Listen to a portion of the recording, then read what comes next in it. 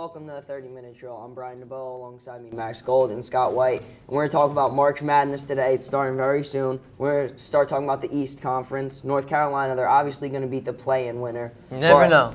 All right, they're probably going to win, most likely. It's a number 1 seed against number 16. How far do you see them going in the tournament? UNC has been absolutely incredible. They won the ACC. They have run through that tournament. They did have some very close games, though. They played close with Virginia Tech. They played close with Clemson, but they got things done. And that's what you need to do in this tournament also. They played good teams, and they beat them. I see them going to the Final Four and then losing. Scott? I definitely see them going far. I don't want to predict too much because they have had close games. They are ACC champions, but both of their losses are also in the ACC to Clemson, which is a big team because they played them yesterday.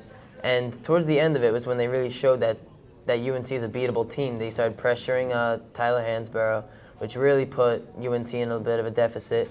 They were able to come through and win by about 6 points, but it was a close game. And, one of their losses already was to Clemson.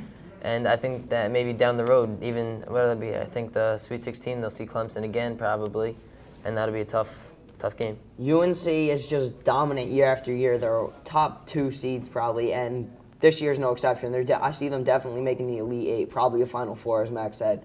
But moving on, we're going to talk about a specific game. Indiana's going to play Arkansas. Arkansas coming off a hot win off Tennessee. What do you guys think? This is a very interesting matchup. Arkansas was probably seeded lower than they should have been. They probably should have been a 7 or an 8 seed, and they got put at a 9, and that's not good for Indiana, an Indiana team that lost to Minnesota in a last-second thriller. I think that Indiana can win this game if Eric Gordon steps up. But if not, if Eric Gordon has an off game, they've had a lot of controversy this season with their coaching staff and all of that. So I'm going to predict Arkansas winning this game. Scott? I don't really know who's going to win this game. It's always a tight one. The 8 and 9 seed teams are always the closest games because they're always the closest ranked teams. It's not like the 1 versus 16, which always happens. The 8 and 9 ones are really neck-and-neck teams. There's no clear-cut favorite in that. But I'm going to see Indiana taking it over Arkansas. But, I wouldn't be surprised to see Arkansas win either. As I said before, Arkansas coming off a hot win against Tennessee, I really see them winning. They have a great offense, and they're just a really good team, and I see them beating Arkansas in the end. But next we're going to talk about a specific team, Tennessee, one of my favorites. How far do you guys see them going in the tournament? I absolutely hate Tennessee. They are extremely inconsistent, and like they them are either. nowhere near as good as people put them out to be. Tennessee, I can very easily see if they don't lose to the winner of the Butler-South Alabama game, they will lose to Louisville in the Sweet 16. I definitely agree with that Louisville comment because Louisville's one of my favorite teams going into this. I think the girls' Tennessee team has a better shot than the boys' Tennessee team does. I don't see Tennessee going too far. They did come off a nice win, but I don't see them going that far in the tournament. I'm going to have to disagree with you guys. I'll play devil's advocate. I see Tennessee going pretty far. I see them going to Elite Eight. I don't see them going to the Final Four like UNC. I think UNC is going to beat them. But we're going to move on to Notre Dame. Notre Dame is playing George Mason, which it's 5 against 12. Notre Dame's probably going to win.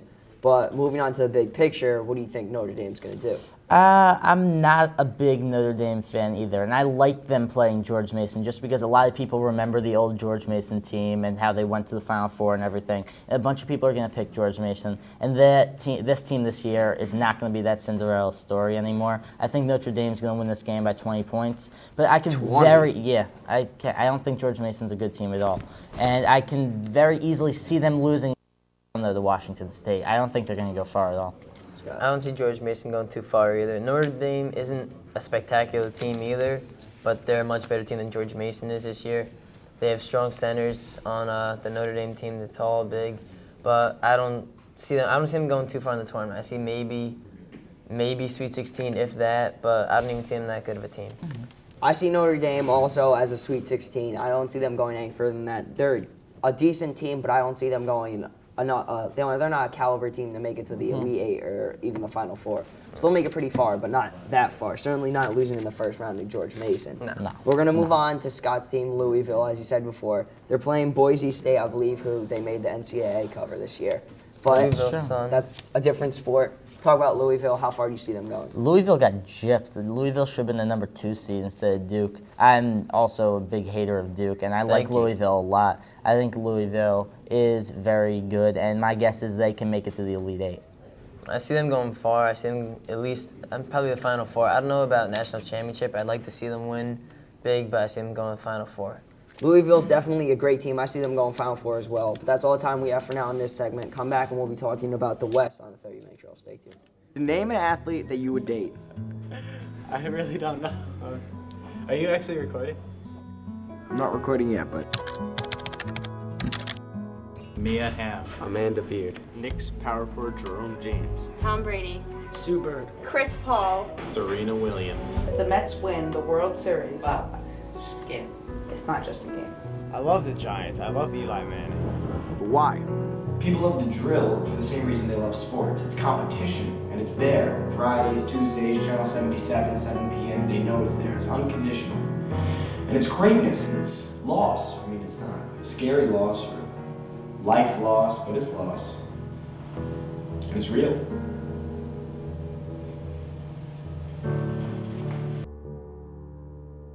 Welcome back to the 30-minute drill. I'm Brian Dubow alongside Max Gold and Scott White, and we're going to talk about Midwest tournament. It's March Madness right now, as you all know. Yeah. Kansas is number one. I know we're all pumped. How far do you see Kansas going since we started off with number one seed last segment? Kansas is not going to go very far. Far and away the worst of the number one seeds. Definitely agree. I see Kansas losing to Clemson or Vanderbilt in the Elite Eight or Sweet 16. I definitely agree that they're the worst team. I mean, UCLA, Memphis, and UNC are, I think, sky high above this Kansas team. Sky high. Yeah. I completely That's agree. bold, but I agree. Yeah, Kansas, I don't know who else you'd call number one in this. Maybe Clemson you can't really call number one. They're a good team now. They're hot right now at this time, but you can't call them number one looking at their record.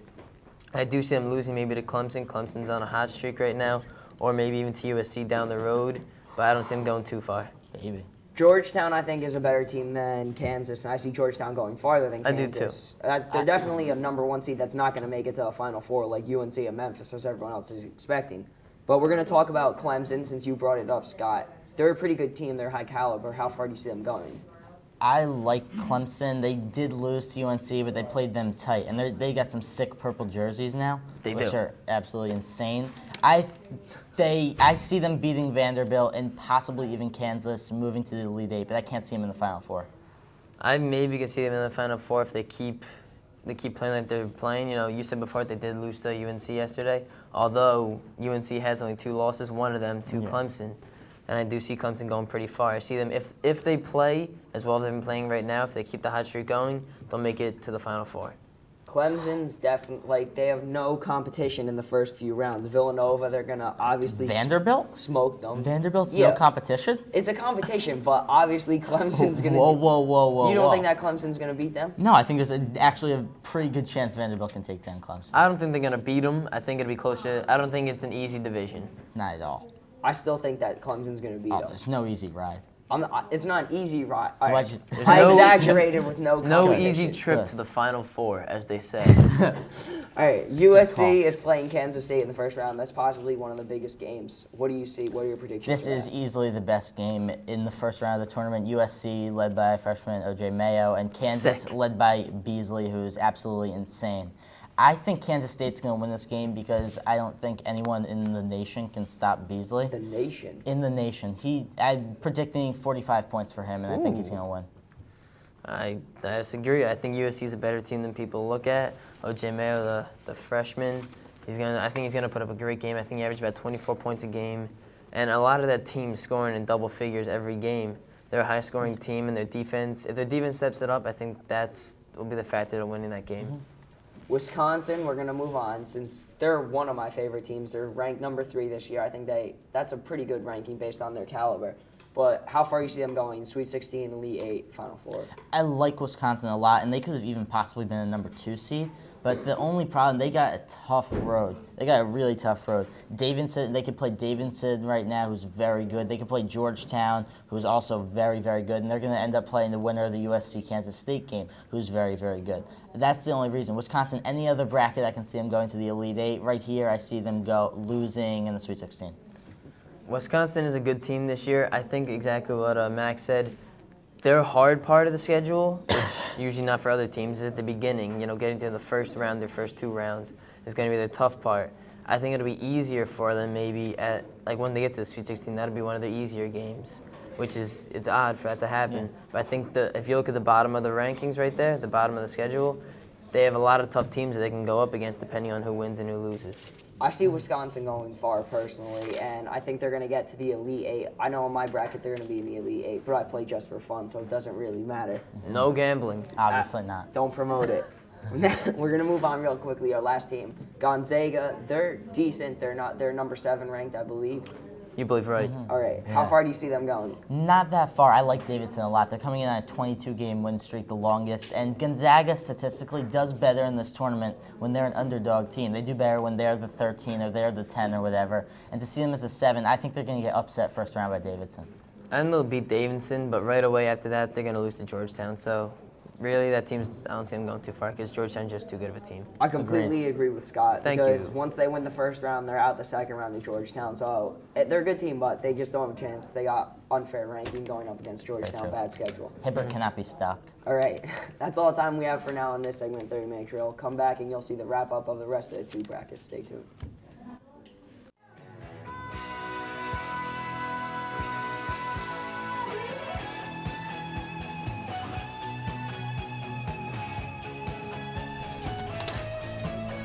Scott, you know where Max is? I don't know.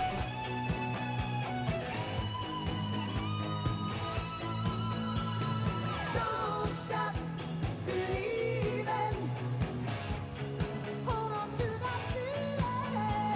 Street lights, people. Don't stop.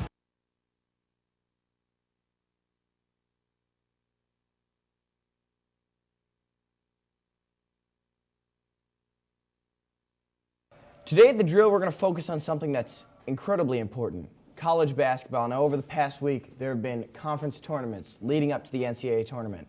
Georgia, one of the most surprising wins in the SEC tournament, a team that was middling around 500 the entire season, proceeded to win the SEC tournament, surprise everyone, and the world exploded. Now, Literally, the Georgia Dome. yeah. Oh, the Georgia Dome basically did explode. So now we're going to talk about what's next. Selection Sunday was recent, and as we speak, the NCAA tournament is going on right now. So let's analyze half of this bracket right now, the South and West quarters of this bracket. Let's start with the South. The top half of the South bracket, the number 1 seed in this bracket is Memphis. You also got teams like Oregon, Pittsburgh, Michigan State. What do you guys see as the outcome for the top half of this section of the bracket? Are you going all the way to the bottom team in that top half to Oral No, Roberts? I'm just talking, to Oral Roberts. Yeah. All right, I'm going to go with Memphis making it to the Sweet 16. I do see a very good matchup in the second round, Michigan State, Pittsburgh, which is a toss-up. I think Drew Netzel's experience will get them there. So in the top half of the Sweet 16, I'm going to have to go with Memphis with the emergence of Derrick Rose, the guard that they were missing last year, and Michigan State with Netzel's experience. I agree with Brandon on the Memphis just because they're one of the best teams in the tournament. But then I'm going to go with Pitt just because they're one of the hottest teams in college basketball. And, I mean, can't stop the heat. I agree with you that Memphis and Pitt are going to be the teams coming to the Sweet 16 here.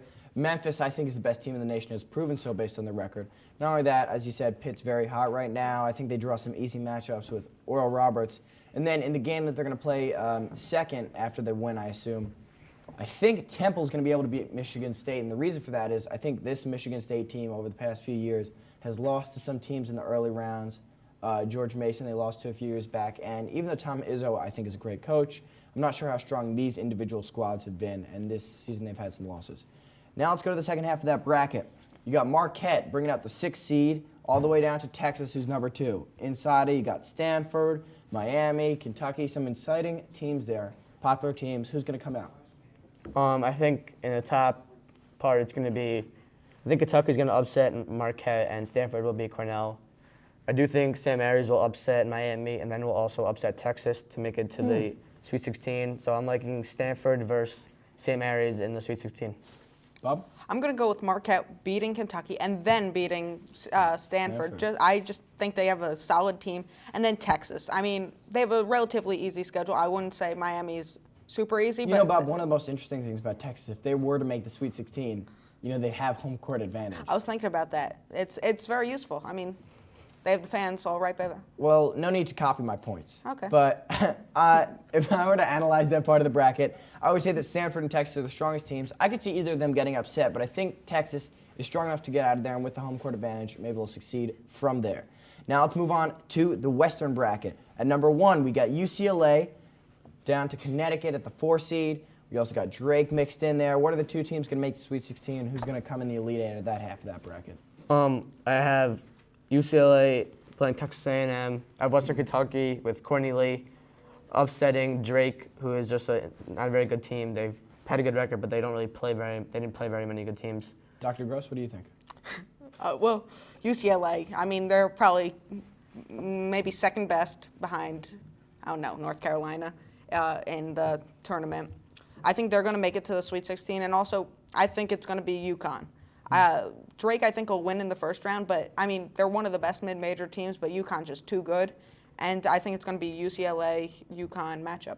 Well, I agree with you in that I think UCLA is one of the most strong, experienced teams in the entire tournament, but also Memphis in the South bracket. I have them going all the way there because I think in these two brackets, predominantly the strongest teams are going to be able to come through. However, I disagree on UConn there because I think Drake, with Butler, with some other mid-majors, haven't necessarily gotten the respect they deserve. I think they're a strong team, and UConn's a little bit inexperienced. Hashim Thabit, obviously, is a great center defensively and starting to become offensively, but I think Drake's going to be able to take him there. Now let's talk about the last half of the Western bracket and the final eighth of the bracket that we're going to talk about today, and that is in the West. We got Duke at number 2. At number 3, we got Xavier. Some interesting matchups there, West Virginia, Arizona. What do you guys think is going to happen? I like Purdue. I like Sandiata Gaines and Georgia upsetting Xavier. Wow. Joe Alexander in West Virginia, and then Duke, and then I have Georgia playing West Virginia in the Sweet 16. Bob? I have Purdue beating Baylor and then winning against Xavier. I mean, this is risky, but if Arizona wins, they get home court advantage, but I doubt it because they have West Virginia, who's been pretty solid. But then if I think West Virginia will win, they'll play Duke, they'll lose.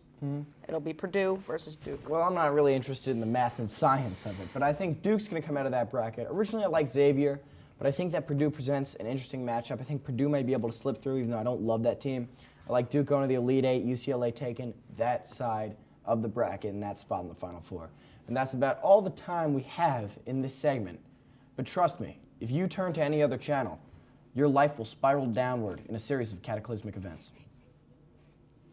What do I contribute to the drill? Well, my biggest virtue is definitely motivation. I pick people up when they're feeling down about themselves. Yeah, never actually seen Kid Nation. Heard good things though. I mean, oh, Josh. Yes?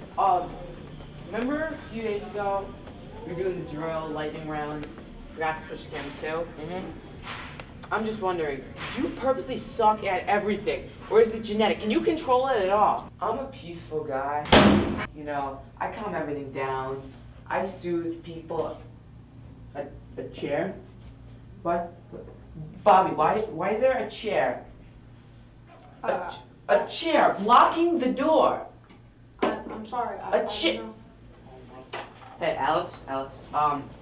I told you like 4 times I'm on mic 2, not mic 3. My bad about that. It seems like everything you do is your bad. Quick, what's 6 minus 4? Huh? It's 2. Mic 2, Alex. Get it together. The NL Central doesn't stand for great, awesome league where they score a lot of runs and beat the AL, but it could. Now, as we continue into our profile onto the National League, the better league in our opinion, leading up to spring training, the baseball season, we're delving into the NL Central. You know, I'm joined here by Dr. Bobby Gross and Brandon, the boss. And we're going to talk a little bit about these 6 teams. If any of them stand to win the division, I bet one of them will. And if any of them stand to make a splash in the playoffs. Now let's start with the most recent World Series champion from this division. My favorite team, the St. Louis Cardinals. Now my favorite player, Jim Edmonds, is getting a little bit creaky in the joints and he got traded to the San Diego Padres over the season where he's going to have to cover a lot of ground in Petco Park. And they're definitely a rebuilding different team this year. What's your forecast? I think they're a pretty solid team. I think they need Mark Mulder to have a big year this year. He was nowhere last year, constantly hurt. I think they need Carpenter to come back from a Cy Young award-winning year a few years back, and Pujols has just got to tear it up again. Other than that, I don't see much offense coming from that team. So I think they need pitching to win. I agree with Brandon. You need the pitching. I mean, they have Mulder, they have Carpenter. Pujols, he has his injury, so that's a problem. But that's what I think. I mean, that's what I think. Yeah, well, Walt Jocketty's gone as a general manager from the team. But if you look at it from a standpoint, the pluses, Albert Pujols, obviously. Colby Rasmus, one of the game's best prospects, coming in as maybe a replacement for Jim Edmonds as a power speed defensive combo at center field. Plus, they got some power in the outfield with Rick Ankiel, Chris Duncan, and maybe they can get some home runs off that, maybe some nice comeback stories. Obviously, the team's a lot different, but if there's anyone that can make something out of nothing with a pitching staff, it's probably Dave Duncan and Tony La Russa. So maybe they'll have a shot at competing, but it looks unlikely.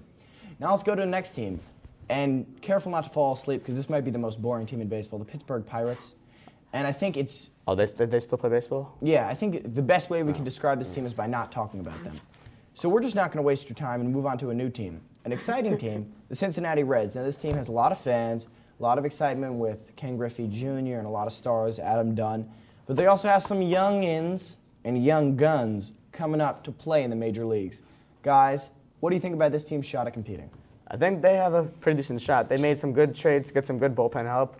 Looking at a big year out of Homer Bailey. They have this center field prospect. I don't recall his name. Jay Bruce, yeah. Jake Good knows point on him. that, yep. He's a big fancy man, Jay Bruce.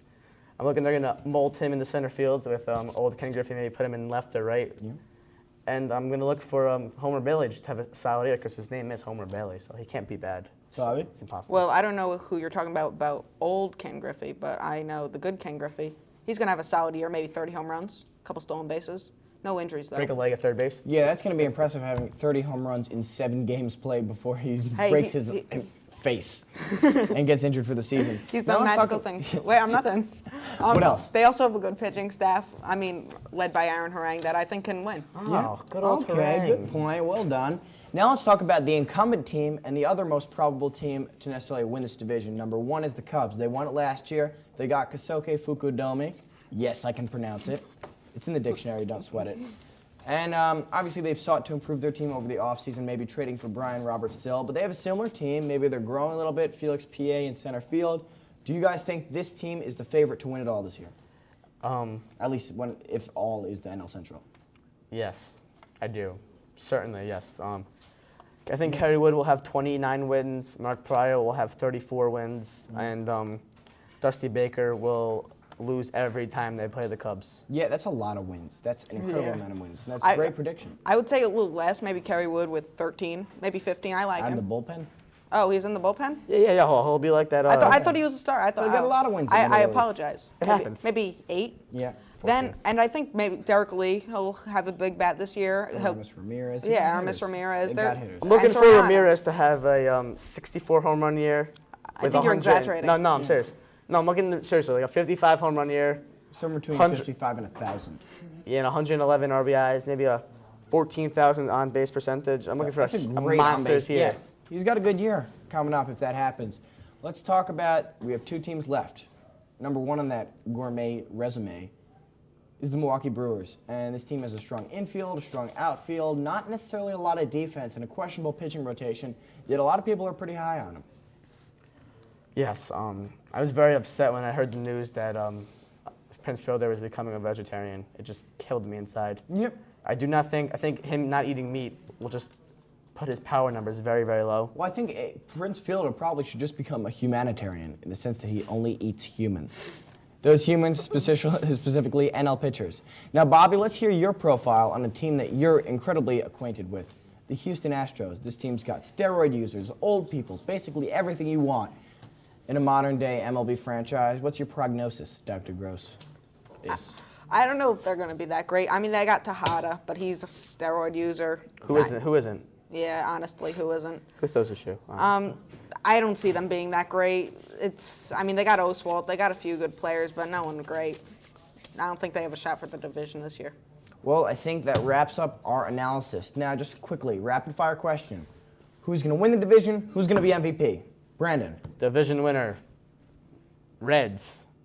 MVP, Jay Bruce. Bobby, you? Cubs, Derek Lee. Okay. And now it's time for the 7th team in the NL Central. The final quote. Now let's quiet down as we gather around the fireplace to listen to this one. If you have heart, don't jump off the ship, because you'll probably drown.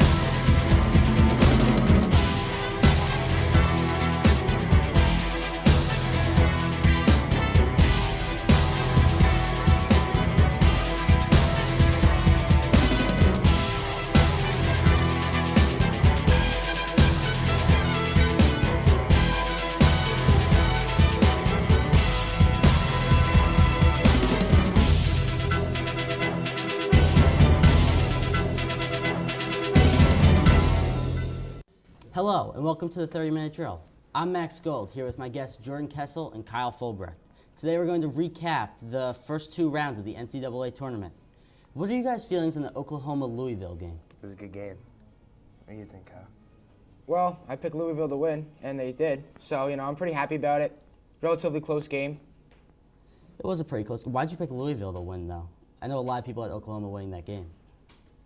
Well, I went along with what most Yahoo users did, because on Yahoo Fantasy, they say, what team is better, and then they give you the points per game that they scored, and they were a lot better in terms of that. So that's why I went along with them, and they were a higher seed. But they play in different conferences.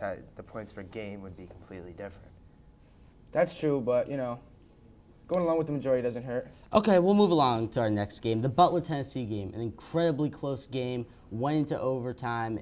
Remarkable game. I had Butler winning. I was really disappointed. What were your feelings on that? I thought it was phenomenal. I love Tennessee. I love Bruce Pearl, and he's running a great program over there. Kyle? I was sweating a little bit watching that game.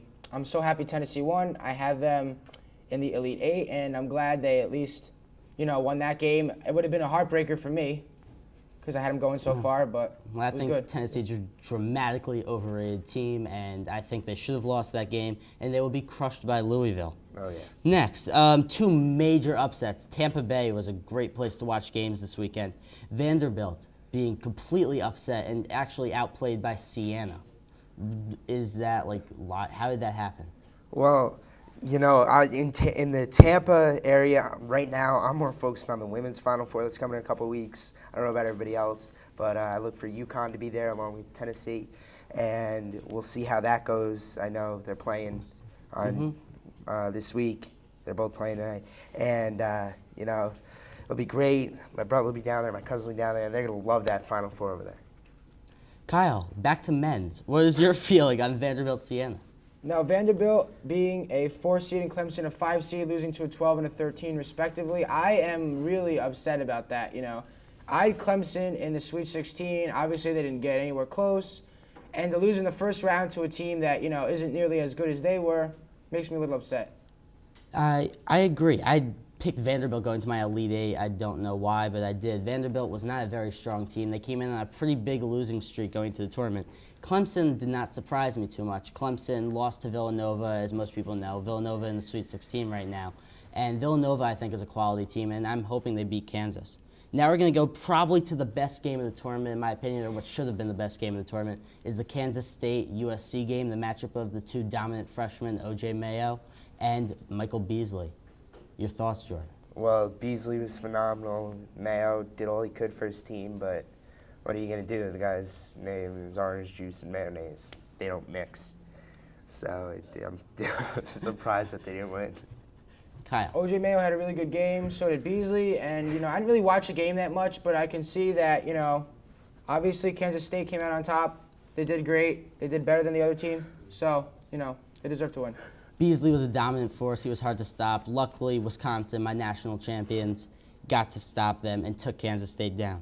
Now we're going to talk about an amazingly surprising team. Davidson rolling now with the highest win streak in the country, 23 games, I think, beating Georgetown to get into the Sweet 16. Yeah, they started the season like 4-6 and haven't lost a game since. They've been phenomenal. They beat up on Gonzaga, upset Georgetown, which a lot of people had in the Final Four from last year. Did a phenomenal job. They got Stephen Curry. Stephen Curry. Yeah, I was going to say it wrong, but I called myself before I did, so good job. I'm still good. Good job. And he's playing phenomenal, scoring a bunch of points. They got a go-to guy in him, and just overall, they're just a pretty good team out of a weaker conference. What are your thoughts, Kyle? How far did you have Georgetown going? I had Georgetown going to the Elite 8. I'm a little upset about this because I had Davidson winning against Gonzaga, but I never thought that they'd beat Georgetown. I was very surprised to see that happening, but I did. I had them. I'm not surprised. But Georgetown, they're a good team. Yeah, Davidson in their big winning streak, can't really stop that. They're on fire now.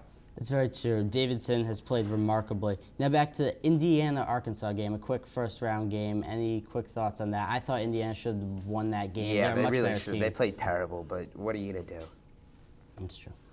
Okay, we will be right back with a preview of the next 2 rounds of the NCAA tournament right after this. What do I contribute to the drill? Well, my biggest virtue is definitely motivation. I pick people up when they're feeling down about themselves. Yeah, never actually seen Kid Nation. Heard good things though. I mean, oh, Josh. Yes. Remember a few days ago we were doing the drill, lightning rounds. Forgot to switch them too. I'm just wondering, do you purposely suck at everything, or is it genetic? Can you control it at all? I'm a peaceful guy. I calm everything down. I soothe people. A chair? What? Bobby, why is there a chair? A chair blocking the door. I'm sorry. A chair. Hey, Alex. I told you like 4 times I'm on mic 2, not mic 3. My bad about that. It seems like everything you do is your bad. Quick, what's 6 minus 4? Huh? It's 2. Mic 2, Alex. Get it together. Welcome back to the 30-Minute Drill. Now we're going to be previewing the Sweet 16 matchups in the East and Midwest divisions. First game, North Carolina, #1 seed in the whole tournament against Washington State, a team that absolutely destroyed everyone in their path. Who do you have winning, Jordan? I think North Carolina will win because they're the best team in the country. That's why they're top seed. Makes sense with Hansbrough and Lawson's getting quicker every day. What do you think, Kyle? I completely agree with Jordan. North Carolina has also been destroying pretty much every team in their path. They've been winning by margins of like 40 points to 50 points. They crushed Mount St. Mary's and they crushed Arkansas. And I'm looking for them to win this game, and actually they're my national champions. Kyle, what do you think Ty Lawson will have? What impact do you think he'll have in the game? I think he'll do pretty good. Ty Lawson's a good player, so is Hansbrough. I can't see North Carolina losing this game. They're too good, but I don't see them going as far as winning the national championship. Next game is Louisville, Tennessee. Both good teams. I think Tennessee is extremely overrated, and Louisville is a very good team. I could definitely see Louisville winning this game. I love Louisville coming out of the Big East with Dave Padgett, and he's my key player of the game, and I think if we all can just get one, it'd be phenomenal. Louisville's just a great team coming out of the best conference in the nation. Kyle, who's your key player? Well, I'm not really good with the players. I mean, I only see the games, but I'm thinking Louisville's going to win too. They're going to upset Tennessee. Okay. I don't consider that much of an upset. I think Louisville's a much better team. They're a 3 seed that deserve the 2, and Tennessee's a 2 seed that deserve the 3. Next, we're going How can you say that? I mean, they beat Memphis. Memphis's only loss was Tennessee. I think Tennessee was definitely a solid #2 seed. I completely disagree with you, Jordan. They are a good team, but they really aren't good enough. They can't compete with any of the other #2 seeds. Georgetown, I know Georgetown lost, and Georgetown's a very good team. Texas is far and away the best #2 seed with DJ Augustine, but I still think Tennessee did not deserve that #2 spot. You don't know what you're talking about. You don't know what you're talking about. Jordan, I cannot take this from you. Next, Kansas versus Villanova. Big matchup. Villanova, no one suspected them to be in the Sweet 16. Kansas, another extremely overrated team. Who do you think will win? I think Nova will win because they're phenomenal. They have Scotty Reynolds, who's one of the best point guards in the nation, with the two freshmen, the two Coreys, Corey Fisher and Corey Stokes. Stokes has created a spark off the bench, while Fisher's been handling a lot of the point guard duties when Reynolds hasn't been on the floor. They got Cunningham and Redding, so they got some big men down low. They're a phenomenal team built with phenomenal players, and Jay Wright looks phenomenal in every suit he ever wears because they're all made tailored perfectly for him. I wish I had all of Jay Wright's suits tailored for me. He looks phenomenal every time he goes on the floor. That's why they're going to win the game, because he looks phenomenal. Good point, Kyle. I mean, I didn't even see Villanova getting to this point. I think Kansas is definitely going to win. I mean, Villanova's good, but, I'm surprised they even got to this juncture in the tournament. Logically, Yeah. Kansas is going to win this game, but unfortunately, this tournament's not based on logic, as we could see from all the upsets that have happened so far. I think Villanova's winning this game. Kansas will be upset. Now we're going to Wisconsin and Davidson. Davidson's on a huge run. Wisconsin is amazing. I don't know who's going to win this game. I just don't know. You don't know? I don't know. And I'm not going to say something because I don't want our viewers, taking confidence in my word, because I don't know. Okay. Kyle. I am the same way. I thought Wisconsin was going to win this. Now, with Davidson being as good as they are, I'm not sure. Anything can really happen. Wisconsin's had phenomenal play throughout the entire tournament. I cannot see them losing this game, no matter how good Davidson is. Now I'm going to ask for your final four picks. Kyle, from the Eastern Division, who's going to make it to the Final Four? NC. NC. Jordan. Wouldn't it be... Okay, never mind. I think UNC will make it better than anybody else. They have the best odds because they're, of course, the top seed. But you love the momentum Louisville's had, and you love Padgett down low and the shooting they got around him. So I'm going to go out on a limb, and I'm going to pick Washington State. Good call. I like it. I'm going to switch it over to appease our female viewers for a minute, and I'm going to ask you guys about the women's NCAA tournament because they deserve some talk also. They definitely Who do you do. think is going to win the women's NCAA tournament? Okay, it's got to be Connecticut. Connecticut's got Gino, who is the master. I know that a lot of people are going to say Tennessee with Pat Summitt, but there's been some feuding there. But UConn has got the best big women, I guess you would call them, in the nation. Their forwards are the best, and they are the best team in the nation down in Tampa, Florida. They're going to walk away with the championship. Kyle, who's going to win the women's tournament? Well, UConn is. UConn is. I really Okay. don't follow women, but I hope UConn. Okay. We will be right back at the 30-minute drill analyzing the South and West regions right after this. Name an athlete that you would date. I really don't know. Are you actually recording? I'm not recording yet, but... Mia Hamm. Amanda Beard. Knicks power forward Jerome James. Tom Brady. Sue Bird. Chris Paul. Serena Williams. If the Mets win the World Series, Wow, it's just a game. it's not just a game. I love the Giants. I love Eli Manning. But why? People love the drill for the same reason they love sports. It's competition, and it's there. Fridays, Tuesdays, Channel 77, 7 p.m. They know it's there. It's unconditional. And it's greatness, and it's loss. I mean, it's not a scary loss or life loss, but it's loss. And it's real.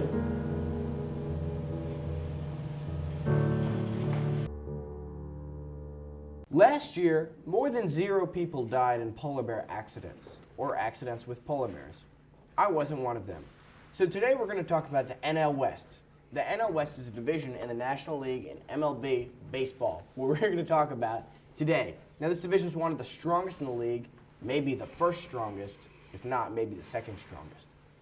This team has maybe 4 playoff contenders this year, which is more than they would be able to get in. 3 is that number. We're going to discuss these teams at length. Now let's start with the last year's NL champions, the Colorado Rockies. What do you think about it? I think last year they really just got lucky in the playoffs. They got hot. I mean, the streak they were on was really amazing, but I don't think that they're going to come back as good as they were last year. Okay, Bob? They have a talented team. I mean, I don't know if they're going to get the job done because just the NL West is so powerful. But, I mean, I think they can come in 3rd place, maybe 2nd, if they get on a hot run like they did last year. Now, Blurb, you bring up a good point that the NL West has some very talented teams. Besides the Rockies, who were the World Series champions of last year, you have the Los Angeles Dodgers, who are also a very threatening team this year, with players like Hideki Kuroda, is one of their players. That's not a sentence. But let's continue anyway. Los Angeles Dodgers are a dangerous team. True or false? I'm gonna have to say true on that one. Thank you, Considering Bobby. the fact True. that they Alex, they do have the greatest manager of all time in Joe Torre. I think that they're gonna be good. We'll just have to see how that plays out. Yeah. Well, in my opinion, they have one of the best managers of all time, not maybe the best, but I think they have a powerful team. Andre Ethier, very young also with Russell Martin, Andre Ethier. I think they could. Jeff Kent. Yeah, Jeff Kent, but he's old and not He's great. an old Mustache. Now, the one problem with what you guys have been saying is that while the Dodgers have a strong young franchise, they were also able to dodge the playoffs last year. And that could be a problem coming into this year. Now let's move on to the next team. Also a playoff team from last year, the Arizona Babybacks. They're actually the Diamondbacks, but I just, a little spin on it. Had a little fun with it. Well, let's talk about that team at length. Now, almost all of the players on the roster are under 25 years old, at least in the starting lineup. They have pitchers coming up. They had a big trade for starter and ace Dan Herron. How do you think that's going to affect them? Are they the team to beat?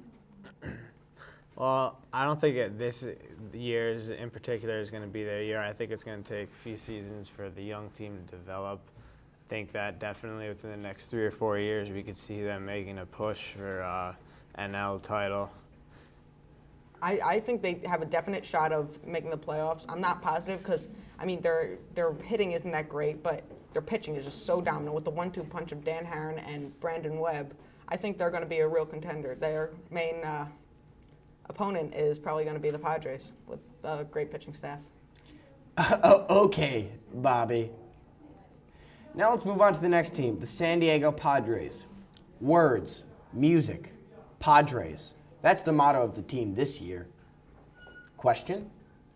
I think that the Padres are going to actually be very successful this year. Ryan Braun, Is Brewer? He's a Brewer, sorry. I get them. He is one of the best Never Brewers mind. this year. I get them mixed up, so I think that the Padres are going to be good. Well, that was a well thought out and drawn out point. Bobby, I'd like you to add to that. I think the Padres are going to be one of the top contenders also because they have the 1-2 punch of Chris Young and Jake Peavy, one of the best pitchers in the NL. Also, they have some power with Adrian Gonzalez at first base. So I think them and the Diamondbacks are going to have a 1-2 punch at the end. We'll see who wins. And now let's talk about the last team, maybe the most uncompetitive team out of the teams in this division. Now, they have strong young pitching, but I think we all know what the San Francisco Giants' main storyline was this offseason. He was a larger-than-life figure who may or may not be able to be on this team this year. And that name is Kevin Frandsen, second base. Now, Kevin Frandsen had to battle for the job throughout his career to even get there. But this year, he may be out of the position. Guys? Well, I think that they're still recovering from the whole Bond situation. It's going to take a while for them to But more importantly, Frandsen's situation. recuperate.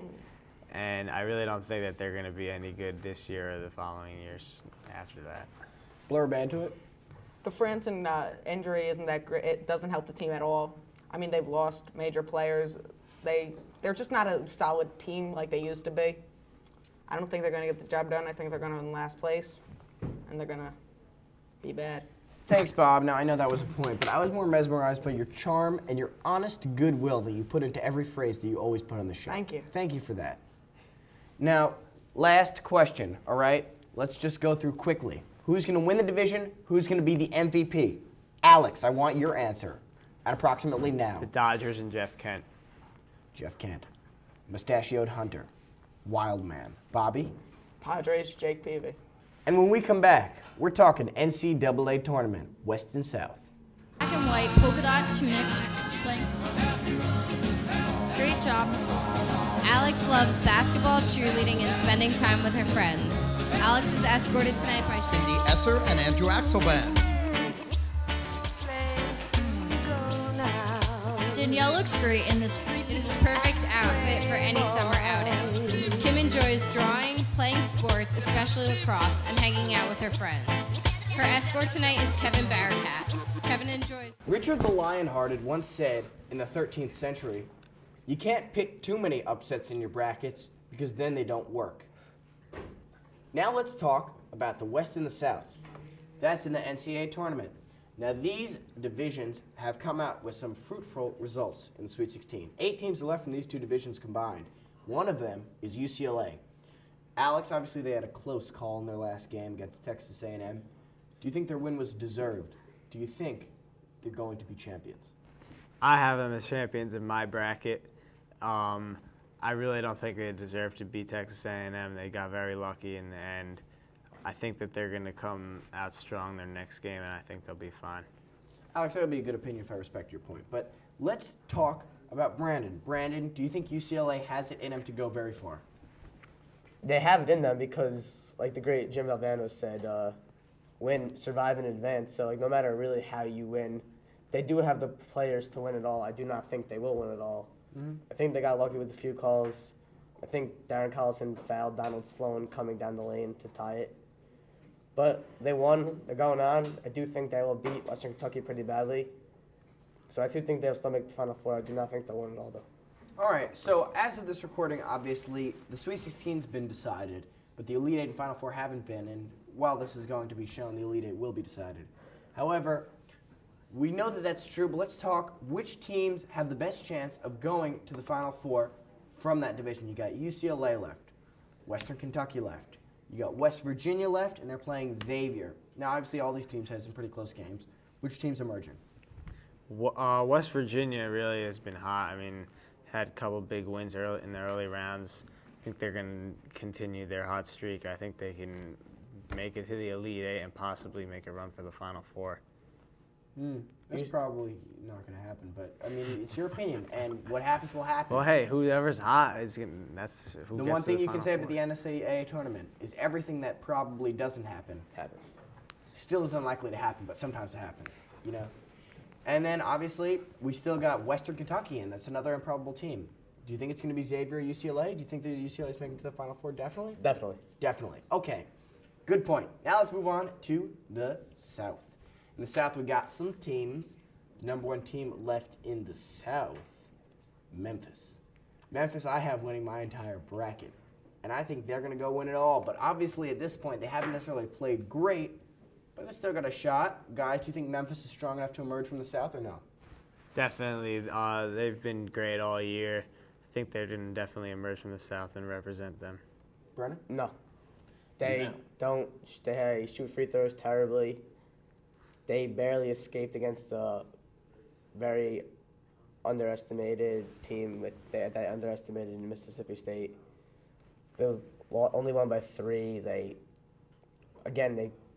the only one team has ever won an NCAA championship shooting less than 55% from the free throw line, which was Georgetown with Patrick Ewing. Ewing! Yes, Ewing. And that Memphis team doesn't have the same type of players that team had.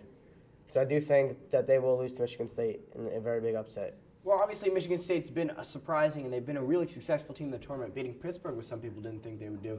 However, I'm still a little bit partial towards Memphis, even though Michigan State might win, because one thing that Memphis hasn't gotten credit for, or enough credit, I think, they had one loss this season, which was a close game to Tennessee. So far, they've been 32-1, and people talk about North Carolina like they're this rolling train that can't be defeated, but Memphis has had the best record out of anyone and playing somewhat of a tough schedule. Not necessarily as tough as the other number ones, but still a tough one. Let's go a little bit deeper into that bracket. Who's going to emerge from the Final Four there? I think Michigan State actually has a shot. You never know, they could do it. I guess you never know, but obviously Texas has been a good team, and now they're Stanford. playing on their home court. Stanford had that win. Why do you think Stanford as opposed to Texas or Memphis or Michigan State? Why do I think Stanford? Yep. The Lopez twins. The Lopez With twins? Mitch Johnson shooting the 3. I think Brooke and his brother Robin. Robin carried the team in the first half. Brooke carried his team in the second half. They beat a very good guard-oriented team with Marquette. Their coach did get kicked out, which was kind of stupid, but I do think Stanford will beat Texas, and then they will beat Michigan State. The one reason why I disagree with that, I like Stanford, I like the Lopez twins, but they have been susceptible to guard-oriented play. Obviously, they played Marquette, who's a good guard-oriented team, but they're nothing, in my opinion, like DJ Augustin in Texas and Derrick Rose in Memphis. And I think if they come upon those two teams, they might have some trouble, which is why I still have Memphis in my bracket. But obviously, I've been wrong many, many times before, including this week, where I have an awful, awful, awful bracket. I had Clemson going to the Final Four. Overall, out of all these teams, Not a good pick. not a good pick. Which team out of these two regions that we've been talking about are going to go to the finals? I think UCLA really does have the best shot. They have probably one of the most powerful offenses. Kevin Love is really just an unbelievable player, and I think they're going to do damage. Well, thank you for that. What about you, Brandon? In detail, who do you think? Who do I think, or who do I think is the best team that's going? Not necessarily the best team. Who's going to win based on their schedule, based on their ability? How's it going to fold out? I do think if Memphis can get by Michigan State, I do see them, though, going on to the Final Four championship, because I do think they will be. I don't think anyone from the UCLA's region will make it to the championship. Okay. Well, I think that would be literally everything you possibly need to know about those two sections of the bracket. But now's about time to mosey on over to the final quote section of the bracket. So now it's time for the final quote. In ice-related waters, don't try to break the ice, because underneath the ice are ice-related waters.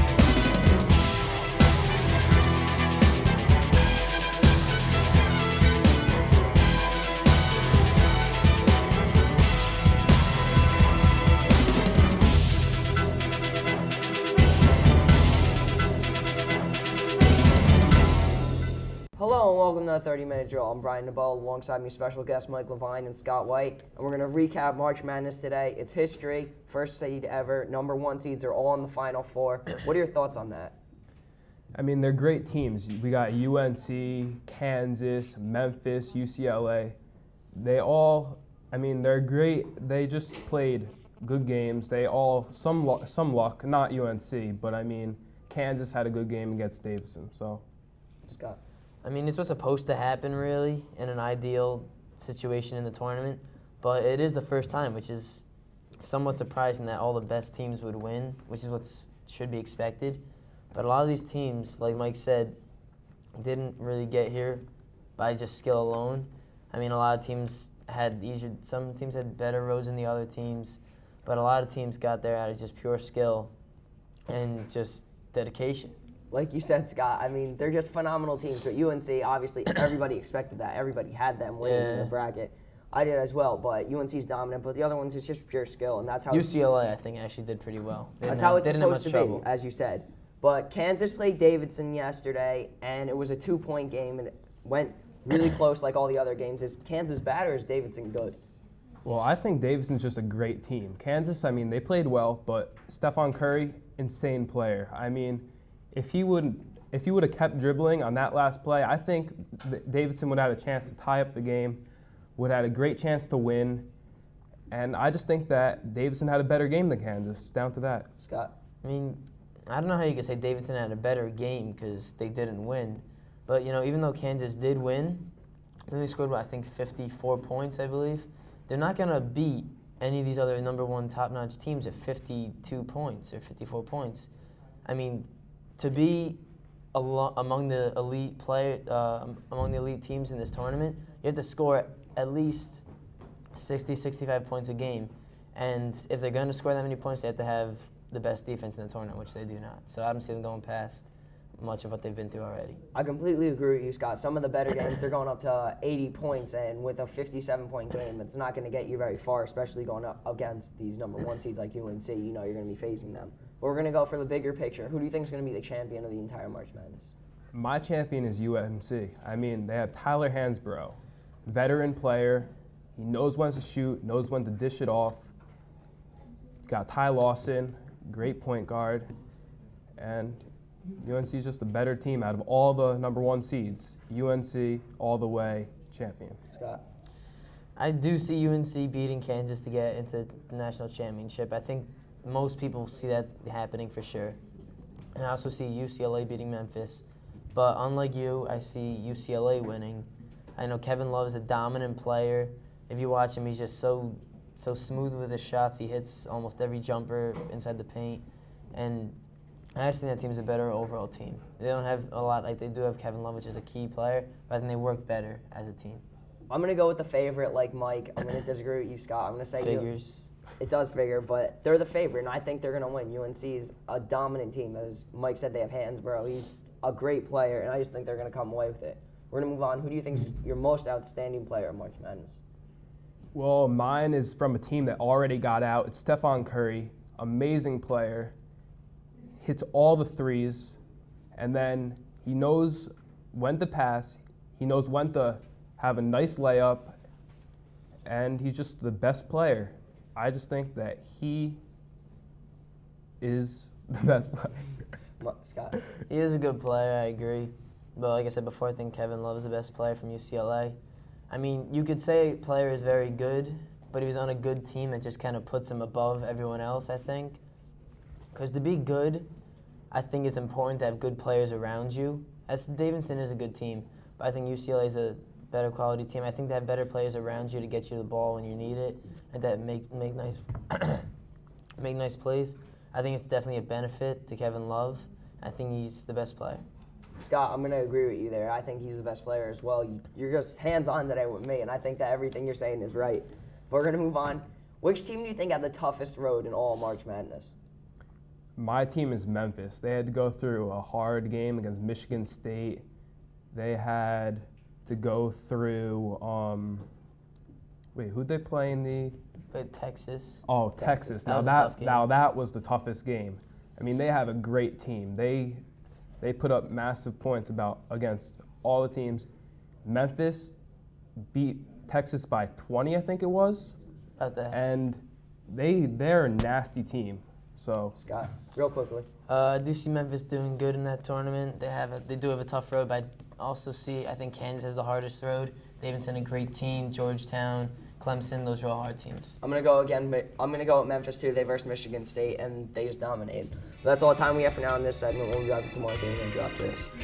Booyah! This may sound stupid, but I don't think Brandon should be on the segment of the show.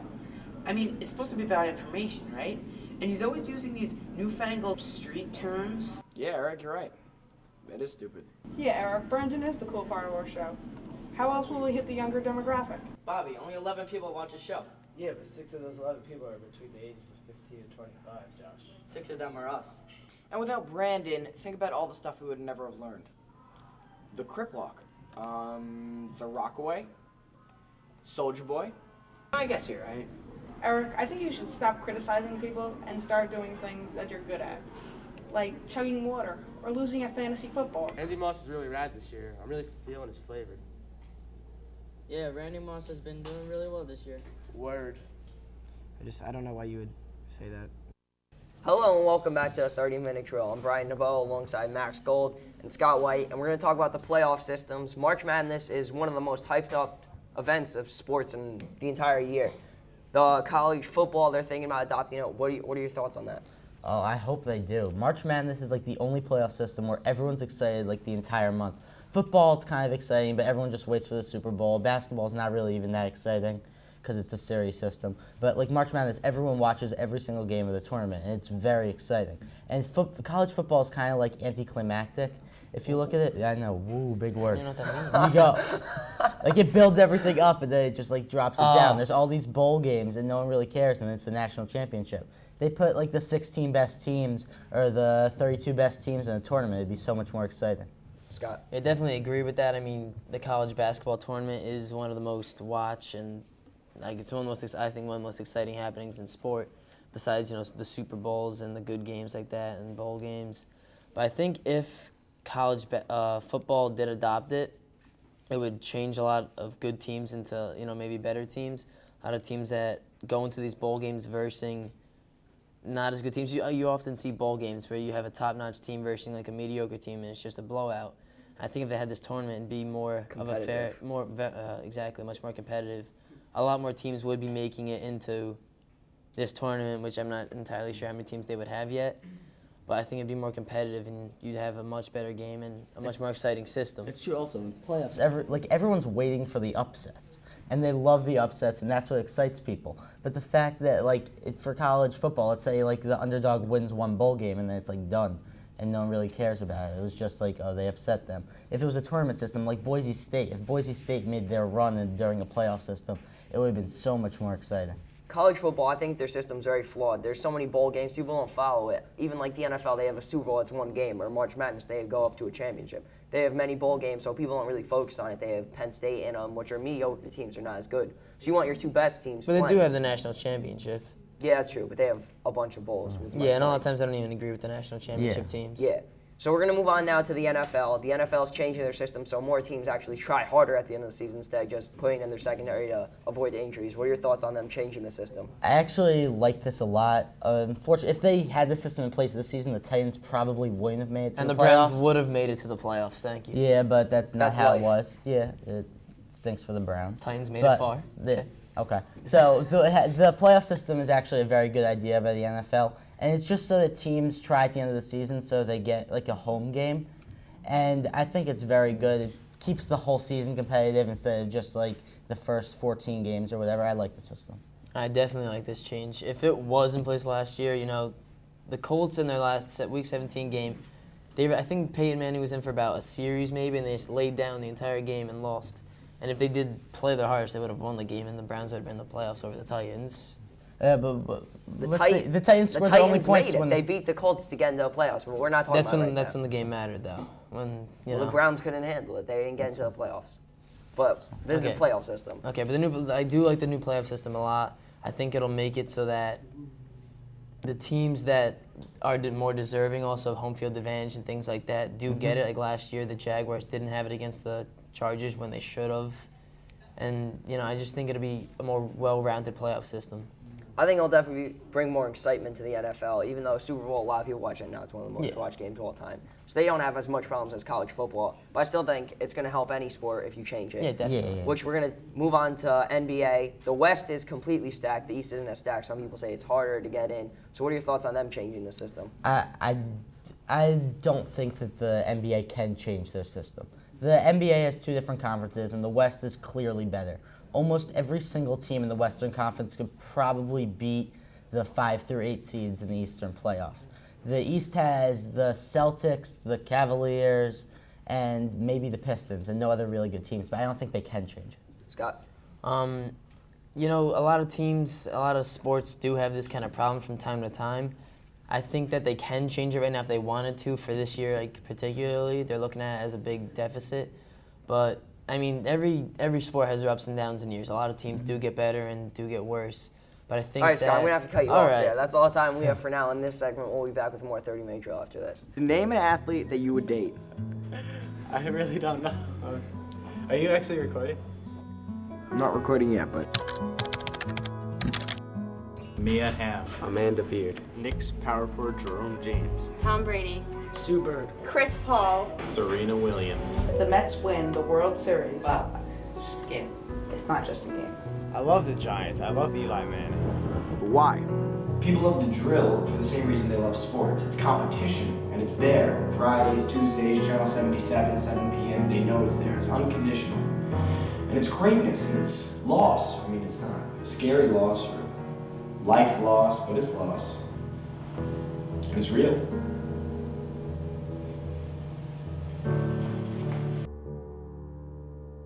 Welcome back to this week's segment of the 30-minute drill. And this week we'll be breaking down the Elite 8 and Sweet 16 of the South and West region. Now in the West region, UCLA beat an upstart Western Kentucky team pretty easily. Xavier beat West Virginia. They played each other, which was in a pretty boring game. UCLA dominated them on the glass, outshot them, out-hustled them. Kevin Love, a man beast inside. What were your thoughts on UCLA this week?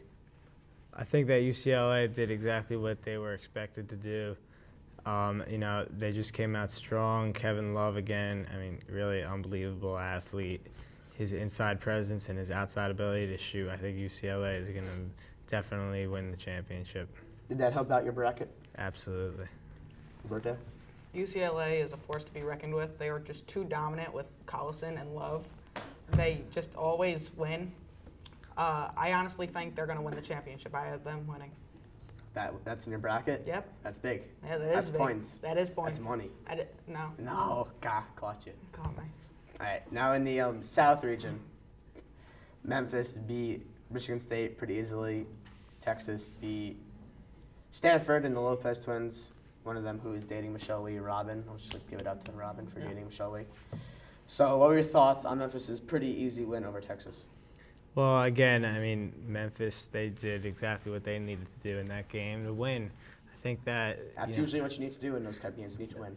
Well, they executed well, but one thing I like to bring up about the Memphis team is their foul shot percentage is absolutely horrendous, which I think in the long run is going to kill them. I doubt that because people were saying that before Texas. They go to Texas, they shoot 30 out of 36. I think that's like an 84, 86%, which is very good. I think free throw percentage is a misleading stat though because if you hit your free throws, they're free points. I'm not doubting that they're free points because they're free throws. Exactly. If you hit clutch shots at the end when the free throws really count, that's when it matters the most for your team.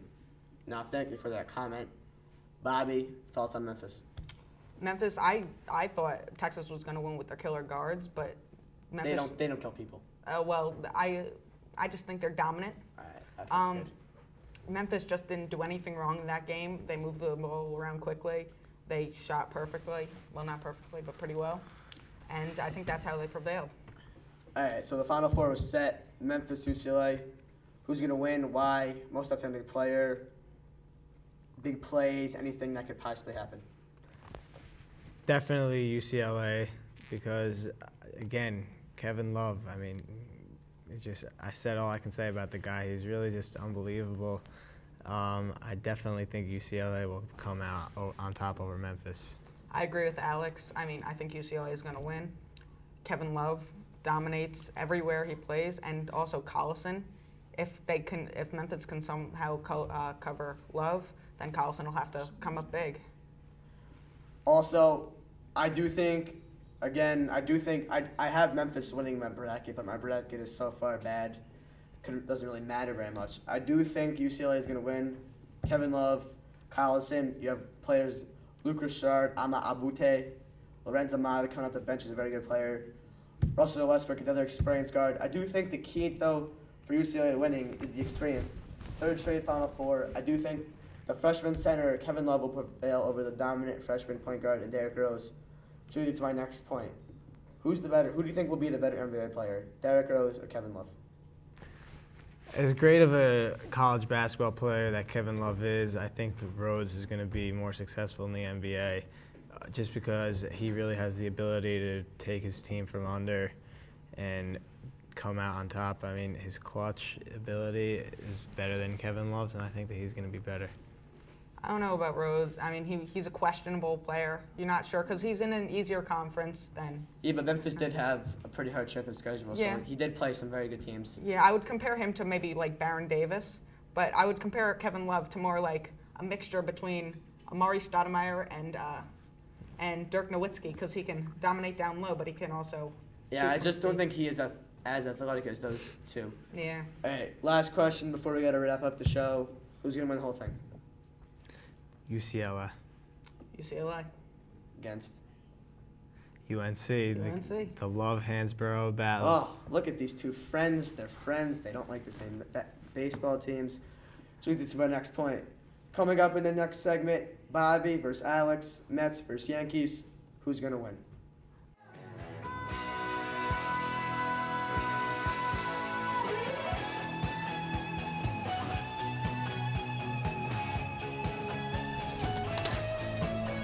Scott, you know where Max is? I know.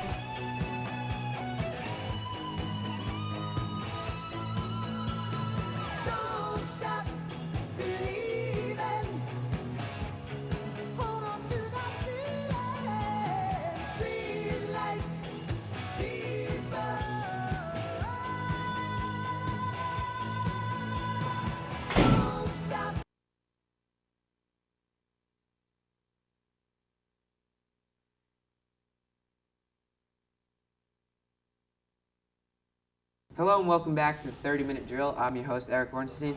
And on this segment of the drill, we've got Alex Bellias and Bobby Gross duking it out over which team is a better team in baseball, the Yankees or the Mets. So the opening point is going to be pitching. Alex, explain to me why you think that the Yankees are a better pitching team. First of all, I like to say I think it's very comical how all Mets fans think this is the magical year. Oh, this is it.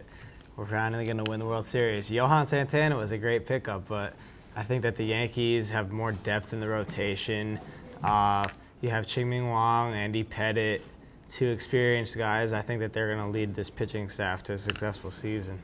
But Alex, I don't get one thing. You have two rookies also, so you don't know if they're going to be good or not. The Mets have 5 solid starters who have proved themselves. 2 of them won Cy Youngs.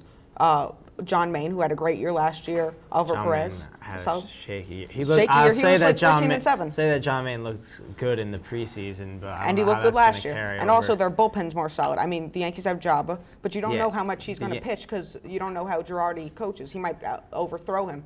And the Mets, they have Wagner, they have Feliciano, they have Heilman, they have Joe Smith. They have a bunch of good relievers, and I think that the Mets have a better pitching rotation. Well, it seems to me that all the Yankees are going to have to do is win the game into the 7th inning, because then you got Joba and Rivera, 2 powerhouses that are going to close the game out. I think that this is like the Wetland-Rivera combination. I think they're going to be good. All right. Both make convincing arguments. Now we're going to go on to hitting. Which team is better at hitting? Well, I'm not going to give the Mets credit because I think that A-Rod himself is a better hitter than Reyes and Wright combined. I mean, you have one of the greatest talents that we're ever probably going to see in our lifetime in A-Rod. And then you got also Jeter, Posada coming off an unbelievable year.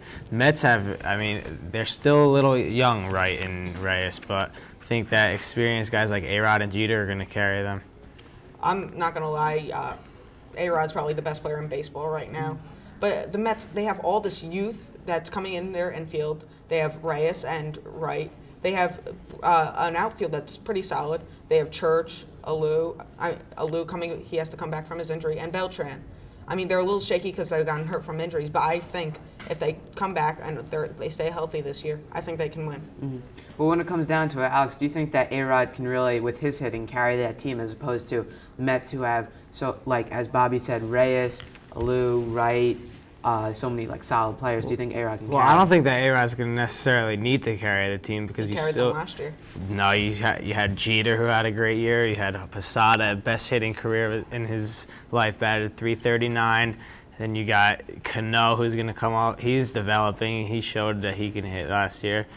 And Abreu, another powerhouse. I think the Yankees definitely have a solid lineup compared to the Mets. I disagree. I mean, like I said before, they're just, I don't know, the Yankees, they always seem to crumble at the end of the year, and they have to rely on A-Rod. And then once they reach the playoffs, A-Rod can't perform, and then the whole team can't perform. And the Mets, I mean, they had one of the worst endings of a season I've ever seen. Mm-hmm. I think that after that, they have to come back and play strong, and I think they will. That is true. The Mets do have something to prove this year. All right, now an aspect of the game that's much overlooked, defensive, the fielding. Why do you think the Yankees are a better fielding team? I think that the Jeter-Cano combination in the middle infield is really great. You got 2 unbelievably athletic guys, great fielding percentages. I think the first base spot might be a little bit shaky. Shelley Duncan, rookie, he also plays the outfield. Giambi's probably not going to see much time there, I don't think. A-Rod, he's going to be solid in the field every year, so I think the infield's good, outfield solid as well. I think the Mets have one of the best fielding infields in baseball. They have Castillo, a very quick and solid second baseman. They also have Reyes with an unbelievable arm, and Wright, who can mainly make every play. Delgado, he's an all-right first baseman. Schneider, he's not known for his hitting, but he's a solid catcher. And then their outfield's pretty solid. Beltran's good, and Church is good. Well, I mean, Castillo, I remember he was very quick, especially in his prime with the Marlins, I think. But do you think his age is going to affect his speed? No, not at all. It's interesting.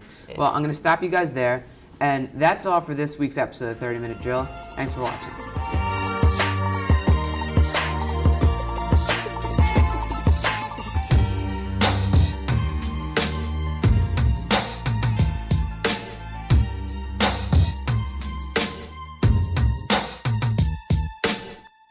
What do I contribute to the drill? Well, my biggest virtue is definitely motivation. I pick people up when they're feeling down about themselves. Yeah, never actually seen Kid Nation. Heard good things though. I mean, oh, Josh. Yes? Remember a few days ago, we were doing the drill, lightning rounds, forgot to switch to game 2? Mm-hmm. I'm just wondering, do you purposely suck at everything? Or is it genetic? Can you control it at all? I'm a peaceful guy. I calm everything down. I soothe people. A chair? What? Bobby, why is there a chair?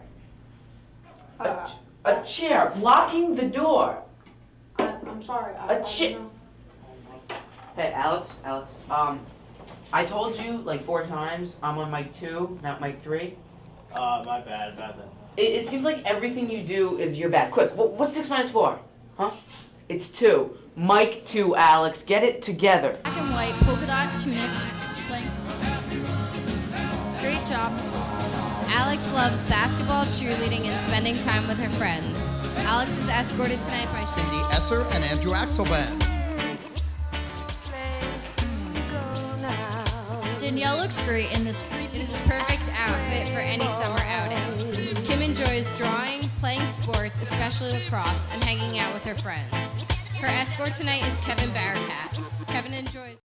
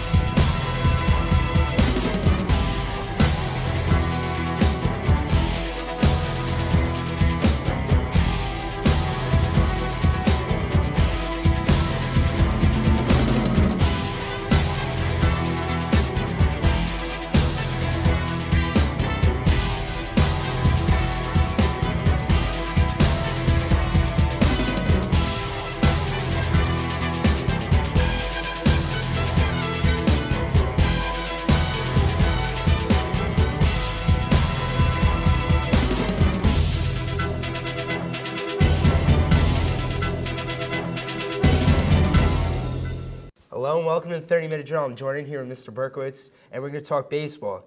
The Mets opened a series against the Braves, and Johan Santana pitched against John Smoltz, and he got bombed. He let up 1 run and was completely outpitched by John Smoltz.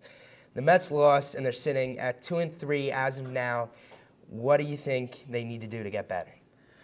The big question mark is going to be their pitching beyond Johan Santana. He's had a couple of good starts so far, but John Maine struggled in his first start. Oliver Perez, although he was good, he's going to be a question mark. He was up and down last year. Their pitching is very suspect without Pedro Martinez as long as he stays on the DL. I don't see the Mets being much over a 500 team at the end of the year. You have predictable declines from Delgado, who I don't see rebounding to his 2006 stats. I think he's more along the stats he showed last year. Jose Reyes will be fine. David Wright will be fine. Beltran will be fine. But the corner outfield positions are suspect. Brian Schneider, good defense, not much at the plate. It's going to be a struggle for them all year. I think the expectations are way too high, and I'm probably one of the few Met fans who does not see them winning the division this year. So, everybody is putting such importance on Pedro Martinez. I sort of thought they got Johan Santana, that Pedro was just, something thrown on top of that they got that far last year without Johan Santana. With him this year, it's just thrown on. And remember, they didn't have Pedro last year. So I sort of saw it as just a bonus. It's a nice bonus if he can pitch, but again, the question marks remain with the other guys. John Maine started off real strong in the first half last year, and he struggled. Can he go 200 innings this year, quality innings this year? Oliver Perez had great starts where he looked unhittable and starts where he was walking the ballpark. What is he going to give you? We know he has the potential to do it. He's done it in Pittsburgh. He showed it last year. But is he going to give you a consistent performance? And then the back of the rotation, El Duque, his health is always a question. Mike Pelfrey, what does he give you? And the bottom line is they have no depth in their farm system to bring a pitcher up. They're going to have to rely on scrap heap players if they go out and maybe sign David Wells, sign Woody Williams. To me, that's not a winning combination right there. I don't know. I sort of like David Wells. I think he's a big game pitcher. If their offense can manage to carry them into the playoffs, I think if they were to go out and sign David Wells, they'd be okay between Santana, Wells, and El Duque. And Wells and El Duque being two of the most clutch playoff pitchers of all time, I think they'll be all right. And now about the Braves. They've got great young talent in Yuniel Escobar. They've got Chipper back at third. John Smoltz is pitching well. Lost a little bit Mike Hampton before his first start in 2 years. Strains a pectoral. Gets scratched from that. They're sitting at 3-2. What do you think? They're my pick to win the National League East this year. This is a team that has two aces at the top of their rotation in Tim Hudson and John Smoltz. And even without Mike Hampton, you're backing that up with a guy like Jared Jurgens, who's a very talented young pitcher that came over from Detroit. But this team can hit. Kelly Johnson is an up-and-coming second baseman. You have corner infielders, Mark Teixeira and Chipper Jones, who are going to provide power. Your corner outfield is solid with Matt Diaz and Jeff Francoeur. This team can hit. They'll overcome some of their pitching woes, which are mostly in the bullpen. I see this as being the most solid, well-rounded team in the National League East, and I think they're going to take the division back this year. See, a lot of people short their bullpen. I'm actually pretty high on their bullpen. Yeah, they don't have that set guy that's going to come in and get to 40 saves, but, they're going to do it by committee. They're going to have a real good – I think they'll be all right in the bullpen. I think they'll pitch real well, and the combination with Bobby Cox, the way he uses the bullpen, I think they'll be all right. Now, the Tigers, they're a debacle. Dontrell Willis this spring had 15 walks in 16 2/3 innings, and his first start, that didn't get any better. It's really been a tough time for the Tigers. They ran into the Royals, who've been extremely impressive so far, and they do not have a win as of Monday. Dontrell is very scary if you look at him. He's had two subpar years the last couple of years, and there's a lot of questioning. He was never a high strikeout guy. His strikeout totals have declined, his walks have gone up, and that's going to put a lot of pressure on the Detroit Tigers to score runs. It's something they should be able to do. They have the talent. Sheffield, there's a question mark about his health now. Tore the ligament in the hand. He's not on the DL, but it is going to be tough for him to hit. But you have Miguel Cabrera, you have Carlos Guillen. You have the bats in the lineup that can overcome that. Their pitching, Verlander, very solid. Kenny Rogers, even in spite of his age, might give you some good outings. I don't think they're going to win the division. I think Cleveland will win the AL Central. they have a good chance of getting into the wild card. It's going to be tough. They're not as bad as they're playing right now, but they're also not as good as they were 2 years ago. And again, a team that I think is just a little bit overhyped. Okay, we're running out of time, so I'm going to ask you, who's your most exciting team in baseball? The most exciting team right now, I think, is the Devil Rays. Watching them against the Yankees, they can hit. They can hit and they can run. They're a fun team to watch. Their offense is great. Their pitching is suspect, but B.J. Upton, Carl Crawford, and Evan Longoria, third baseman, high prospect who should be coming up at some point this year, should be terrific, and they're going to be a fun team to watch. Thank you. I completely agree. I'm going to correct you. They're the Rays, no longer the Devil Rays. Correct. But they are phenomenal. And when we get back, we're going to recap the entire college basketball season as the champion has been crowned. So keep watching.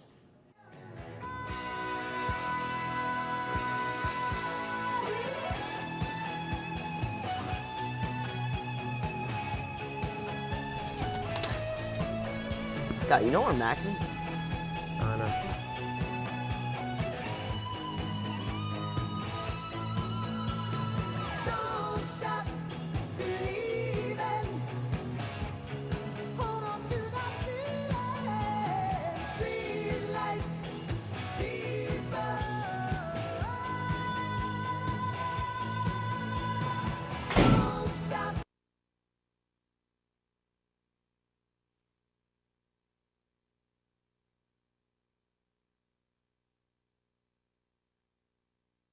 Hello and welcome to the 30-minute drill. I'm Brian Dubow, alongside me Max Gold and Scott White. And we're going to wrap up NCAA basketball today. Yesterday was the finals. What were your impressions of the Kansas-Memphis game?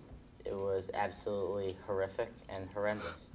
I do not like Kansas at all, and they should not have won that game. Memphis went into the last 2 minutes winning by 7. There's no way you should lose that game, and they somehow pulled it off. It's extremely sad. Yeah, I didn't like the outcome of it, but I do think it was a good game. I don't think it was a horrible game. I thought it was an interesting game to watch going into overtime in the final matchup. I thought it was exciting. But although I didn't think that, Kansas should have won that game, I mean, they had it. They should have lost, I think, but they came back. Luckily, they got into overtime. I think with 10 seconds left on the clock, they tied it. They went to OT and won. But I think that when Memphis had that lead with about a minute left, they should have kept it, and they rushed it too much and had too many turnovers. Kansas has always been a solid team. I think it was the past 4 years they made it to the Elite Eight and then the Final Four, and now they're champions. So they're obviously a dominant team. I think they deserve to win over Memphis, personally. But we're going to talk about their coach a little bit. Self, I think his name is. Yeah. There was rumor that he's going to leave, but now they're saying that he might be set in stone since they won the championship. What are your thoughts on that? Yeah, there's no way that he is going to leave this program.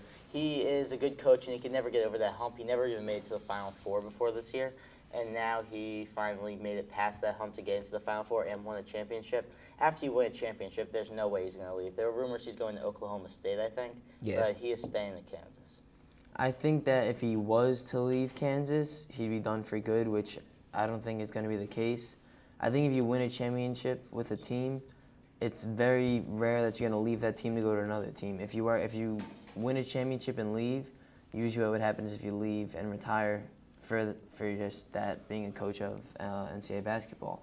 But I think it's difficult for a coach to make it all the way and start over with a brand new team, brand new players. But overall, I think he would definitely stay with Kansas. I'm going to agree with both of you guys. I don't see him moving anywhere. After you win a championship, you're not going to want to move. You're just going to want to try to make it a two-peat, three-peat, and so on. Keep your streak alive. But we're going to move on now. We're going to wrap up the tournament. What are your thoughts on this March Madness this year? I actually thought this was a really good March Madness. It was really surprising because 4 number 1 seeds have never made it to the Final Four, which wasn't really that exciting, but it was good. But in the first couple of rounds, there were so many upsets. No one ever would have thought that San Diego would have beaten Connecticut. No one ever thought that Western Kentucky would have beaten Drake. I thought it was a very good tournament. Yeah, I definitely agree with that. I mean, up to the Final Four when the 4 number 1 teams were there, that was it's always expected for that to happen, but it usually never does. But I liked how that happened. I like how some of the top teams also went out in the first round. Duke was in the first round, but they lost very early. They expected to go far. along with Clemson. I had going far. They went out early, which wasn't. I didn't like how that happened, but it made it more exciting of a tournament to me. And I thought the Final Four was not as good as it could have been, but it wasn't bad either. I definitely agree with you guys. The 1 seeds was it made history, but there was a lot of overtimes I found exciting. A lot of the games were close. They were 2-point, 3-point games. And they went to overtime, double overtime. So I thought it was a good March Madness and enough to keep viewers watching at least. Definitely. So next year, do you think March Madness is going to be as successful? Do you think it's going to be worse? Do you think the teams are going to change? Every year, March Madness is successful. Every year, there's madness during the month of March. And Always. It's always. And it always happens, and it's always a great tournament. And this was an outstanding year. But I think it will stay like constant. I think it will still happen. I think there's going to be similar teams. They shift up and down like every year, and the teams change. But I think it's going to be pretty much the same teams in the tournament. I mean, yeah, you could say it's going to be the same teams, but there's always going to be new teams making it.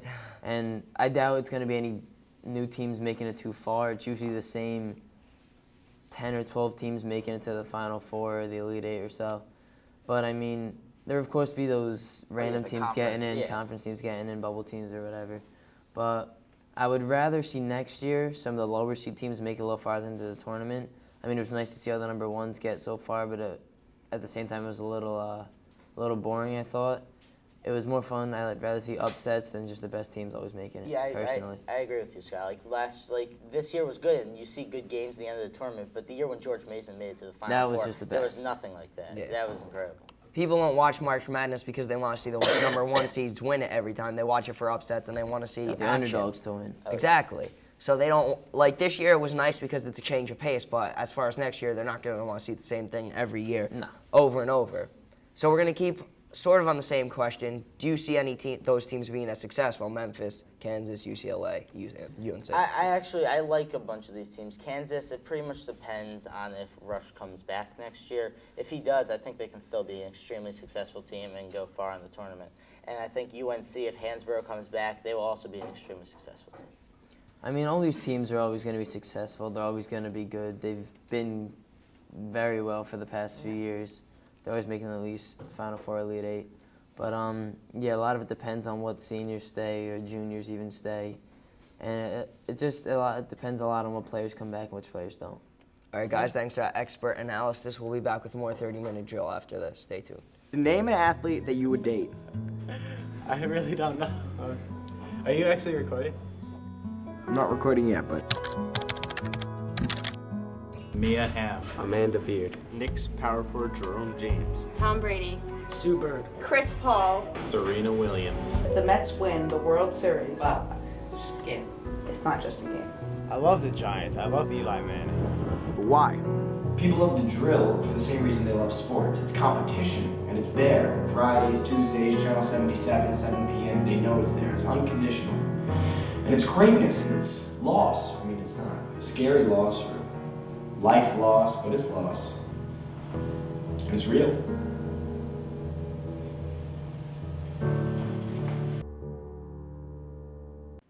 Hello and welcome back to the 30-minute drill. I'm your host, Eric Orenstein. I'm here today with Jake Fertig and Bobby Gross. And what we're going to be discussing is really the state of sports in America. And there's so many debatable issues that go beyond just the stats.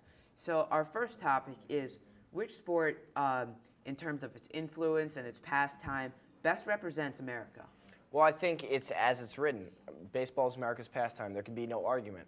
I think that, well, sports like hockey in the 80s or NBA in the 90s or even football today have the greatest popularity in America and may represent America's current culture as it is. I think that baseball represents America as it really is, a constant, ever-changing, yet stable influence. Still, when spring comes around like it has now, I associate it with baseball. It's something that has had lasting power and is always and will always maintain interest. I agree with Jake. I think it's baseball, but also it could be no sport is America's pastime because it's a total opinion question, and also no sport is consistent. There's always strikes, like in baseball and hockey. There's always scandals, like in basketball and baseball and football, and it's just you don't know. It's all opinion on that one. Well, the only reason I know you're saying that every sport is its own and America is different in a lot of ways, the only reason I'm going to say football is because I relate football to Monday night parties or Sunday night, everyone's, hanging out. You got lots of snacks, lots of food, drinks, and just, getting together with family. And that's what I think America's about. The reason I'd have to argue with that point is I'm not saying that football isn't a tradition for our generation or isn't something that's important right now, but this is what we're growing up through. Our age and our interest in sports as it blossoms is blossoming during an age where football is clearly the most popular of all sports. None of them come even close. So I can understand where you'd say football, but I think baseball, if you were to take a measure over interest of all time, baseball, even past the steroids era and going beyond, still maintains as much interest as it ever has. All right, so you're saying. All right, now our next topic is, if you're going to go to a game, which game or which sport do you think gives you the best experience? Now, I don't mean to harp on baseball or anything, but to me, it has to do with the season. So when spring comes around, there's nothing more that I'd rather do than have a hot dog, enjoy the entire experience of the baseball game. Not just the game, but enjoying the atmosphere. I think the outside, the weather, and just the entire experience is much different and more rewarding than any other sport. I agree with Jake. I like baseball, but I think it's just because I'm a fan. Like, if you don't know anything about baseball, you would not enjoy it. I also enjoy basketball because there's always something going on.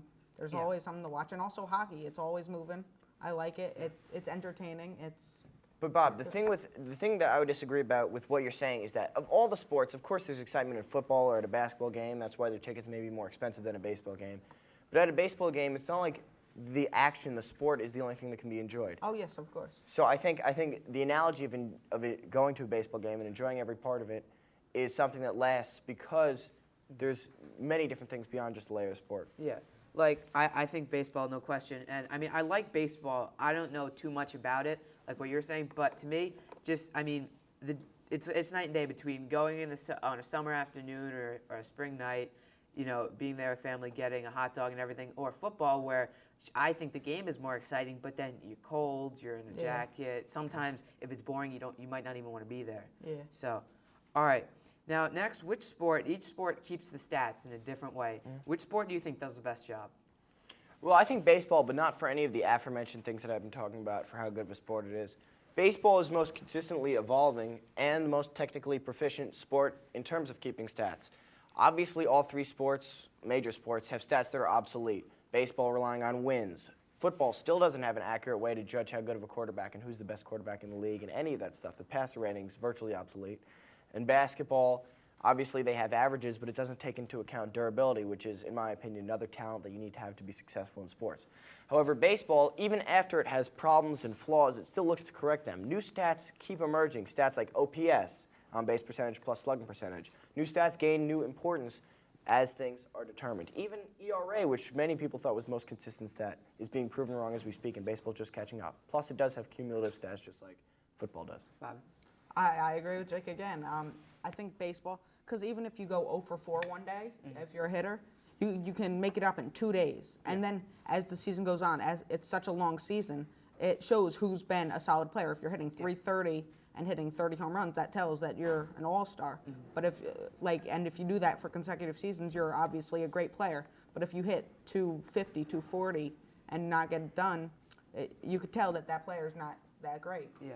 See, I completely understand what both of you are saying, but to me, the reason I'm going to say football is because, yes, I think that truly baseball and basketball, where they do all averages, are more accurate. But the thing I like about football is that you have this feeling that every game counts. Like this year, Terrell Owens had 4 touchdowns in one game, and there's a huge difference between 12 touchdowns this season and 16. So that one game improved his whole season. And I know a lot of people will say, that's not accurate, that's obsolete. But I like that more because, to me, every game has an impact, every play has an impact on the season as a whole. I have a few major beefs with the way football keeps stats. The first of which, besides the fact that it's just misleading, is that more so than any other sport, it doesn't represent the players in it very well. Many people would argue that offensive and defensive line are two of the most important positions in all of football, yet they have virtually no stats that can possibly measure how important their difference has been made. The other thing is that yards, touchdowns, are stats that are interchangeable. Who cares who's going to be the person that gets the 1 yard, whether it's a pass or a run or whatever it is. The second thing is that based on your offense, based on anything, the way you gain yards, gain touchdowns, isn't necessarily just a single-player thing. Football, more than any of these other sports, are a team sport. The reason that I think that I have a problem with all of these sports is that none of them have found an accurate way and a fair way to keep track of defensive stats. Basketball has blocks and rebounds and whatever, but none of them can show what it really and defense is one of the most important things in all these 3 games. None of them really have fair stats that judge defensive importance besides gaudy stats like interceptions. Yeah. Well, that's the thing with the main stat that you look at with the cornerbacks is interceptions, and I don't think that's as accurate. But if you go into more in-depth stats like pass percentage against that cornerback, I think you'll find much more accurate stats. Yeah, I think football's just starting to crack that in terms of the stats it releases. True. All right. Now the NBA season, 82 games.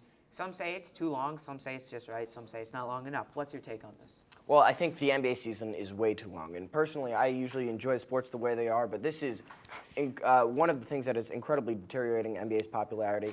There's been a race, and people say one game counts, whatever. All I know is that the NBA has had a close race in the West for so long, not to mention that their playoffs take 3 months. It's way too long. Bob, just quick. I think basketball, I think it's just right. I think they should cut down the playoffs. I think there's way too many games in the playoffs because if you go on, it's 28 games maybe if you play full 7 of each. I just don't think. I mean, it's just like I think it's perfect. Just the playoffs need to get shorter. Yeah, I think it's good also. All right, that's it for this segment. But when you come back, we got NCAA. We're talking the March Madness. Stay tuned. Before we end this segment of the 30-minute drill, I'd like to take some questions from the audience. Jake, where do you get your talent from? Well, I could attribute some of that to steroids, but I'd attribute most of it to the fact that I sprouted from the loins.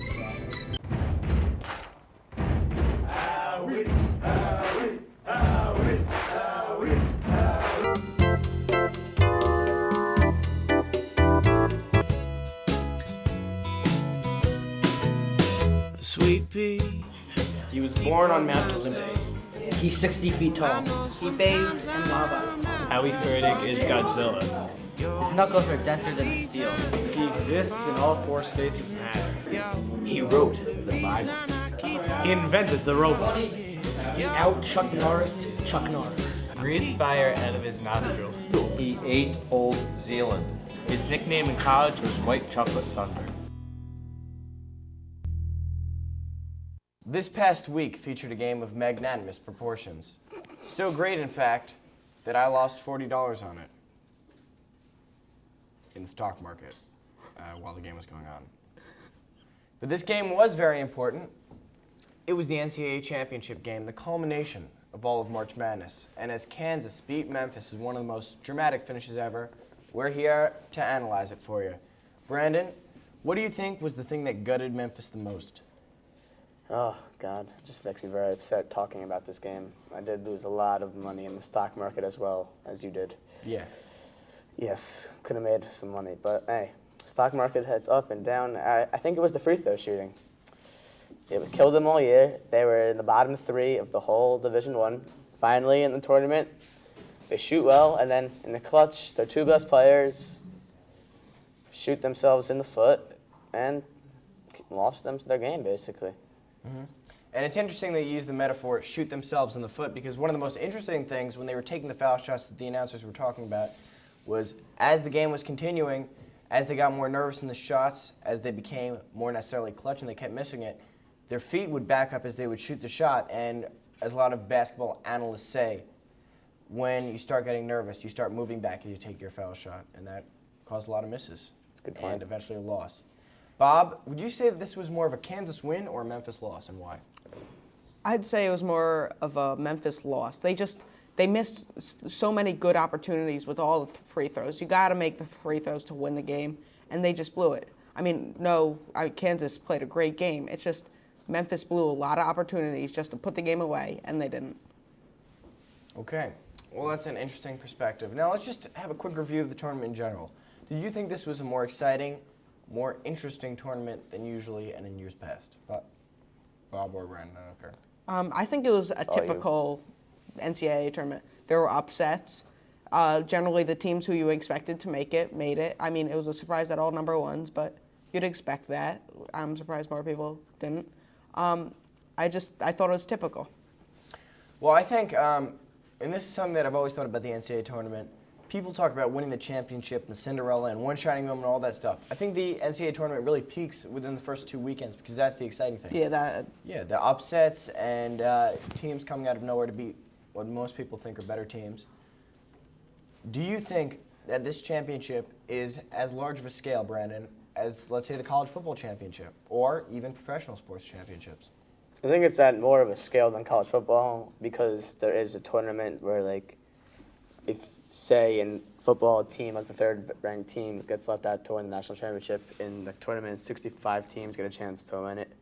I do think, though, the professional sports do it the best way because any team who makes the playoffs can win it because you have enough games. You can lose a game or two and still win. I just think that's longer. I think the excitingness of the one-game elimination makes the NCAA tournament the best tournament and the most exciting and most money-making tournament besides the Super Bowl, obviously. Mm-hmm. Bob, what would you think? I agree with Brandon.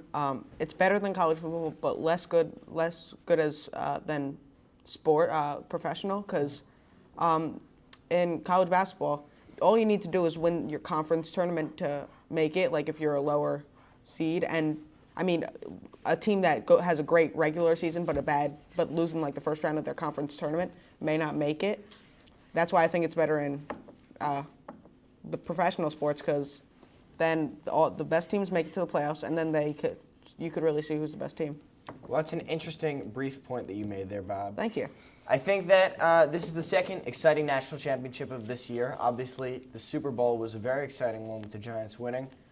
Now, quickly, one of the most impressive features of this Final Four were the amount of studs who could be NBA prospects and are going to be successful in the NBA after going to the draft. Who do you think is shown from the Final Four is going to have the greatest effect on the NBA and why?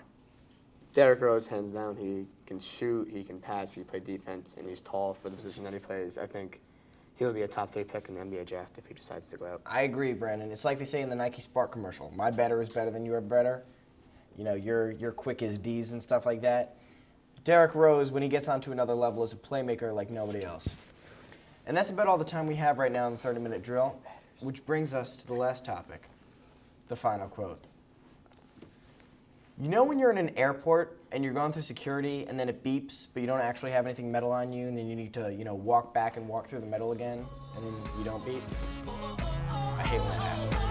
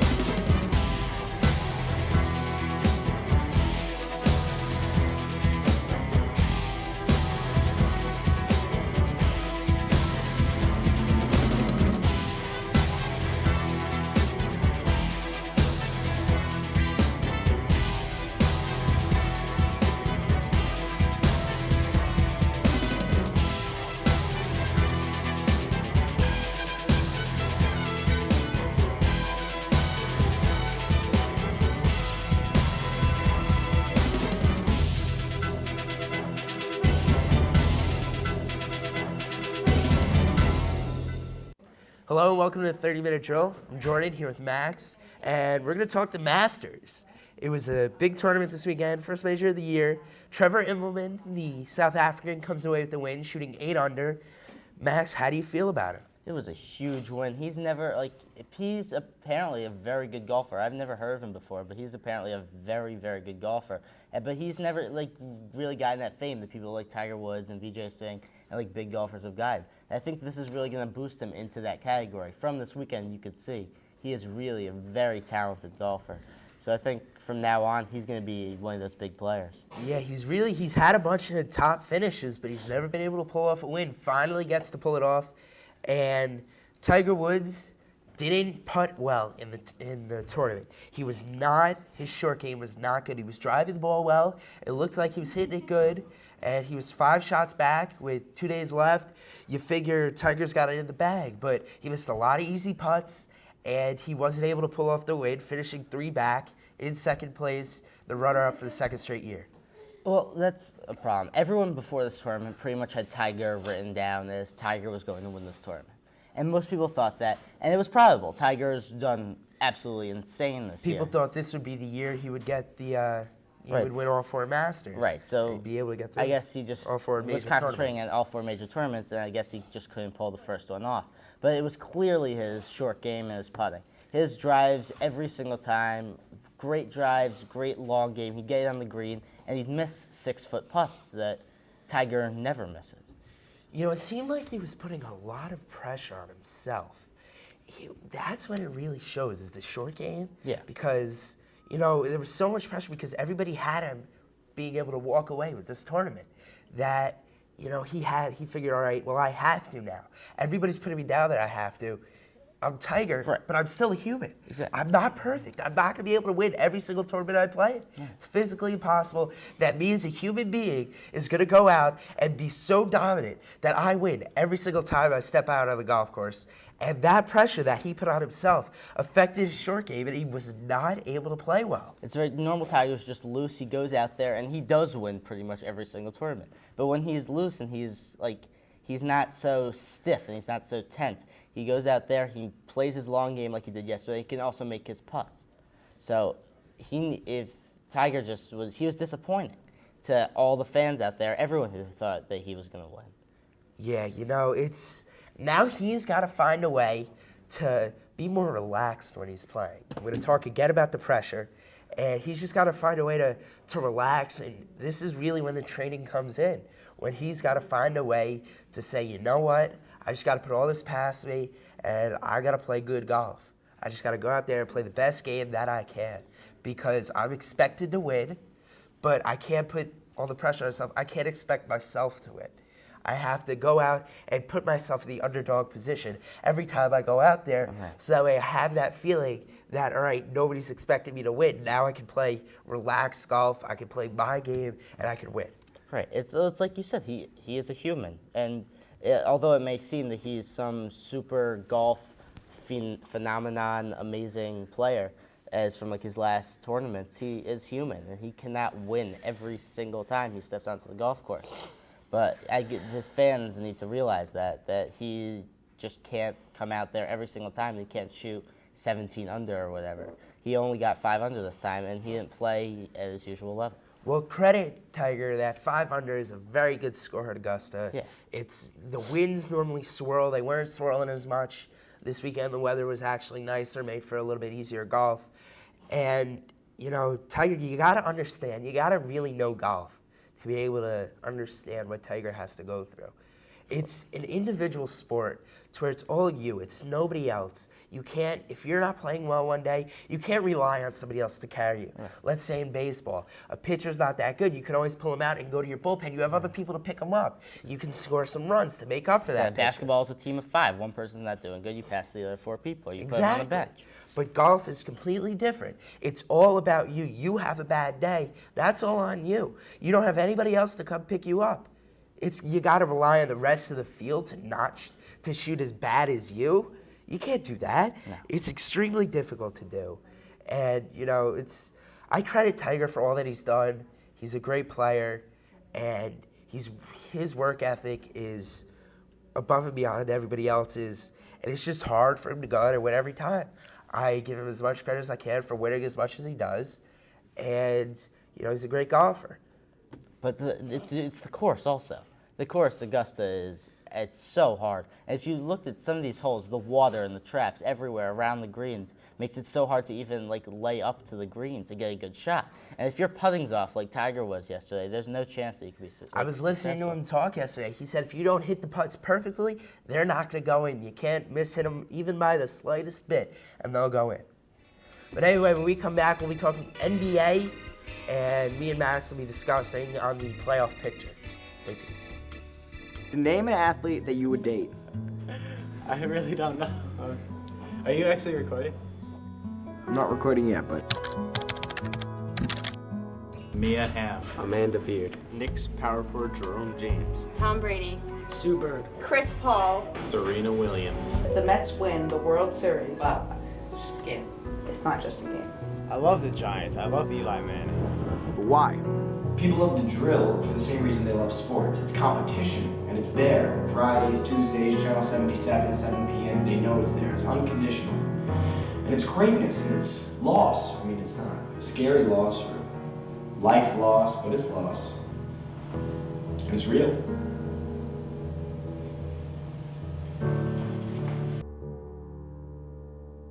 Welcome back to 30-Minute Drill. Back again, Jordan, here with Max. And we're moving to the western area of the United States of America, in which there's a playoff race in the NBA. Remarkable and race. It is phenomenal, you know, how they play an entire season, and it comes down to the last couple games.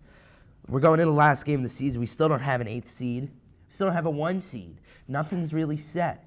The team that is currently in 9th could possibly be the 7th seed with 2 games left in the season. That's how phenomenal this race has been. Now, as of today, the Lakers are the number 1 seed in the West, beating the Spurs, who are also trying to get that. They got Kobe, who's playing well, MVP candidate. Very well. Very, you know, he's playing the way Kobe should. Yeah. He's fought through the finger all year, and he's playing at MVP-like basketball right now. They'll get Bynum back for the playoffs, which will be a phenomenal boost. But the only thing is, can we expect Bynum to be the way he was before he got hurt? I don't know. I can't see him coming back after this injury and being full strength. It's hard because everybody's putting him on this pedestal that he is the savior, that he is the difference between them winning the championship and them not winning the championship. The problem is, the man hasn't played basketball. I know. But they're doing a very good job without him. So they are. They got Pau Gasol, who's been playing phenomenal. Derek Fisher has been shooting the 3 very well, playing there. Jordan Farmar has been playing very well. They've been getting good play from their point guards. Turgaff off the bench has also been playing well. Their big men have been doing well.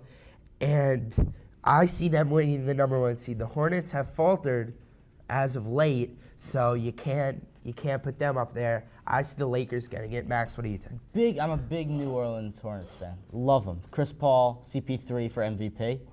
Big fan. I am still going to have to go with the Lakers. Lakers, all they have to do, they just have to beat Sacramento. And Sacramento is not a very good team.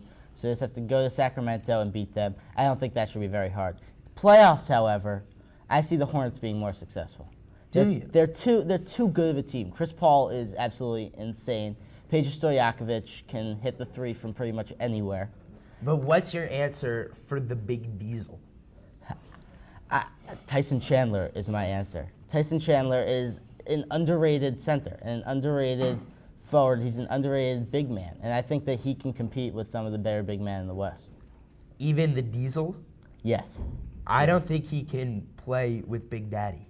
I think the Big Daddy will just control him in every aspect of the game. I think he would rebound much better. He will rebound over him every time there is them two going for the ball. The Diesel will come away with it. It's a one-on-one The matchup. Diesel will back him in with the big body that the Diesel has. I know. And will dunk. The Diesel will dunk on Tyson Chandler. You are all big on the Diesel, okay? I understand that, but they don't have as many weapons. You give it to Tyson Chandler, you can just pass it out to Peja and make the 3. Give it to Chris Paul, make a 3. Give it to David West, make a 3. There's just too many weapons not to be stopped. Amari Stoudemire isn't a weapon. Yes. Steve Nash isn't a weapon.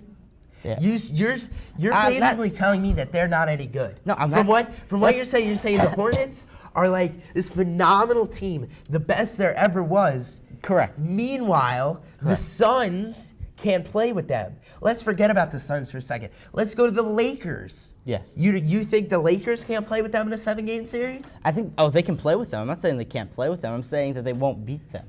Really? Yes. Comes down to a 7-game series, the Hornets will What's your defeat answer for Kobe Bryant?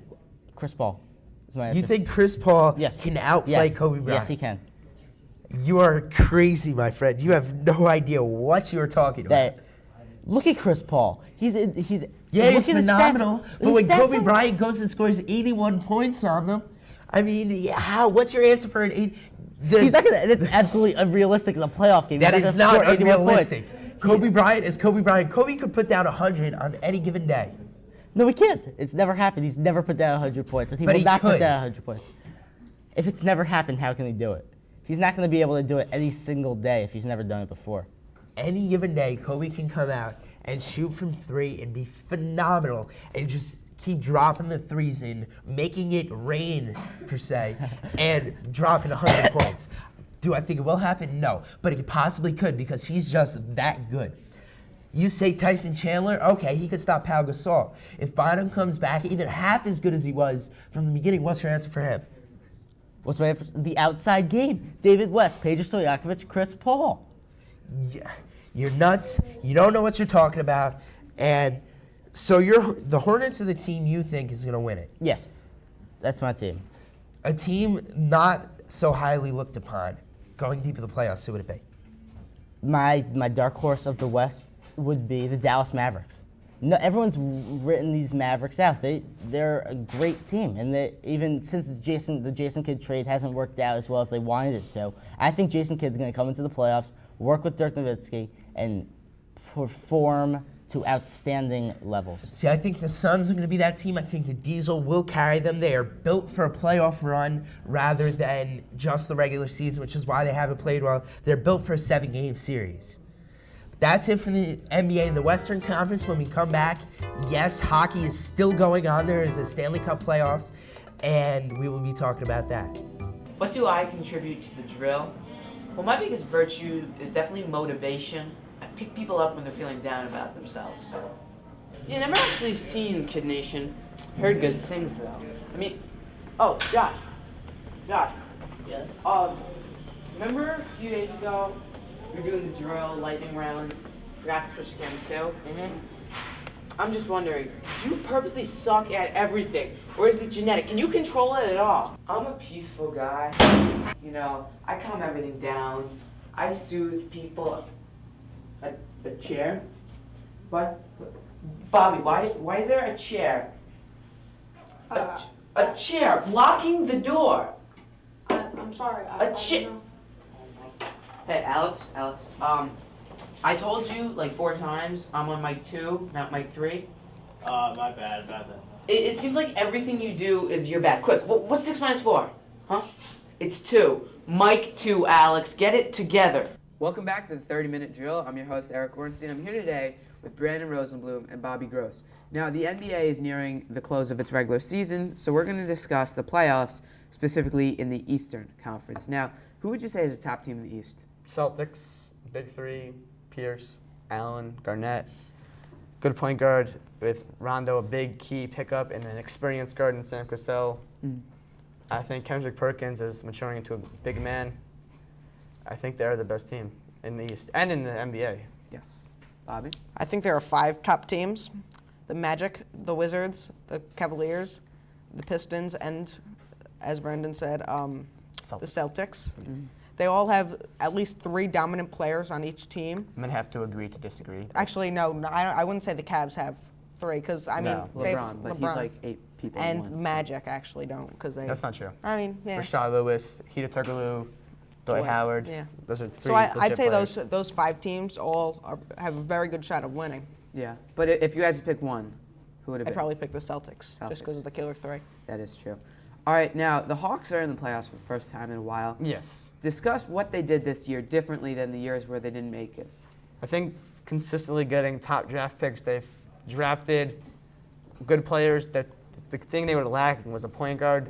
They went out, big trade for Mike Bibby, experienced guard, played in Western Conference Finals, won national championships with Arizona. His experience, I think he's going to lead them. And I think they have a good enough team to possibly upset the Celtics, which I doubt will happen. But like last year with the Mavericks, with the Warriors, you never know. I think that is going to be a very exciting first-round series. What about you, Bobby? I think they've been in a rebuilding stage for like the past 3 years, and they've made smart picks. Just picking Josh Smith, AC Law, Al Horford, a bunch of different players who will just be dominant, who are dominant now, but I think in the future will be even more dominant. And with Mike Bibby, Marvin Williams, Josh Childress. Yeah, but all those players who are just dominant. That is true, because the point of the worst team getting, early draft picks is so that they can rebuild their team and have a chance to not just be at the bottom year after year after year. Yeah. So congrats to the Hawks for finally breaking through. Yep. Now, who would you say are like the major players to watch for in the playoffs coming up? LeBron James, easily. I'm looking at Kevin Garnett, Gilbert Arenas coming back healthy. We'll have, I think, and a team that we haven't talked about, I think Chris Bosh is a very, very good player, and the Raptors do have a chance against the Magic in the 3-6 series if that's the way it turns out. And also another team, the Sixers, who've been the second hottest team since the All-Star break. Andre Iguodala is a very good player. He's a beast. Yes. Well, I have a couple players who I like. LeBron James, one of the most dominant players in basketball. Dwight Howard, probably the best center in basketball. Also, I like TJ Ford. I think he's a talented player for the Raptors. There's also Arenas, Jameson, and many other players, but I think those players will be the most dominant in the playoffs. It's true. All right, now going to the championship in the Eastern Conference. Yes. What two teams do you think, both of them making the championship, would be the most exciting and interesting matchup? Celtics versus the Cavaliers. A player in LeBron James against the three big players in the Celtics, I think, will be an excellent matchup to watch. That's true. I agree with Brandon. I think LeBron James is such an exciting player. He it'd be so exciting against him versus one of the most exciting teams. Yeah. And I think that'd be a great matchup. True. All right, now ultimately, what team is going to come on top of the East? The big C's, the Celtics, finally bringing back the tradition to Boston. Garnett, Pierce, Allen, Kessel, Rondo, Perkins, Poe. Talent on the line. I think they are going to win the championship and the East. I agree with Brandon again.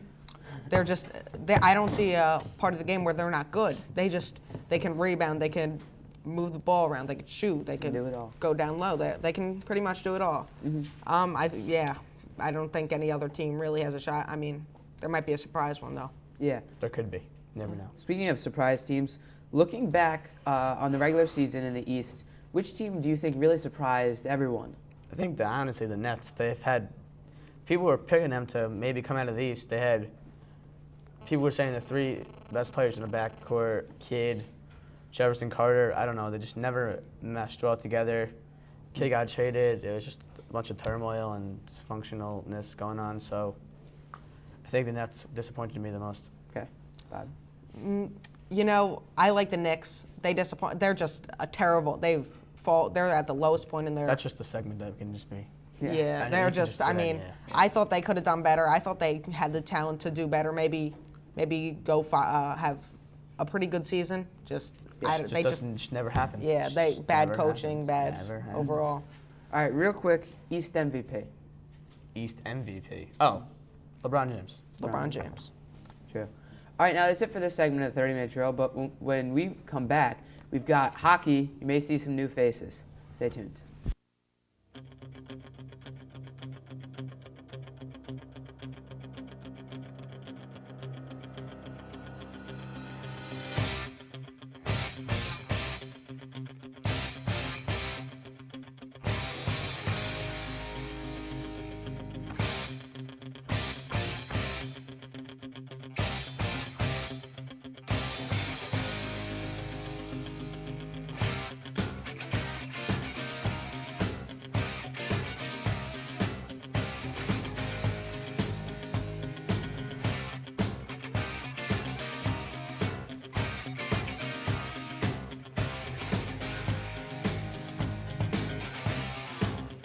Hello and welcome back to the 30-minute drill. I'm your host, Sean DiPeri, and here joins me Mr. Pletcha and Mr. Weinstein, and today we're going to talk about the NHL playoffs. As you know, hockey is still playing, and some good rivalries going on, boys. First one, the Devils and the Rangers. Now in Game 3, the Devils came back, seeing as the Rangers were leading the series 2-0. The Devils came back in overtime to score and now have the series be 2-1. Where do you think the series is going to go now that the Devils have kind of won that game and are going on a roll? You know, I think as of now, the Rangers have been getting lucky so far in the playoffs in this series, and I think the Devils are finally going to start clicking as a team. The power play started working, so I think they're going to start playing a lot better, and the series should be better. I actually think it was the Devils who were getting lucky in the playoffs because that overtime goal was very lucky. It was just a pass in front and bounced off his skate and went in. I think that the Rangers are a better team than the Devils, and I do want the Devils to win the series, but I do think that the Rangers are going to win probably in Game 6. Well, two different views. We're going to see how that happens. So next we have Washington Capitals and the Philadelphia Flyers. This series is tied at 1-1 apiece, and in Game 2, the Capitals outshot the Flyers, but still didn't win. Ovechkin played like it was his first time on skates. I mean, he did horrible. Do you think his inexperience in the playoffs will lead to a Capitals downfall? Yeah, I'm not sure. I'm going to say no. I think Washington is a highly tooled team offensively, and I think that's going to help them beat the Flyers because I just don't think they have what it takes. They have a lot of 20-goal scorers, but I don't think it has what it takes to beat the Washington Capitals. I kind of agree with that. I think that the Washington Capitals are a very good team. They have a great goaltender in Cristobal Huet and Alexander Ovechkin, obviously. They have a pretty good defense. I think they have a chance of winning the series now.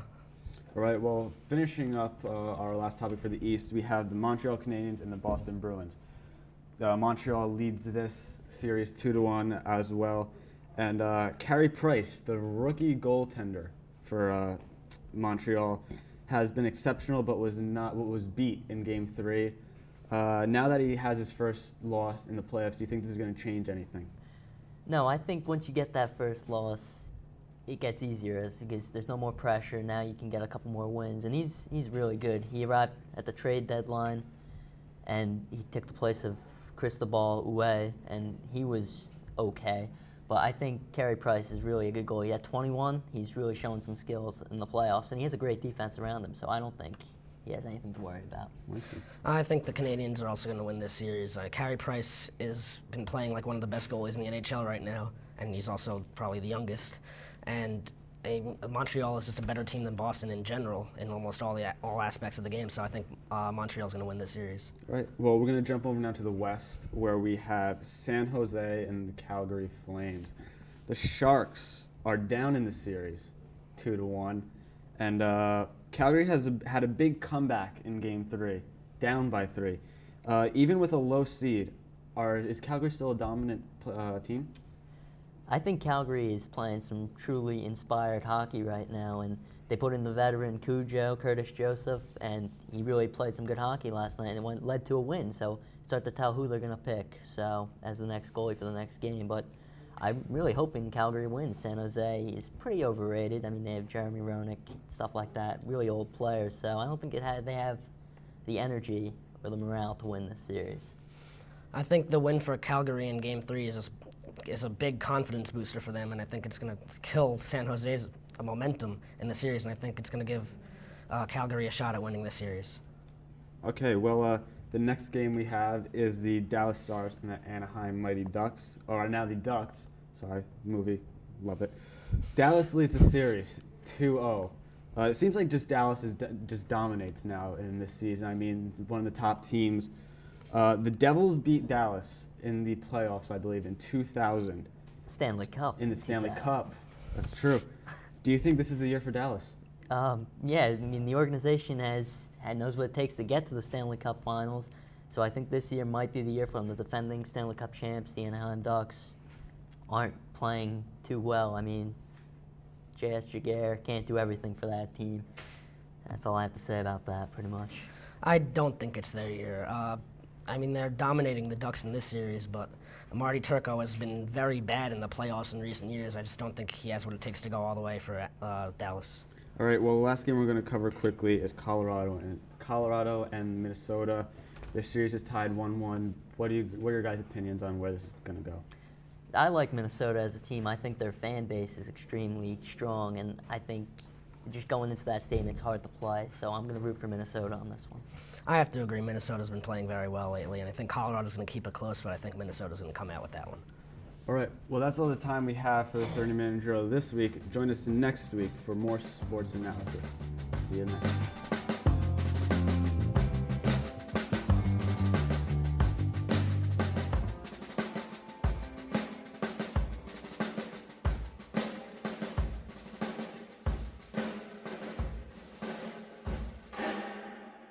Ronnie Juice. Number 23. D-back. Nothing changes.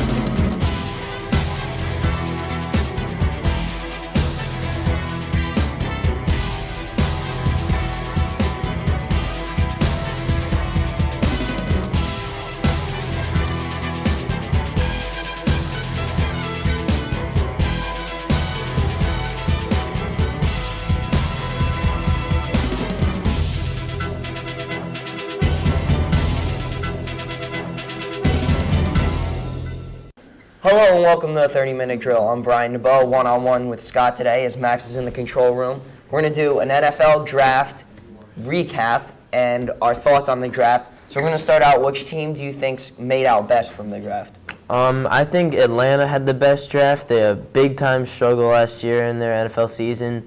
They had a lot of injuries, just the whole Mike Vick ordeal. But like the big pick they had was Matt Ryan, 3rd round. I don't know if Matt Ryan was that good of a quarterback to go that early, but they picked for who they needed, which I thought was a very smart move of them. I think the best bet actually would have maybe to even trade down, maybe to maybe a number 8 pick or something like that, maybe get something else out of it and get Matt Ryan there.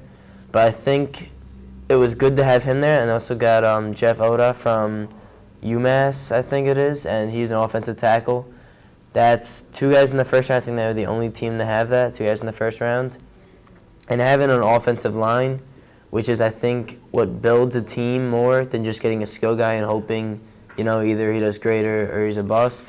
But I think that having those 2 first-round picks really is going to help them a lot next season. Personally, I think that Miami, because they reached rock bottom. A team like that, they were considered last season to be the worst in NFL history, one of the worst. So I'm going to say they made out the best, considering they got the first round, Jake Long, even before the draft started. So they had time to analyze what they needed to make their team better, or any better, because they couldn't get any worse. Yeah, but I think bad. Jake Long, he's really going to strengthen up that offensive line as a tackle. He's going to come in and protect his quarterback like his job is. And I think he's going to do a great job in the NFL, considering he's a rookie. So I think he'll be fine. Yeah, I didn't think it was smart of the Dolphins to pick an offensive lineman like that. I mean, those guys really are what build the team. I completely agree, because you need somebody to protect your quarterback or your running game. Otherwise, you have nothing on offense. So we'll move on to the opposite side. Which team do you think made out worse? I don't like to say it, but I think the Browns had a terrible draft. I'm a Browns fan. I like the Browns along with the Rams. But last year they had an exceptional draft. They got Brady Quinn 1st round, and they got the offensive lineman number 3 pick, because they were just terrible last year. But to get those picks, they obviously had to trade, make some adjustments for this year's draft. And their first pick was number 108. So I had to wait until the second day of the draft to even see their first pick. So, according to that, I guess it wasn't that bad of a draft. They picked, positions that they needed. But at that point, it's difficult to have a good draft when your first pick is not even the first day of the draft. But, I don't know, it's tough for them. But you know what? They're gonna be amazing. I'm going to say that my worst team, I hate to say it like you said, you're a fan of the Browns. I'm a fan of the Titans. I'm going to say they made out the worst because they were on something during this draft. They took a running back, Chris Johnson, which they don't need a running back. They have a running back. Landell White was maybe the only strong part of their offense last year besides Vince Young. He wasn't as good as he was.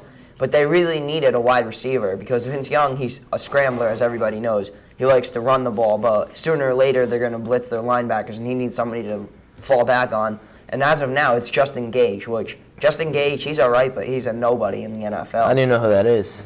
Exactly, which he's not bad, but nobody knows who he is.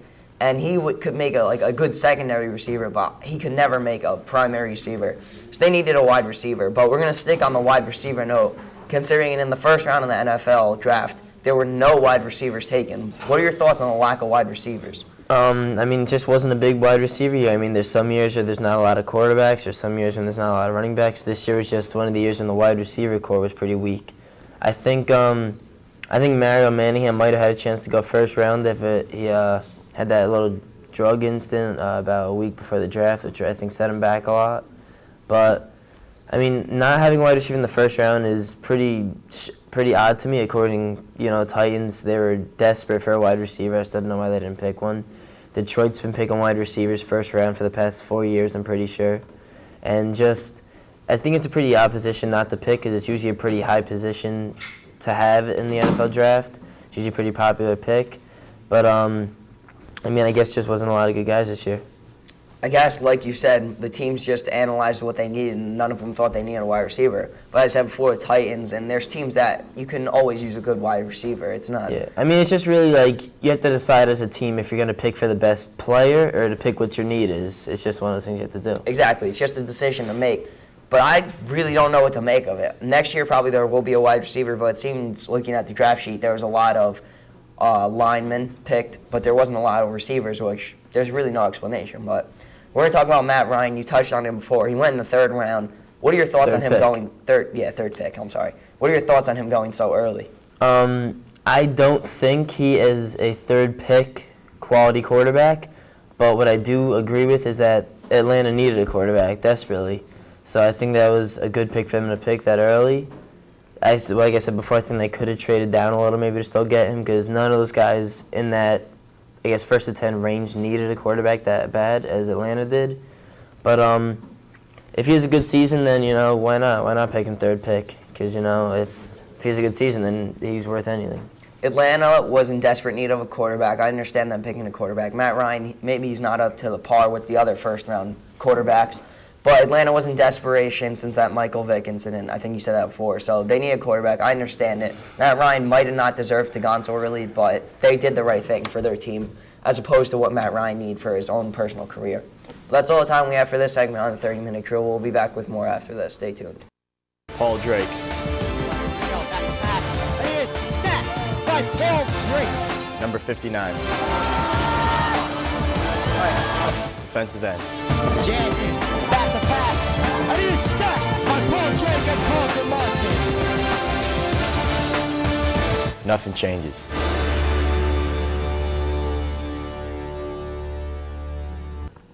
Hello and welcome back to the 30-minute drill. I'm Sean DiPeri and alongside me, Anthony Pleccia. And we're going to be talking about the Stanley Cup. The conference semifinals are over and the conference finals are set. But we're going to recap the semifinals. And the first game we're going to recap is the Rangers versus the Penguins. Pittsburgh won this in 5, took the series 4-1. And what do you think of the series? And do you think Jágr and Shanahan will return? I thought it was a pretty good series. I enjoyed seeing the Rangers go down and suffering. That there's nothing better to a Devils fan than watching that. And whether Jágr and Shanahan return, that's probably the biggest question that they have to answer. Jágr, their captain and their scoring leader pretty much for this year. He's always been there for the team for the past 4 years. He's led them to the playoffs the last 3 years, so it's difficult for them. But there's rumors that he's going to be playing in Russia by next season. So I'm not sure how it's going to work out. Shanahan probably won't be returning. Right. Well, the next series that we have is the Montreal Canadiens versus the Philadelphia Flyers. This game also was taken in 5 by Philadelphia. And do you think that the contribution of the loss of the Canadiens was because of Price's inexperience, because of a rookie in the playoffs? Definitely. I mean, Price is only a 19-year-old. I think he's actually 20. I'm not sure what his age is, but that's way too young to be competing in the conference semifinals. He needs a few more years under his belt, but he's definitely a rookie phenom, and I think he's going to help Montreal in years to come. He's supposed to be the next Patrick Waugh, so we'll see how that works out for them. We'll see. Well, the third one we have is Dallas versus San Jose. And Dallas won this in 6 games, series 4-2, and the big one was Game 6, went to quadruple overtime. They basically played 2 games in one night. Well, what do you think of it? Well, in my opinion, this was the hardest fought series of the entire playoffs so far. Despite what the final series results 4-2 dictates, I definitely think this was the most competitive because both of these teams were really putting their hearts into the game. And San Jose, even though they lost, they're going to be pretty impressive for years to come. They got a great goalie in Nabokov, and definitely some other players such as Jonathan Chichu and other people like that. So they have a good team. They shouldn't have a problem. But Dallas, a lot of respect to them. Marty Turco, their goalie, he did extraordinarily well, and you know, it was just a really good series. All right. Well, the fourth and final semifinal series was Detroit Red Wings versus Colorado Avalanche, and Detroit swept Colorado 4 games, and Detroit had really high scoring games. Do you think it was because Avalanche is just has older players on their team, or what do you think? Because Johan Franzen had 11 goals already in the playoffs. Well, you know, the Avalanche, they're an aging team. They have players, like 3 or 4 players from the 2001 Stanley Cup Finals when they won. They have Forsberg. I think he was resurrected from the dead to come back and play for them this season. They also have Joe Sakic. He's their 38-year-old captain, so he's not a young person anymore. And they also have Milan Hajduk, who's getting old as well. He was with them. And then Adam Foote, who was also with them in 2001. So those are all those old-time players, and you know they're starting to lose it a bit. Johan Franzen, that guy's, I don't even think he's human anymore. I think he's a machine. He had 2 hat tricks in 3 games, so that was 6 goals just against the Avalanche. I mean, Colorado just stood no chance. Their goalie, Jose Theodore, got replaced in Game 4 because he couldn't hold up his end of the bargain. He wasn't really earning his paycheck, as they say. And Detroit, wow, they are going to be extreme. Dallas has quite the battle ahead of them because that's who they will be playing in the next round. That is true because I feel really sorry for them. Well, we're going to get to the conference finals right now and preview them. As you said, Dallas will be versing Detroit, and how do you think that's going to go down? Dallas, Detroit. I think Dallas is going to put up one heck of a battle, but as far as skill goes, Detroit has it all.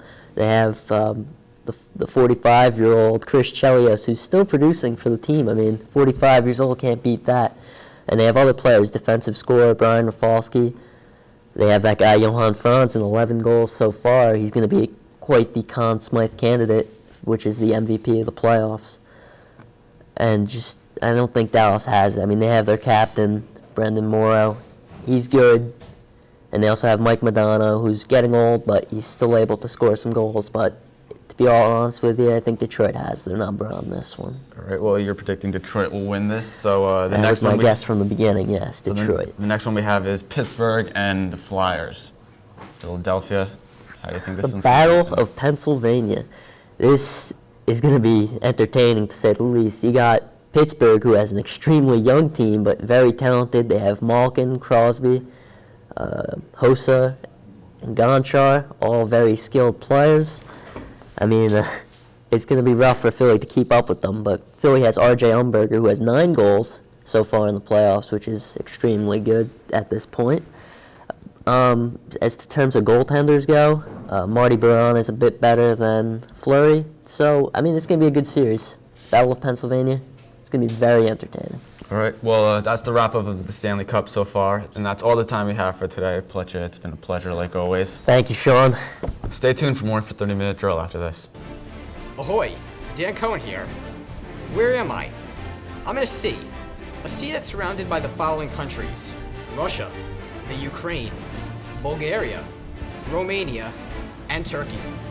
Am I in A, the Mediterranean Sea, B, the Black Sea, C, the Baltic Sea, or D, the Red Sea?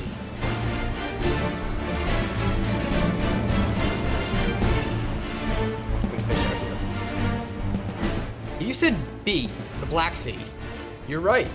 Ryan DiDerno. Shotgun formation, looks a little right side of the field. It's intercepted by Ryan DiDerno. Number 45.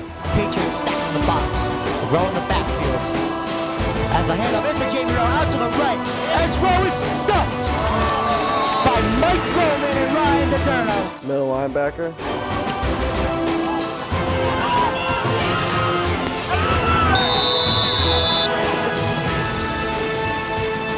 Nothing changes.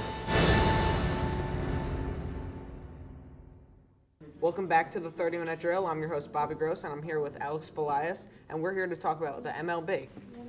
Now, it's the end of April, and it doesn't seem like there's any front runners, but there have been some surprise teams and some surprise players.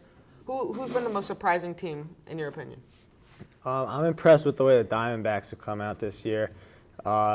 Just losing their first series of the year to the Mets. They really do look solid. Brandon Webb, their ace. I think that Diamondbacks could be a good team down the stretch. Yeah, I agree with you. Their young talent has helped them. I mean, Chris Young. And then they're a great pitching staff with Brandon Webb and Dan Herron. Also, the Twins have shot out. I don't think they're going to hold it, but they got rid of their 3 stars, Carlos Silva, Johan Santana, and Torrey Hunter. And they've maintained a lead in their division.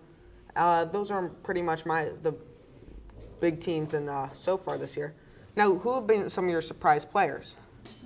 I'm surprised with how Melky Cabrera's came out this year. Oh. He really winning the center field job over a veteran and Johnny Damon, quite impressive. At the plate, he's been good. He's on a little bit of a hot streak. I think that he's definitely one of the more surprising players of the year. Yeah, well, this year, the rookies have really shined in the beginning of the year. Nate McLeod from Pittsburgh, he's just been hitting the ball so well. He's been one of the top players. If he continues at this rate, he's definitely going to win the MVP, but I don't think he will. Also, Justin Upton and Mark Reynolds from the Diamondbacks have also been pretty dominant.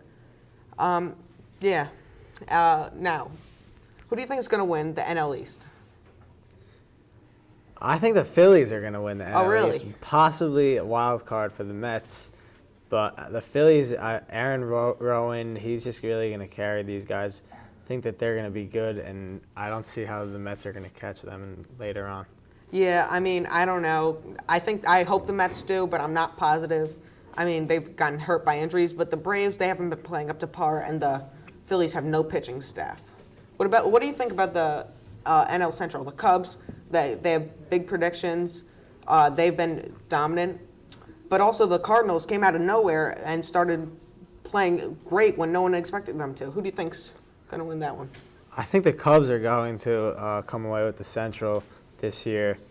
Their World Series slump for the past 80 or whatever years it is. 100?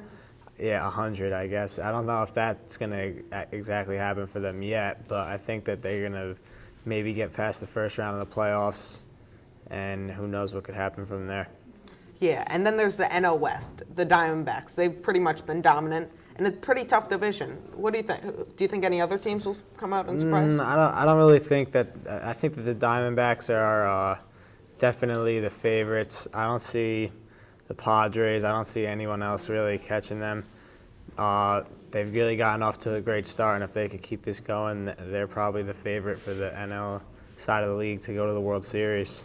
I agree. I mean, I thought the Colorado Rockies maybe could have pulled off something because they had a great year last year, or the Dodgers with their great pitching staff, or the Padres with their great pitching staff. But, I mean, the Diamondbacks, their young guys have just shown up, and they've played huge. And their pitching staff is just very dominant. And, I mean, I just think, and their bullpen's been solid also. Now, what's your prediction for the NL MVP? Right, like, if you had to give anyone the MVP right now, who would you give it to? I'm going to say Albert Pujols. Oh, really? Because this guy's ability just to adjust and, he could strike out one at bat, adjust what he did wrong, and then hit a home run the next. And that's what you need in a great baseball player. And Albert Pujols, I think, is one of the better players to come out of the NL in a while. Yeah, well, he's been dominant, but I think it's got to go to Chase Utley. He plays for the Phillies. But Chase Utley, yeah. He's leading the He league is. in home runs. Mhm. He's top 3 in average. He's been hitting the ball great. You're right. He's been one of the most dominant players I've seen in a long time. Mhm. I think he might win MVP at the end of the year. Thank you for watching the 30-minute drill. We'll be back after this. Brian Ogden.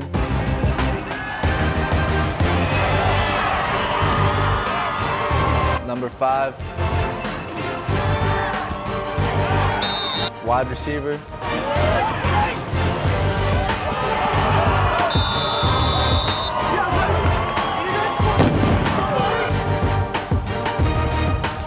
Nothing changes.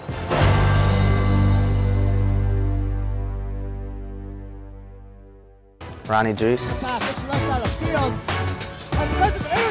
Number 23. D-back.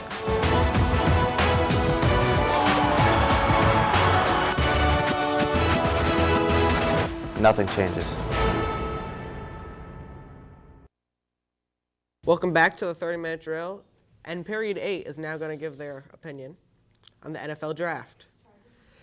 Brandon, there were a lot of good picks, bad picks. What do you think which team made the best picks?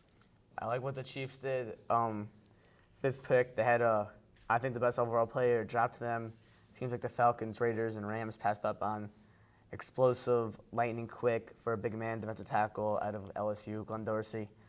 And then a player which most people, experts, draft gurus, as they called themselves, said they would maybe take Brandon Albert at the 5th pick because there would be no one available for them to take.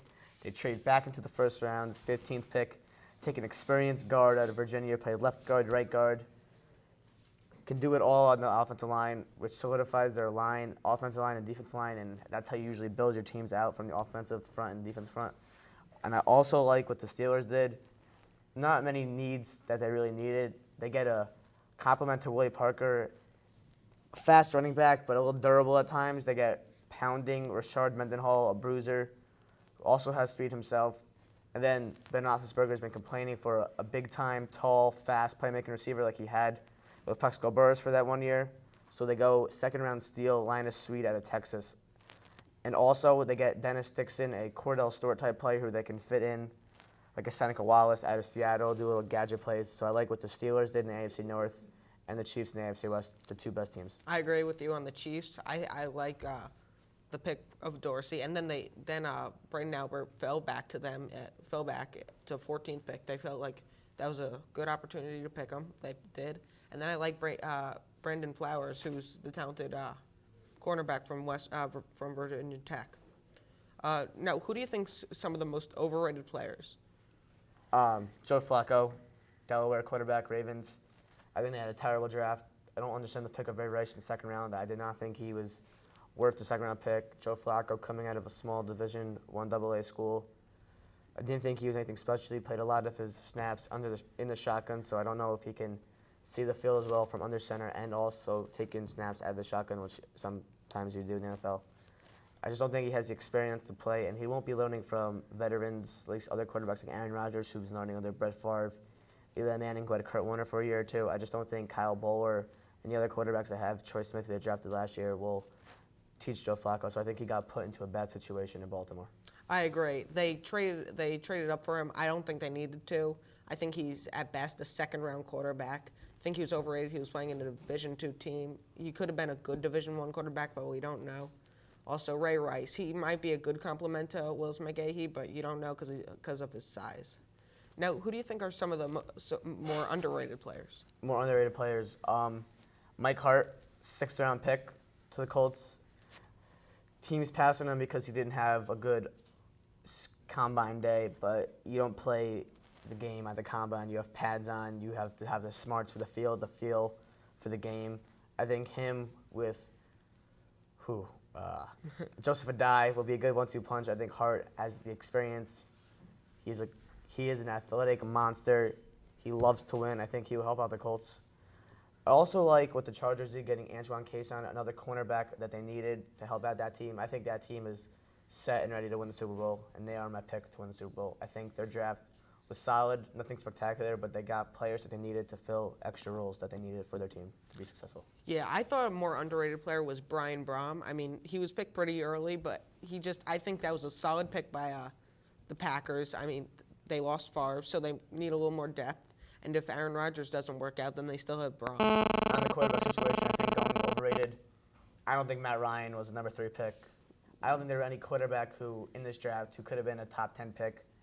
I guess the Falcons needed to restore the image. Maybe Matt Ryan will help them out. I don't know. I didn't see much in college, though. He played at Boston College. It's a big school. But there was no quarterback to me that stood out that was worth a top 5 pick, especially a top 10 pick. So honestly, I think the best team who did something with the quarterback was Chad Henne. He was a 4-year starter at Michigan, played in big games. His last game, 300 yards against the defending national champions, Florida. He's there with his best friend and offensive tackle, Jake Long. So I'm looking for Chad Henne to start week 6, week 7, and I think he will have a long career in Miami. Yeah. Now, the Giants, your team. Yes, my team. How do you think their draft was? It was a draft. They filled some spots they needed. They needed a safety. Wilson left. He got a big contract to the Oakland Raiders, who will give money to anyone who can kind of play. They get Kenny Phillips, safety out of Miami. I don't know. He could have been a little bit of reach. Tyrell Johnson, people were saying, was out there. Or Kenny Phillips. It was a toss-up. They went from the kid from the bigger school from Miami compared to the kid from Alabama State. It was a good pick. I'm looking. He probably will step in and start. There's no one else really there. Mario Manningham had some problems at Michigan. He's not really the best receiver inside, like taking a hit, but he's a good long play receiver, can make the big play. And I think Giants have good job drafting receivers in the 3rd round. Steve Smith, other receivers like Hilliard, who was good for them. They got Andre Woodson, maybe try to find the backup spot with David Carr. He'll learn if maybe someone goes down, he can step in there. But it's just another solid draft. I think the Giants are looking for another run this year. Yeah, I like the pick of Manningham. I mean, even though he has off-field problems, he's still a talented player. So I think that was a good pick.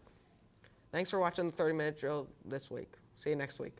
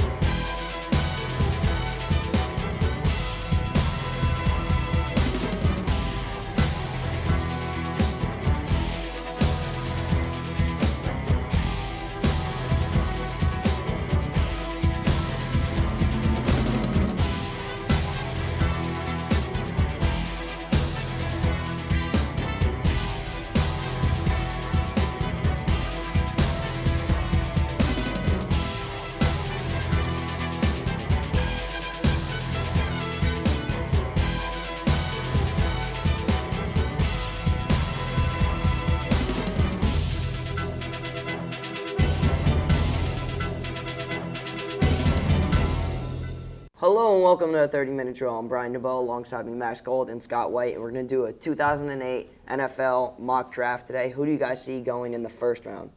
First pick, the overall draft, Miami Dolphins. Miami pretty much needs someone at every single position, and probably you have to build a team either off the offensive line or the defensive line. So I think it's either going to be Jake Long, the offensive tackle, or Chris Long, the defensive end. That's my guess. Scott's it's a good guess. One of the 2 longs. That's what most people are saying. But for Miami, I do agree with you that you do need to start off with the line, because the line is key to building up a team. If you have a strong line, if you have I'm not going to say a bad quarterback in the backfield, but if you have a decent quarterback and a strong line, he'll do okay. Because all the quarterbacks, if they have time, they'll be able to do great. But I mean, I don't see them picking a skill guy like Darren McFadden or anything. I do see them probably picking Chris Long first round. Possibly Jake Long also on the defensive side. I'd see them more picking an offensive tackle rather than a defensive guy. Try and build up their offense as much as they can. I think we're all in agreement on this one that you want to get pressure, so you're going to pick a lineman. They need one, obviously, because the Dolphins have been struggling this year. They obviously were the worst team in the NFL. So I'm going to agree with Max and Scott, and I think that they're going to take Chris Long, defensive end on the Virginia. And I think he's going to go with Dolphins and maybe bring them farther, definitely farther, because they hit rock bottom. They can't go too much worse. It can't get much worse, so they're just going to go up. So now we're going to move on to quarterbacks. Who do you see going first as a quarterback? Matt Ryan's probably going to go first as a quarterback. The Baltimore Ravens have always been a very successful team, but they've never had a decent quarterback. And every year, they even made it to the Super Bowl one year with Trent Dilfer, I think. But the rest of the team was just sick, by the way. Yeah, whatever. The rest of the team was so good that they could get past the fact that Trent Dilfer was their quarterback. But they haven't been that skilled, so I think taking Matt Ryan would be a smart choice for them. Yeah, probably Matt Ryan will be the first quarterback picked. He won't be a top guy, like top 5, one of the picks. I think who he will go to is the Baltimore Ravens. As you guys heard, Steve McNair just retired recently last week.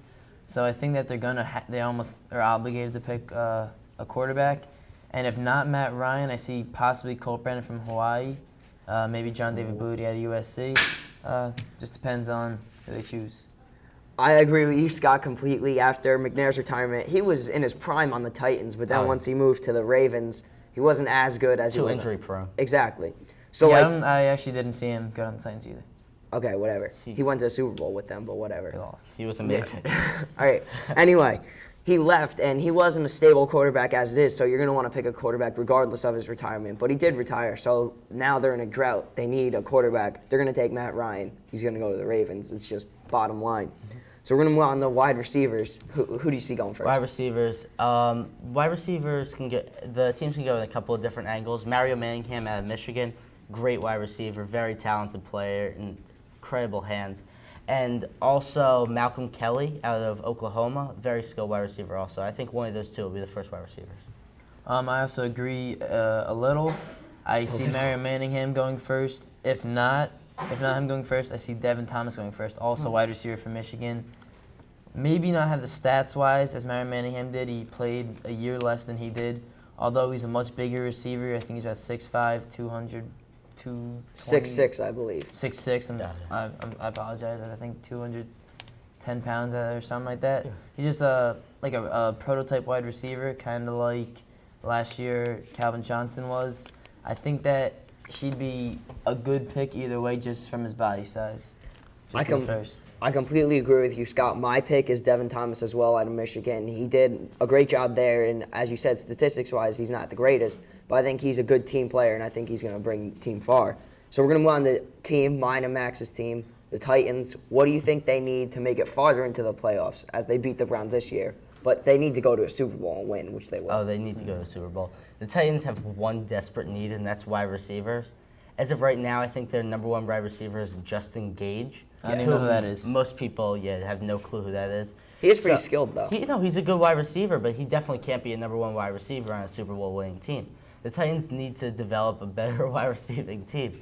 And I think if they take someone like Mario Manningham or something like that, then they can have a much better team. I don't even know where to start with the Tennessee Titans. They just need, every position probably. How could you say that, Scott? Honestly, every position. Not a good team. They beat the Browns. They did beat the Browns. Cool. The Browns didn't even make the playoffs. Neither did the Rams. Yeah, but I think who the Titans should be picking, I'll say a defensive cornerback. Maybe the cornerback out of Troy. What's his name again? Leotis McClevin. I think that he'll be the best guy, losing Pac-Man Jones of the arrest. Pac-Man will be returning. Yeah, he just got suspended. So with Pac-Man, they're going to have a strong. I don't see Pac-Man going back to there. I don't see Pac-Man going back there. He is going back. Not yet. He's talking to Dallas right now. No, he's going back to the Titans. But I'm going to agree with Max. I think they need a receiver because Vince Young if he scrambles a lot and they put pressure on him, that leaves a receiver open. Right. They picked up Algie Crumpler also, who's he's a great tight end. He can block and he can move, and he's good with dealing with a mobile quarterback because he's been with Mike Vick for a bunch of years. All right, guys, thank you for that expert analysis. We'll be back with more 30-minute drill after this. Stay tuned. Ronnie Juice. Number 23. D-back.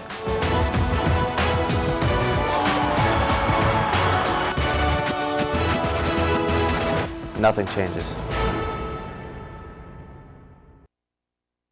Welcome back to the 30-minute drill. I'm David Sutton, making my first 30-minute drill appearance in the last 2 years. Who says you can't come home? I'm joined by Mr. Bosma and the regular on the 30-minute drill, Kyle Folbrect. We're going to talk about National League Baseball. And when you think of National League Baseball, when you think about rivalries, Mets-Phillies instantly comes to mind. The Mets took round 1, took 2 out of 3 at Shea. Now they're at Citizens Bank Park. Johan Santana, Cole Hamels, battle of aces. The Mets came out on top 6-4. What did Santana do differently in this game than in his prior start where he struggled a little bit against the Brewers? Not exactly sure. Well, one thing in particular is he did not give up the long ball, which there's been a problem with his the few starts prior to.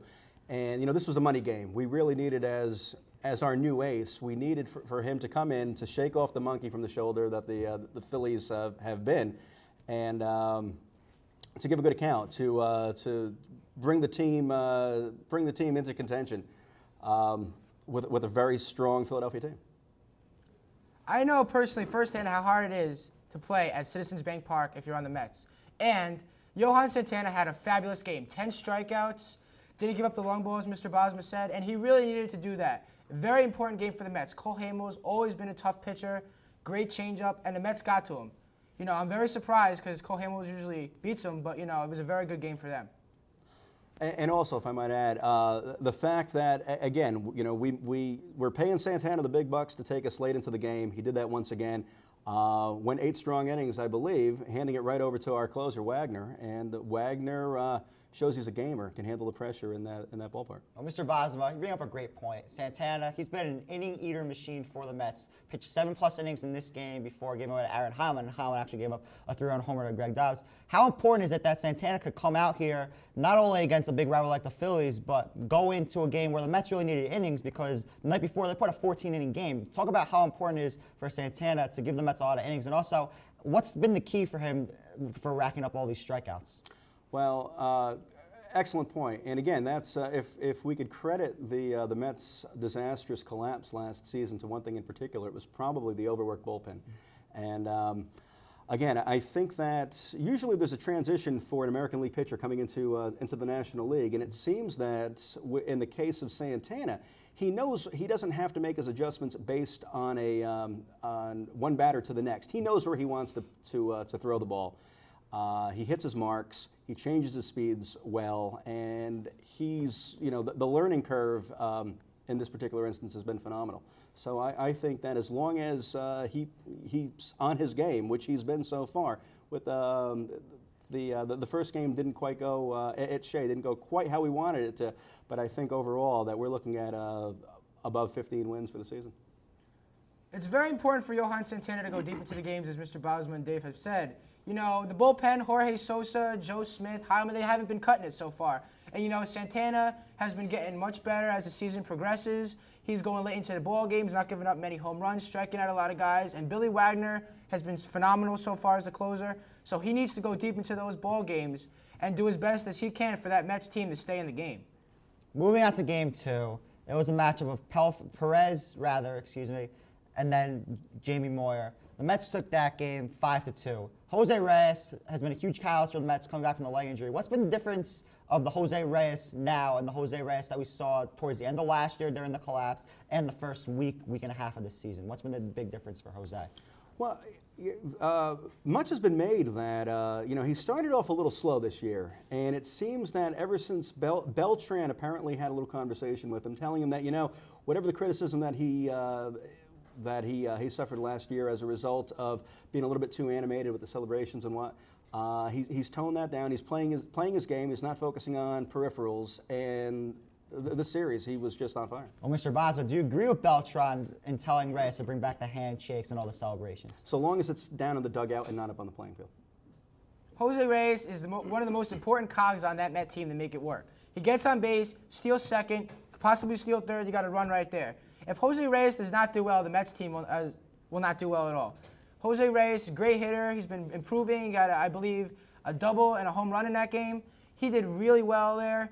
Tough pitching. And you know what? He's starting to turn himself around from the end of last year. And you know what? The Mets team is going to succeed if he keeps doing that. Well, the Mets had a chance to sweep the Phillies, but they lost the third game of the series 5-4. Mike Pelfrey struggled a little bit. The Mets made a nice comeback, but then the bullpen blew it later in the game. Now we're going to talk about teams to beat in the National League. We know that the Mets and Phillies are up there. The Diamondbacks have played really well. But a surprise team has been the Cardinals behind the pitching of Adam Wainwright. And then Rick Ankiel has been a great hitter for the Cardinals.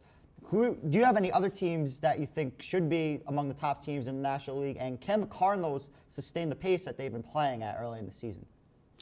I'd say the Braves right now, even though Hampton, the number 5 starter, has gone down early on in the season with an injury, if he comes back healthy, that 5-man rotation is really going to be a problem if they pitch up to the caliber of pitching that they're capable of.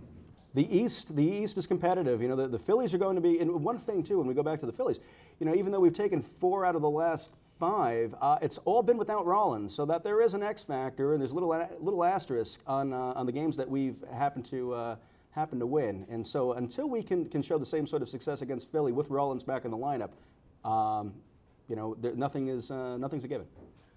I'm going to have to say the Diamondbacks are definitely the team to beat in NL. They got Brandon Webb, who's probably one of the most premier pitchers in the league. And they got Danny Herron, who's also been playing very well, pitching very well so far.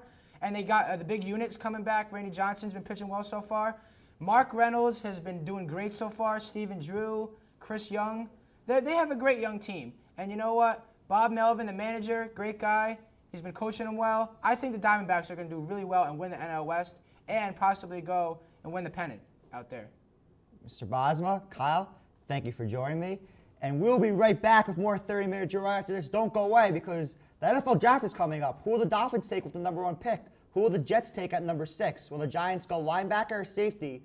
Stay tuned because more 30-minute drill about the NFL draft is coming up next. Name an athlete that you would date. I really don't know. Are you actually recording? I'm not recording yet, but...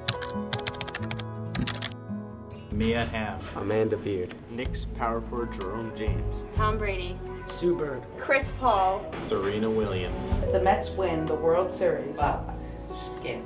it's not just a game. I love the Giants. I love Eli Manning. But why?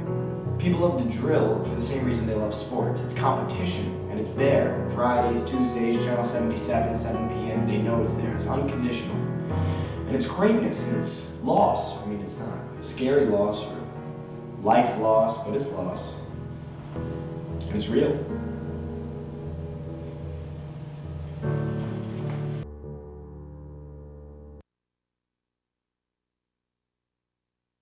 Welcome back to the 30-minute drill. And this week we're talking about the NFL draft. The NFL draft says it's coming up this week, and there's a lot of anticipation. I'm here with Brandon Rosenblum. I'm Bobby Gross. Brendan, who do you think the top 5 picks are? And the teams picking are the Dolphins, Rams, Falcons, Raiders, and Chiefs. I think the Dolphins are going to go with the offensive tackle from Michigan, Jake Long.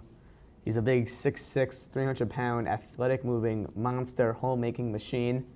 I think next is the Rams. They're going to either go defensive tackle and Glenn Dorsey or defensive end and Jake Long, the son of Howard Long, the Hall of Famer.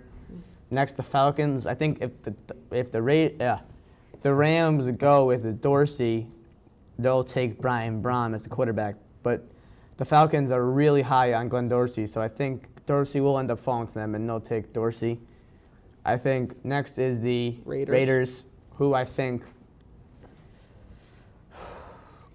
maybe Brandon Albert, the guard out of Virginia, Darren McFadden, I can see, Vernon Golston. There's a bunch of players. Yeah, and then the Chiefs? The Chiefs, I think, will go with the offensive guard, Brandon Albert. I think that's who they're really high up on.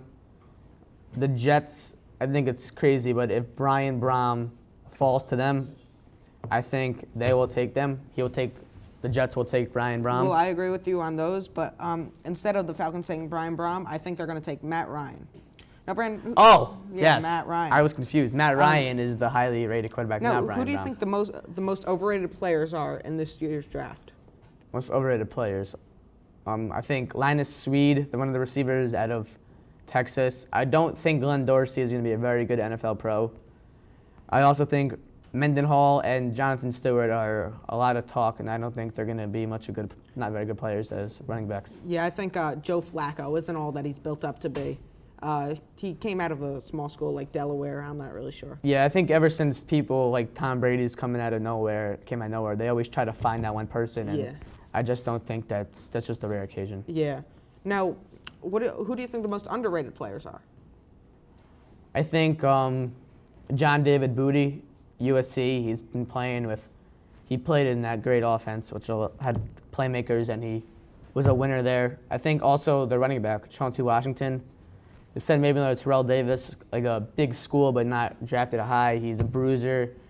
He runs very fast. I'm looking at him, and I think Felix Jones, the other running back next to McFadden, will be a very good pro for our team. Kick returning, third down running back, screen passes. I think that's what he could be very good at. Yeah, I agree with you on Felix Jones. He started behind one of the best running backs in the nation. In the nation.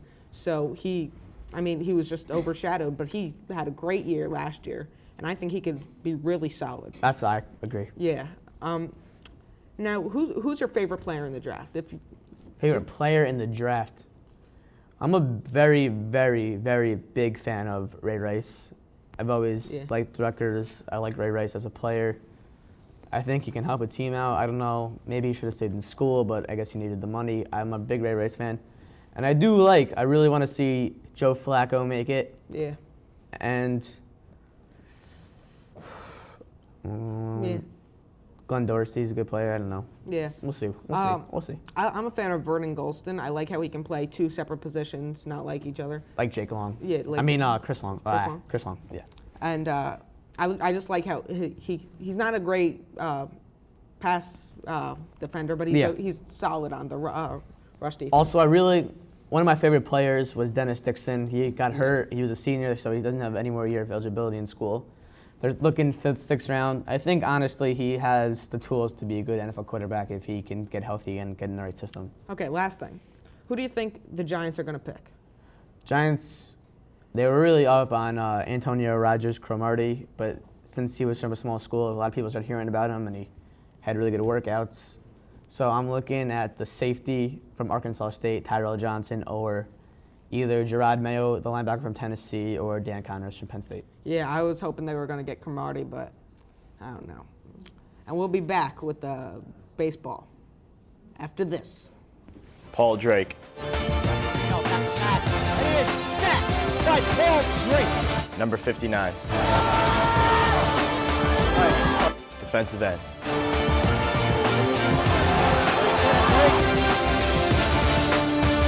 Nothing changes.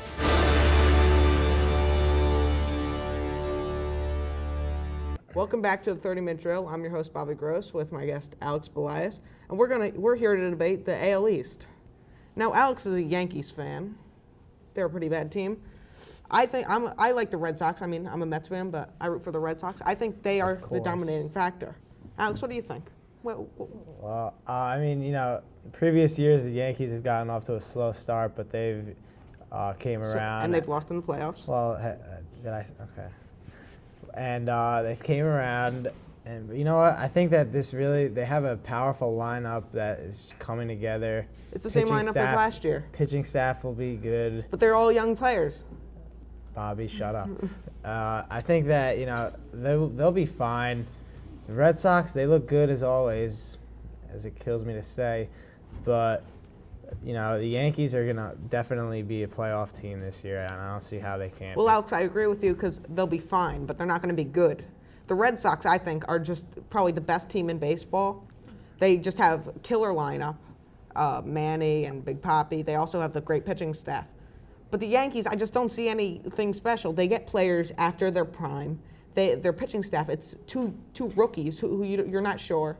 Jabba is a great player, but How can you say that? I can't say that. Okay, well, Jabba obviously has proven himself. He has proven himself. I think that he'll be completely all right. Philip Hughes being the youngest pitcher in the Major League Baseball, he's obviously, I mean, you can't expect the rookies to come out and win every game. They're still learning. I think that as the season goes on, the young pitching staff will be fine. I think that they're definitely going to win a good stretch of the games come the summer because I really think the Red Sox are going to just die. I don't think they're going to die. I mean, they're the Red Sox. They've won last year's World Series. I mean, you have to say this though. Beckett has not looked good. And he has not. If your ace isn't looking that great, I mean, you can't say that. Yeah, I know, but they're hitting so dominant. I mean, the Yankees pitching staff hasn't been that great. All they have is Ching-Ming Wang. Wang has been good. But yeah, Wang has been good, but who else has been good? Pettit. Pettit's been mediocre. I think that they'll be fine. Yeah, okay, they'll be fine, but they're not going to be good. I don't. Like also the Devil Rays are. If a lineup like the Yankees gets going come September, October, you can't possibly tell me that they can't be a World Series contender. Besides Jeter, they have A-Rod, they have Posada who batted .336. Posada's a talented catcher. Who else though? They have Abreu. Abreu's past his prime. Damon. Oh, Damon's like 20 years old. Cano. Cano, I like Cano. He's a talented player. You got Cabrera, you got Matsui, you got Giambi. You can't possibly Giambi's tell on me. steroids. You can't possibly tell me that there's another team out there that has a better lineup than the Red Sox. That's why they're going to win. What? Okay, they have Dustin Pedroia, a good young player. Manny Ramirez. Pedroia doesn't compare to Cano, first of all. Okay, fine. Manny Ramirez, he's a talented player, right? Yes. Ramirez David Ortiz, he's also a pretty talented player, right? I think that it's obviously A-Rod is better than Ortiz since he's beaten him out in the. A-Rod's probably the best player in baseball, but exactly. still. So how can you tell the rest of the Yankees aren't good. How can you tell me that the best player in baseball with a solid lineup around him, the team does not have? He doesn't have a solid lineup around him. Of course he does. Ask any sports analyst will tell you that the Yankees have one of the most threatening lineups in the major. Then the major leagues is pretty pathetic. If that's one of the most. All right, Bobby. Maybe you should. Maybe you should study more of the Mets. Yeah. Okay. What about the Devil Rays? Do you think the Devil Rays are gonna?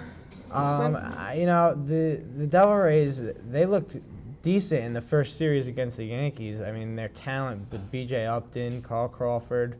I think that in the later years to come, this is going to be a team that's going to surprise many people.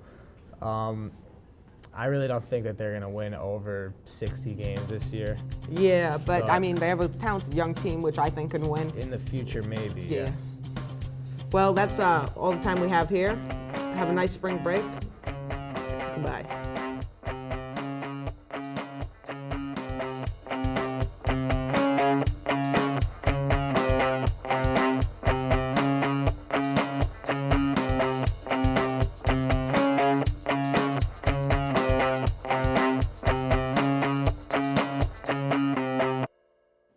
Hello, everyone.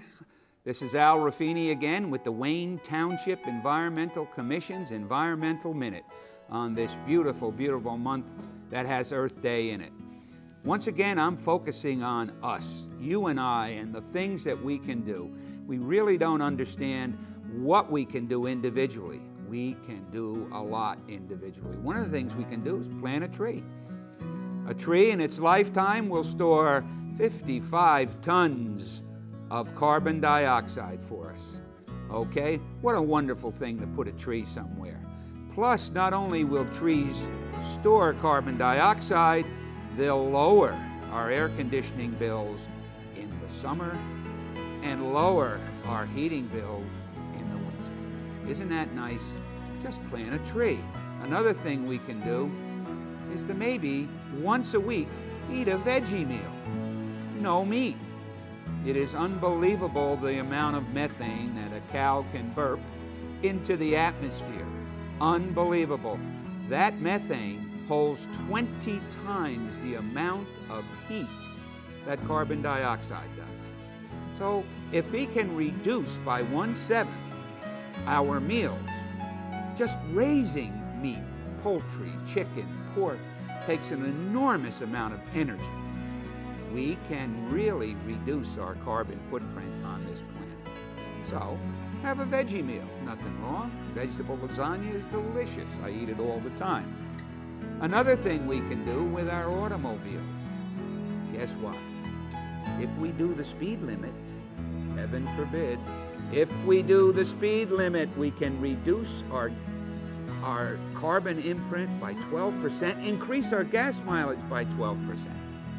Another thing we can do with automobiles is to make sure our government understands with the rising price of gas, we have to get higher gas mileage on our automobiles. You have got to let your representatives know. So there was 3 things that we can do individually. Plant a tree, eat a veggie meal, do the speed limit, petition our governments to get these CAF standards up over 30 miles to the gallon. Wow, what a tremendous effect that would have on our carbon imprint. Thank you all for listening, and once again, even though this is Earth Day month, every day is Earth Day.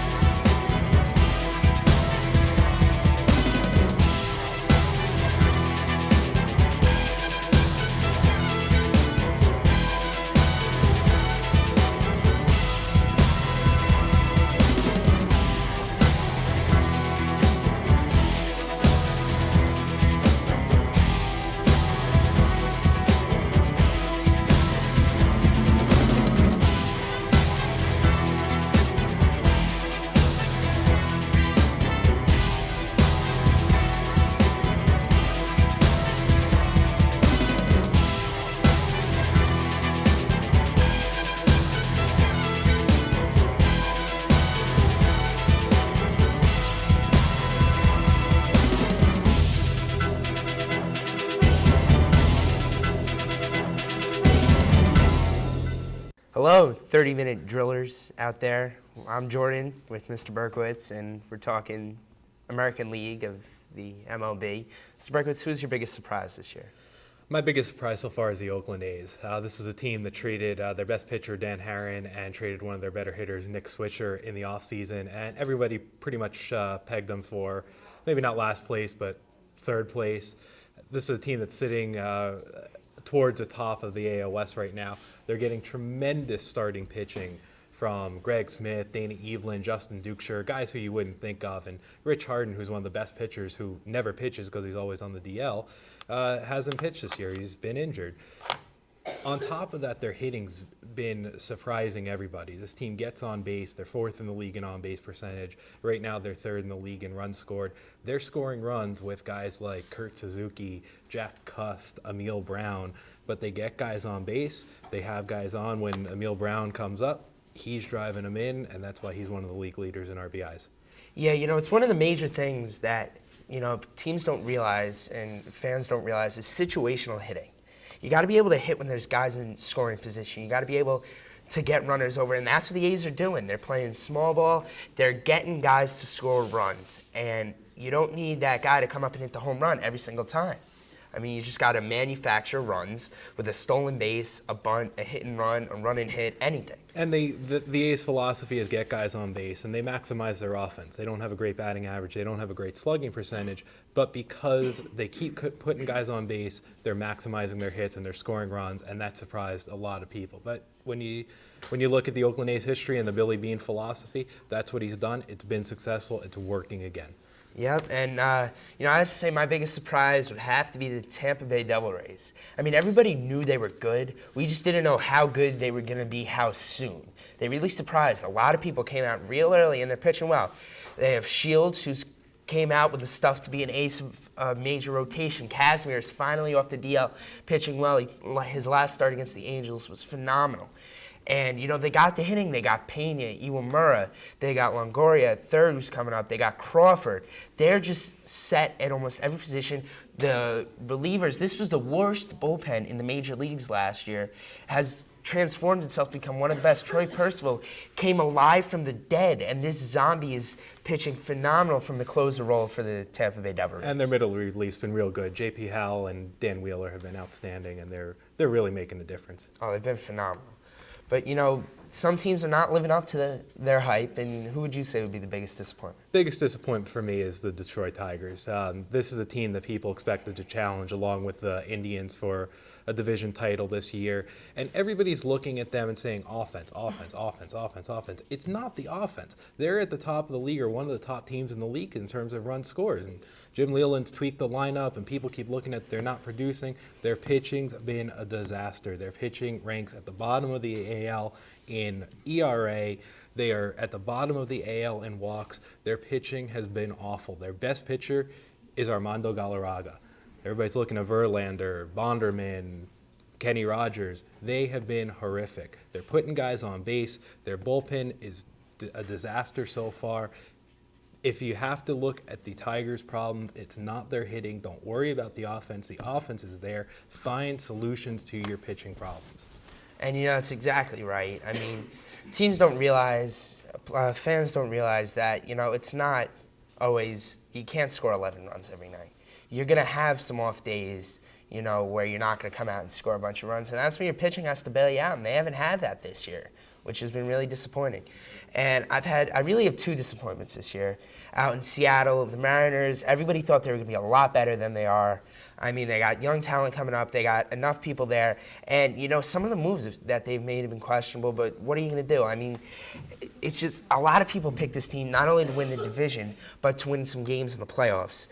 And it's a little disappointing seeing that they're last in their division right now. Also, the Baltimore Orioles, I thought they were going to be phenomenal with Mora, who just got hurt during batting practice, hurt his shoulder. And they got Markakis and a lot of other young talent. They're phenomenal. They got Sherrill out of the bullpen. Their starters have been real good.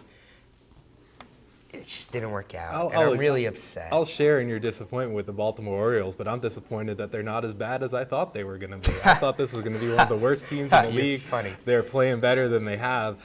They don't have a whole lot of talent there. The pitching's just not there. Brian Burris is pitching well, but you're relying on Daniel Cabrera, and Nick Markakis is a good young player. Adam Jones is a good young player, but your infield is Kevin Millar and What's wrong with Kevin Millar? He won a World Series with the Red Sox. He was on a team that won a World Series. He did not win a World Series. I don't recall him ever pitching for the Red Sox or hitting in all 9 positions. He was on the World Series team. You don't know what you're talking about. But anyway, quick round. What team do you think is built for the long haul? As much as I love the Oakland A's, I think in the West, the long haul team is going to be the Los Angeles Angels of Anaheim. This is a team that's got great balance in all aspects of the game. Their hitting can do a lot of things, power, speed, but their pitching staff, Irvin Santana's been terrific. Their bullpen, starting with the closer, Francisco Rodriguez, and then backing themselves up to their middle relief. It's been outstanding, and I think this team can really take it all the way. Yeah, they're phenomenal, but let's remember the Boston Red Sox are the World Series champions. Everybody's back. They got some young talent. They're going to be phenomenal. They're going to win the World Series this year. Thank you for joining us. We're very excited. You should be excited, too. It's a great MLB season in the Major Leagues. Thank you for having me. Welcome back to the 30-Minute Drill. I'm your host, Bobby Gross, and I'm here with Alex Bellias, and we're going to talk about the AL East. Now, the AL East was projected to be a big race between the Yankees and the Red Sox, but the Devil Rays have seemed to emerge on this huge winning streak. What do you think? You got to give the Devil Rays a lot of credit for coming out this year with fire. I don't think that they're going to be able to keep this up the whole season. The Baltimore Orioles a couple of years ago, they did the same type of thing where they were on a hot streak and they just collapsed. I definitely don't think the Devil Rays are going to be able to do it. Yeah, I agree. They're just too young. I think in a couple of years they could be highly in contention, but now they're just very young. Now, the Orioles and the Blue Jays have seemed to not lived up to expectations. They've pretty much been terrible. One of them was projected to be the third in the league. in the division. What do you think? Why aren't they playing up to par? Well, the Orioles owner, I think, is just completely insane for giving up all the people that he has. You just got to question what he's thinking there, and I don't see how a team like the Orioles can compete with all the other powerhouses in the AL East with what they have. And as far as the Blue Jays go, they just really haven't performed up to expectations. They have what it takes. It's just that they're not performing. I agree with you exactly. The Orioles, they've traded away a lot of their solid players, but that's because of money reasons. They might have some good prospects, but not this year. The Blue Jays, their players just haven't been playing up to expectations. They have a solid pitching staff and great hitting, but the players just are not playing well. Now, the main race, the Yankees versus the Red Sox. The Yankees have not been as solid as people expect them, but they usually have a rocky April. The Red Sox mostly leading the division, but the Devil Rays have been pulling some streak. Who do you think's going to win? I think the Yankees are going to come out hot. That's a surprise. You got to give them a lot of credit for how they've battled with their 4 and 5 hitters and A-Rod and Posada being out. It really it's taken a big toll on the team's performance, as you can tell with their under 500 record as of now. But I think that they're going to be able to get hot, and they always come out slow, but in the end they prevail. Yeah, I mean, the Yankees, they never seem to be that great of a team, especially this year with their old players. I think the Red Sox maybe are one of the best teams in baseball, maybe even the best. They have great hitting and great pitching. Now, maybe it's me, but being a Mets fan, but I think whenever the Mets or Yankees get big-time players, they seem to not perform as well because they're playing in New York. And I've seen that more with the Yankees. Bobby Abreu, who has been playing really bad. Johnny Damon. Well, Damon had a rough start in New York, but I think Abreu's held his ground as far as this year. He hasn't been that solid. Batting 300. I think he's all right. And what do you think about signing Posada to the 4-year deal? So they'll have him when he's 40. He's a catcher. He's not a right fielder. He can always move over to first base, and Molina's shown he can catch. I don't think that. I mean, 4 years is a lot for Posada, who's been around.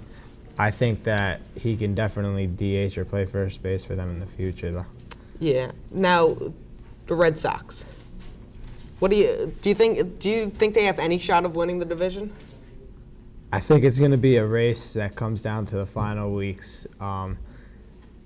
They definitely have the pitching staff to stay in this, but I don't know if Beckett is going to be able to, because Beckett has not looked too great this year. Matsuzaka, another story, but I don't think that they're going to have their whole rotation together by the end of the year in order to win the division. Yeah. Another thing with the Yankees, their pitching. It's very young staff. They either have very young or very old with Mussina, and Rivera, but he's always solid. But they're bringing up all these new pitchers. And, I mean, you don't know if they're going to be good or bad, and they're putting them in these big situations. Do you support their idea, or do you think they should have gotten more free agents who are more veteran? Well, I mean, there's definitely a lot of talk about how they should have went after Johan, but they would have given up too much. You can't give up a prospect like Phil Hughes or Robinson Cano or Melky Cabrera, because they're going to be the core of the team in years to come. But as far as the younger pitchers that have came up through the minor leagues, Rasner, he looked good. He did what he had to do in his first couple starts, and Ian Kennedy, he just had to get moved down, and he wasn't performing. Yeah, I mean, I just don't think two rookies in one rotation, it won't work, because I mean, they're both just getting used to playing baseball. It's a long season. It's hard to just stay fit and stay healthy. Now, the Yankees bullpen hasn't been really performing. What do you think about that? Well, I mean, Kyle Farnsworth has never really been the shutout guy that they thought he'd be. But Rivera, I'm going to be honest, he's not the same. He's not the guy that was going to come in and strike out the side like you expect him to. might give up a hit. I mean, I think that they'll be fine because Joba is going to carry them into that 9th inning where Mariano's reliable enough. As of now, I'm not impressed with their bullpen though. Yeah, we'll see. And after this, NBA playoffs. Paul Drake. He is sacked by Paul Drake. Number 59. Defensive end. Jansen, back to pass. And he is sacked by Paul Drake and Carlton Larson. Nothing changes.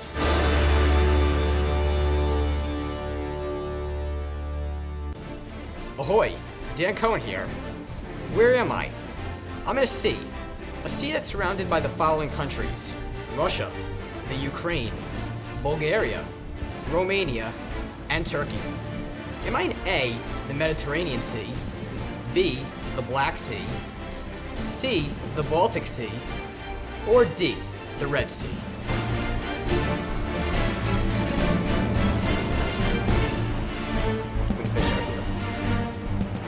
You said B, the Black Sea. You're right. Welcome back to the 30-minute drill. I'm your host, Bobby Gross, and I'm here with Patrick Calabrese, and we're talking about the NBA. Now the playoffs are going on, and who do you think are some of the top performers in the playoffs? Definitely Kevin Garnett. Really holding his team when his team was doing bad, when Pierce was doing bad, and some of the other players, like the top big three, wasn't really performing, like Allen. Garnett really stepped it up, really brought his game, and basically dominated. That was like game one. Paul, definitely for the Hornets. He's definitely like a driving force for that Hornets team. He's definitely he's definitely dominating them. He's passing it out. He's doing a really good job of dishing it to his teammates and really getting his team involved. And of course, Kobe, MVP. He's just been really dominant, scoring excellently, and he's bringing more of his teammates into the equation. Passing it out. Definitely doing a lot like that. I agree with Garnett. When Pierce and Allen couldn't step it up, he just came in the clutch. Also, Deron Williams, who's just carried this Jazz team, also with Carlos Boozer, but I'm a fan of Deron Williams.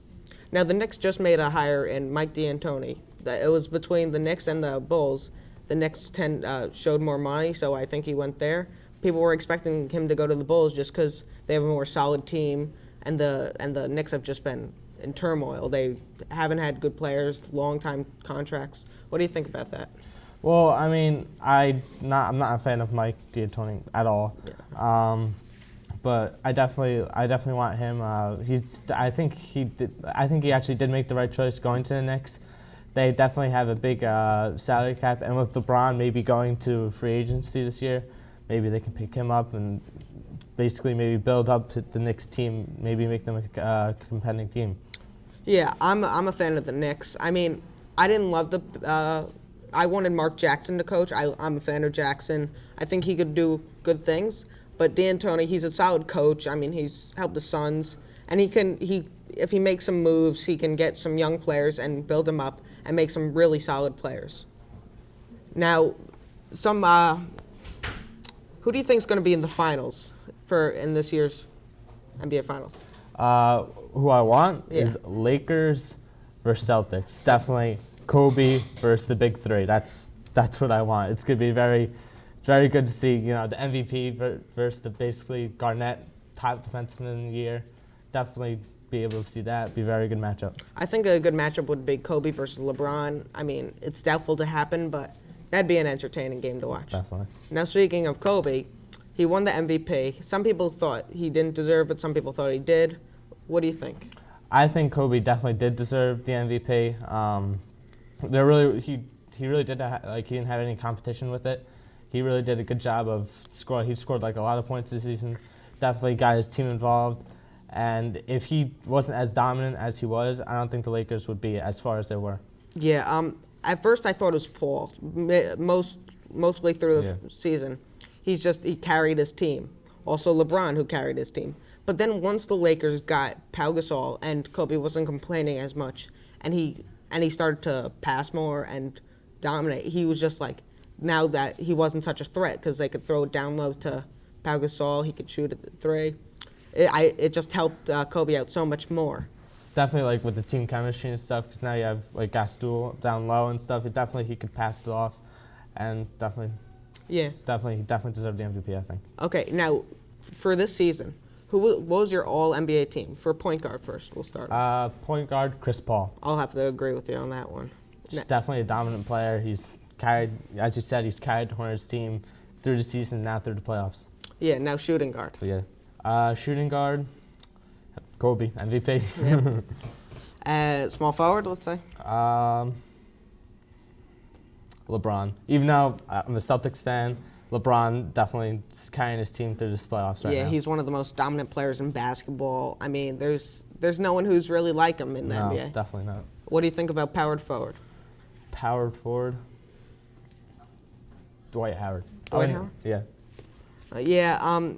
Well, he was my center pick, but I like Garnett. I think he was one of the best players in the NBA, even at an old age. I think he can still dominate like he did when he was younger. He can hit the three. He can dominate down low, and with the outlets of Pierce and Allen, it helps him more because now he's not the only player like he was on the Timberwolves. Yeah. He has these two outlets. And now for your center.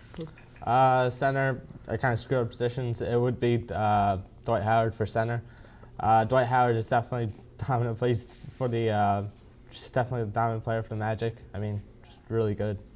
Yeah, I agree. He's just carried this team. When they were picked, I didn't really know too much about him. His first season, I didn't think he was that great. But then he emerged and he started to dominate. So who would you put at your power forward position? Kevin Garnett. Kevin Garnett? I was a fan of Timberwolves. Then when he moved to the Celtics, and Timberwolves weren't that good, kind of moved with him. I'm definitely a Garnett fan. His playing style is just great. I mean, he motivates his team so much. Okay. Well, that's all there is for this segment. We'll be back after this. Brian Ogden.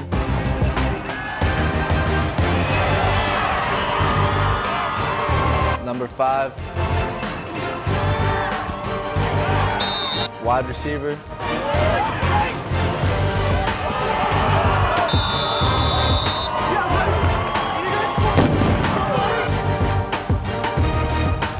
Nothing changes.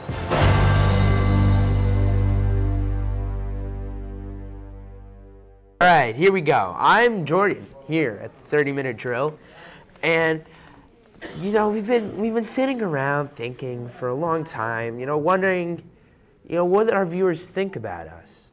How do they see us as analysts of sports, and how they view, what are their views on our opinions and our beliefs and our expertise. What do you think on what we give? And I would really, really appreciate it. And I know all of us here at the 30-minute drill, Kyle, myself, everybody else included except for Dubow, he doesn't really care. You can email us at 30minutedrill@yahoo.com, and we'll be able to hear your voice, and any ways you can help us make the show better, to improve it, what you'd like to hear more of, what you'd like to hear less of, anything you want to hear about. We'll take some questions on air, maybe some mailbags. We'll be able to respond to your emails, anything from fantasy sports, anything you want. If you need updates right now on fantasy sports, we can do that, trades, anything. And we want to be here to help you, the viewer. We're here to help you. We like sports. Yeah, we like doing this.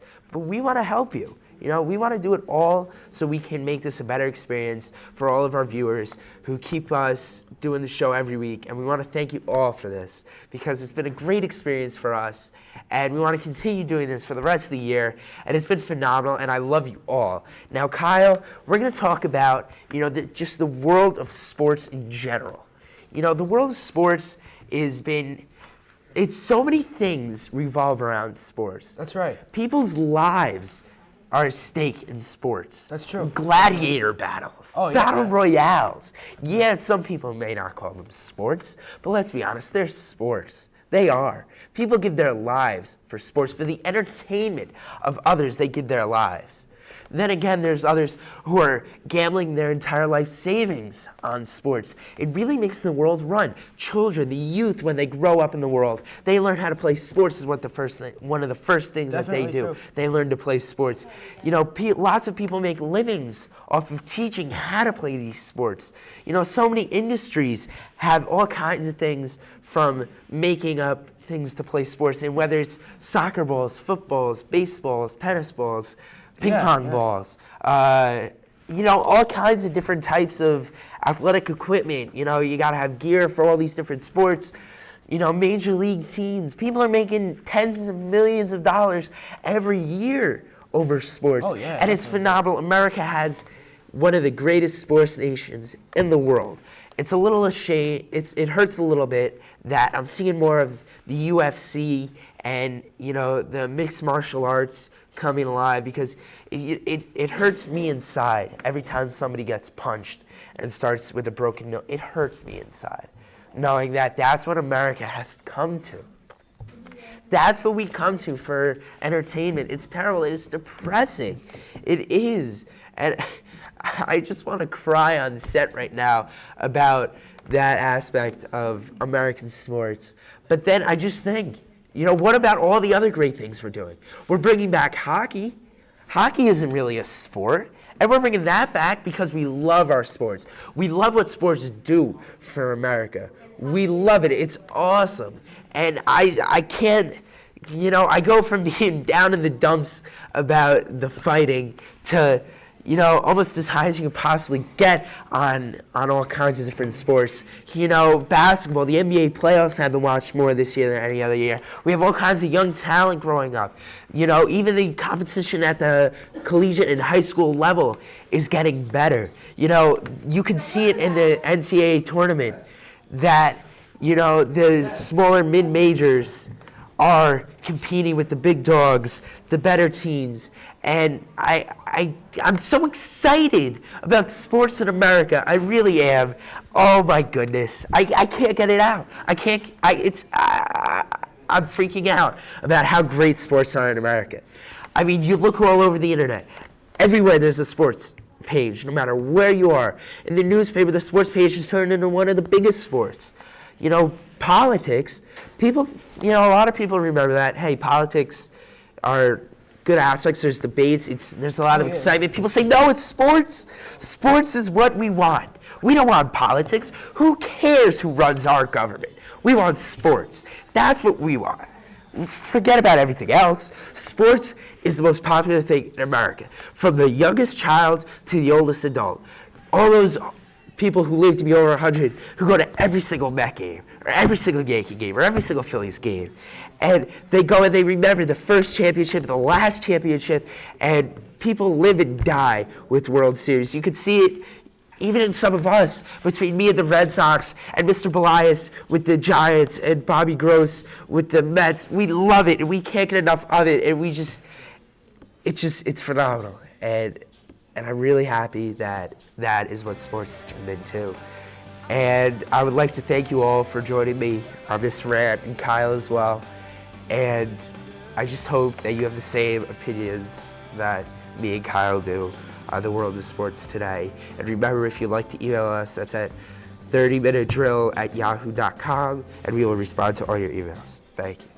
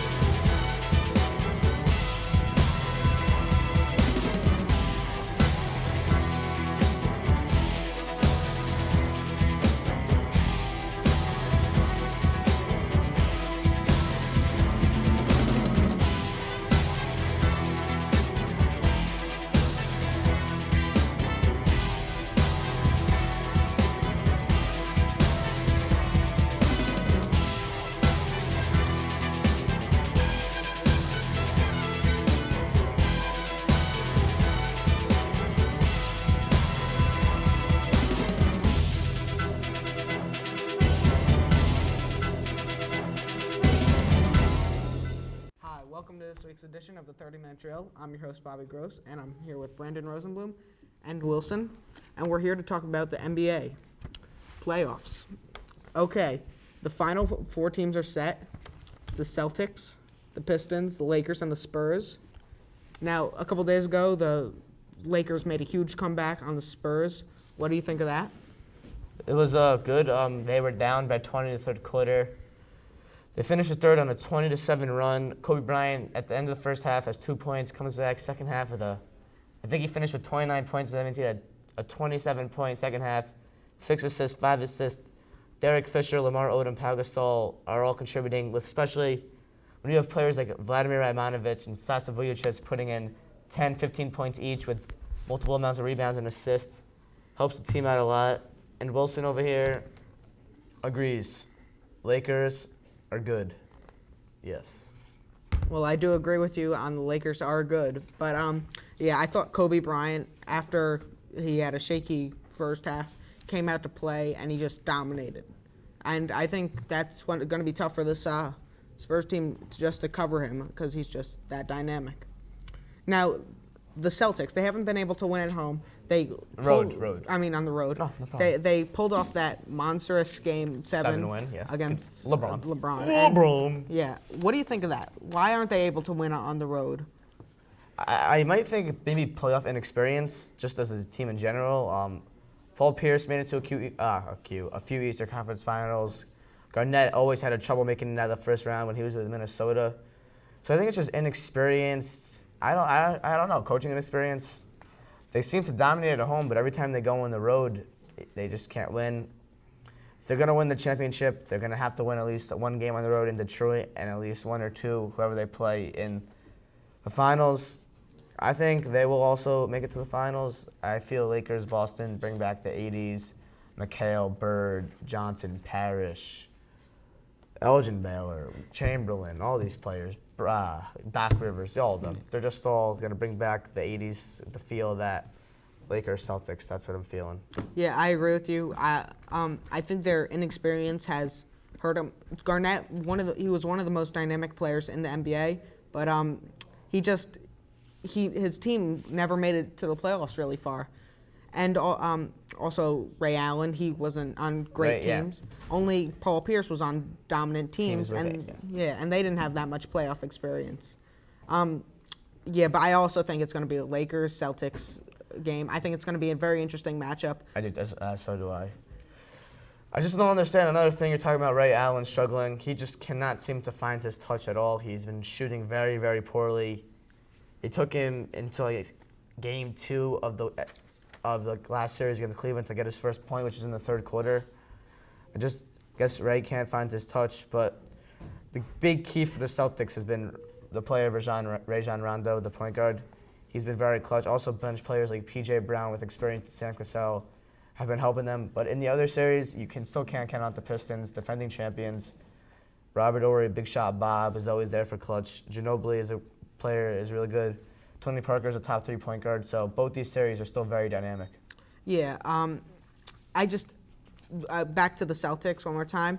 I mean, Allen, he just has not been able to play well, and Pierce just steps in a huge way, and he's just been probably the leading force on that team with Garnett. Yeah, Pierce has been dominant, just playing like a man possessed, as they would say. Yeah, now what would you say the Pistons need to beat this tough Celtics team? They got to play some gritty Detroit basketball defense. They got to get fouled. They got to play aggressive. They got to start bickering at them. Rasheed Wallace, they got to start talking smack. They got to get downright dirty, nasty, and disgusting to beat the Celtics. Well, they do have to get disgusting to beat this tough team.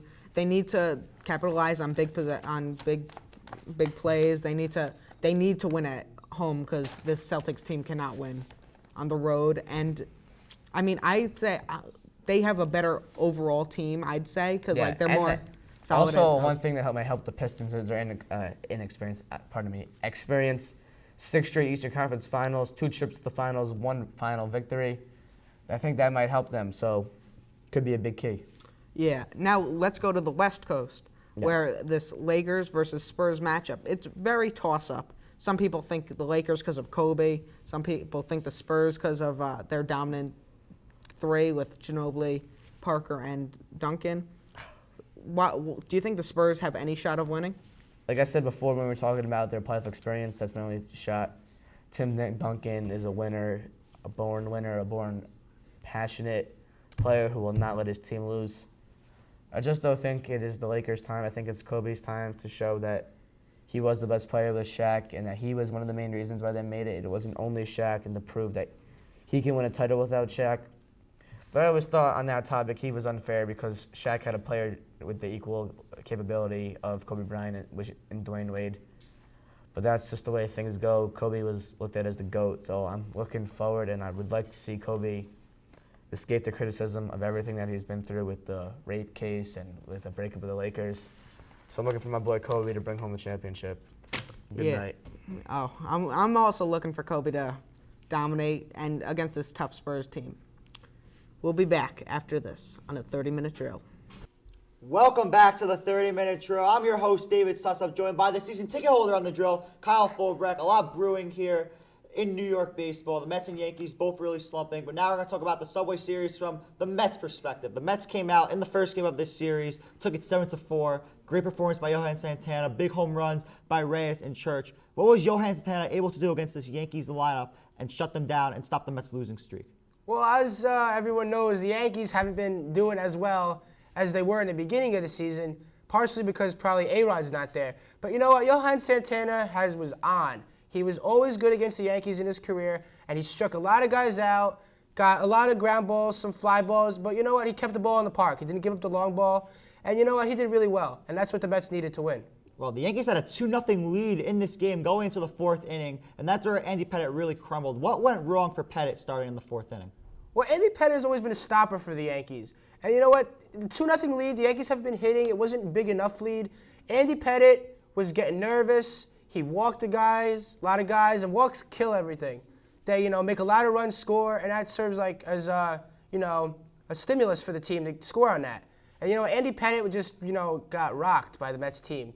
He wasn't throwing a lot of strikes, and he was just lusted in that fourth inning. Well, besides the fact that Pettitte lost his command, this is a Mets team on Thursday that got shut out by the Nationals 1-0. Their offense has really been awful the last couple weeks, pretty much the whole year, because a lot of guys have been slumping like Delgado and Reyes. What adjustments did the Mets offense make from the fourth inning on against Pettitte and the relief pitchers for the Yankees? Well, you know what? Pettitte wasn't good, as I said before. And you know what? After that, the Mets realized, we can hit this guy. We can do great. And you know what they did? They did just that. Hitting is contagious. And you know what? One guy hits, they all do well. Look at Reyes, Church. I mean, the guys were hitting early in the lineup, and everyone hits.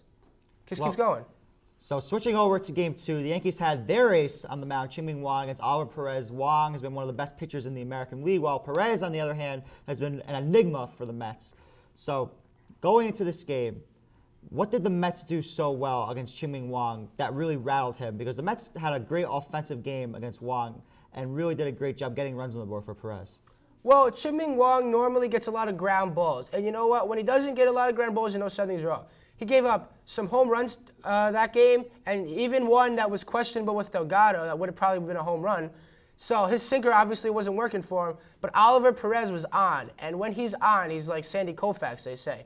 You can't really hit him. So, it's a question. Is he going to do well? Is he not? You don't know. From start to start, it varies for him. So if he's on, he's pretty much unhittable. Bringing up the disputed home run call, like you just mentioned before, Carlos Delgado should have had a 3-run homer. It hit to the right of the white on the wall and bounced to the left. So that's a home run because it bounced to the right of the line. Now, owners have always talked about possibly having replay for maybe safe and out or fair or foul. Do you think they should have instant replay in Major League Baseball? Oh, definitely. The umpires are supposed to make the decisions, but when it's that close, you can't really tell. So in this case with Delgado, instant replay definitely would have been helpful. I don't think that many guys would be like to gypped of home runs of RBIs or anything. So you know what? Yeah, they should have definitely done something like that for this. If he get a home run, he rightfully deserves it. Now, Jose Reyes hit his second home run in as many days here. In the second game, he hit a 3-run shot. He's someone who's really struggled. He has had a lot of trouble getting on base. Do you think a series like this might get him going and really help this Mets offense out? Definitely. Jose Reyes hasn't really been known for his power as much as his, ability to steal bases, his ability to get on with singles, and his ability to run. But you know what? If he could do this, that really shows that he's can do pretty much anything well, and that he definitely needs this to start doing well. And you know what? If he starts to hit, maybe other guys will start to hit too, because he's the leadoff hitter. And like I said before, hitting was contagious. Everyone will hit. Coming into the year, if someone told me or you that Ryan Church would be the Mets' most consistent offensive player right now, they'd say, you're crazy. Well, Ryan Church had another great series. He had 2 home runs, 1 in each game. He made a great catch in the field. How has Church been so successful this year, not only with the bat, but also with the glove? Well, Ryan Church came from the Washington Nationals, a team that really wasn't expected to win. So when you come to the Mets, they're expected to win and do well. It's a good atmosphere for him. He's a competitive player, and he does really well here in New York. He started off the season well, and you know what? He's not under much pressure like Delgado is or anyone. And you know what? He's been doing really well. He's been living up to, his expectation, and probably even more than anyone would have thought. You're right. I would have said you're crazy, too, to someone who thought he would do well. But he's really disproved me. Really quick, two points. One, Billy Wagner, big tire after Thursday's 1-0 loss to the Nationals. Do you think that little spark under this team, that's why they've won 2 games in a row? And also, talking about Willie Randolph's situation, job security, do you think these 2 games maybe gives him a little leeway now in terms of his managerial position? Well, first for Billy Wagner's been amazing this season. I don't think he's given up a run yet. His ERA stands at 0. He's given up no earned runs. Right. So you know what? Billy Wagner is the stopper in that bullpen. If he keeps doing the job that he's doing, Mets are going to win a lot of close games. And you know what? It's going to show them that, we can win. We're good. It's going to give a lot of momentum going for them. And as for Willie Randolph, Willie was under a lot of fire from the media, from everybody. His job could have been on the line at one point. But you know what? This really shows everybody that Willie knew what he was doing. He made good moves. And you know what? I think his job is less, on the line now after this series. Kyle, thank you very much. Don't get out of your seat because more 30-minute drill is right on the way. Ahoy, Dan Cohen here. Where am I? I'm in a sea that's surrounded by the following countries: Russia, the Ukraine, Bulgaria, Romania, and Turkey.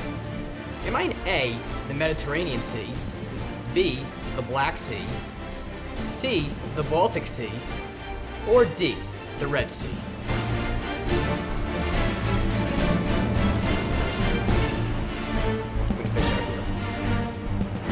You said B, the Black Sea. You're right. Hi, welcome back to the 30-minute drill, and this week we're talking about hockey. Now, due to taping, today is the 19th, and the series between the Detroit Red Wings and the Dallas Stars has not been determined. So if it was a Dallas Stars Pittsburgh Penguins series, who do you think would win that one? I think it'd be the Penguins. I think the Penguins are a stronger team, even if Dallas does go in with the momentum of winning a series in 7 games after coming back down 3-0. I think that Pittsburgh would be more well-rested, and I think they're overall a better team, have a high-scoring attack, probably the best power play during the playoffs so far. I think they're a much better team than Dallas. I agree. I think with their killer combo of Hossa and Crosby, I think they're just too dynamic. I mean, they're some of the best players in the NHL, and I think they're definitely going to win. Now, if the Red Wings, who were expected to win, if they win, who do you think's going to win that series?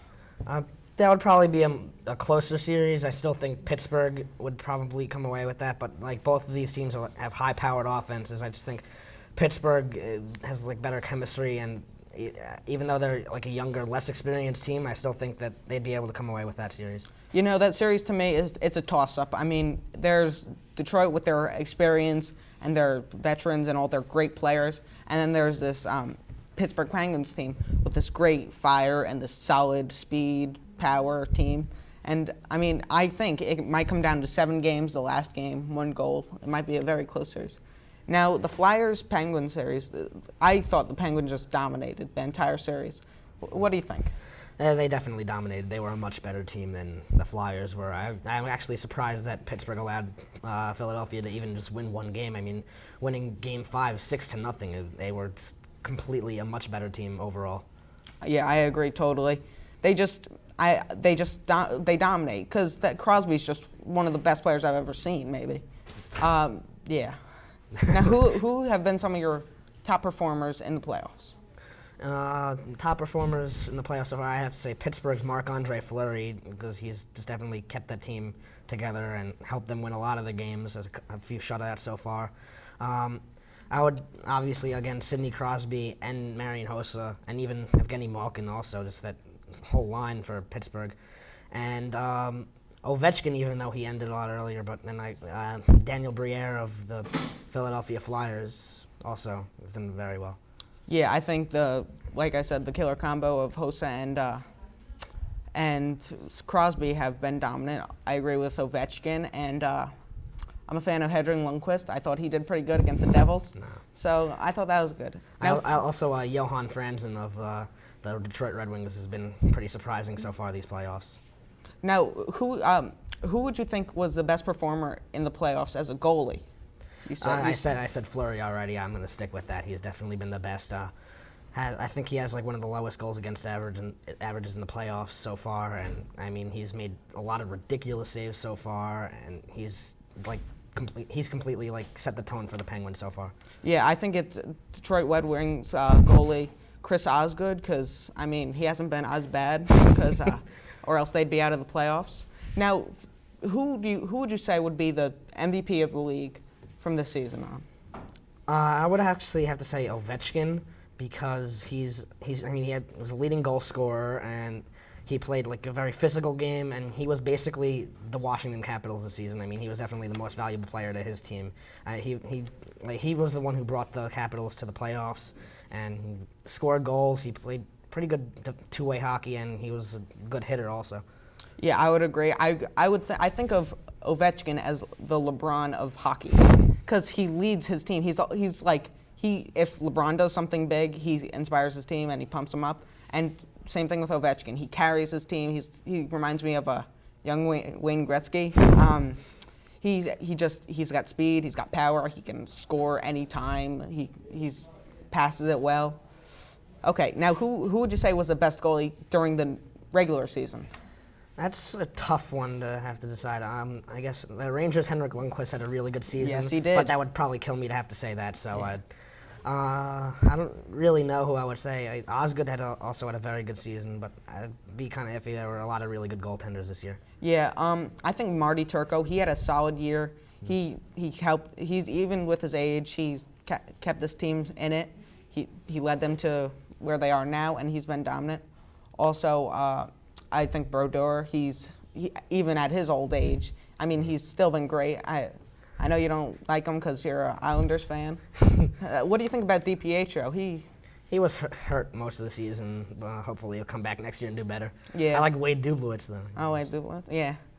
Okay. Now, why do you think since you're a fan of the Islanders, why don't you think they made the playoffs? Too many injuries this year, and they had it was like 11 players injured towards the end of the season. They were basically playing their minor league team for almost the entire season. So, and their starting goalie was injured. At some points, they had to play the third string goalie. And it was just they kind of just fell apart towards the end. Yeah, I agree. And when we come back, we're talking MLB. Brian Ogden.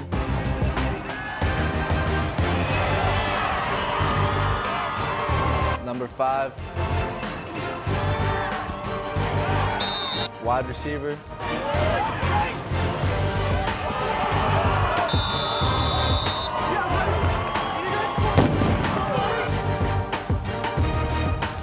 Nothing changes.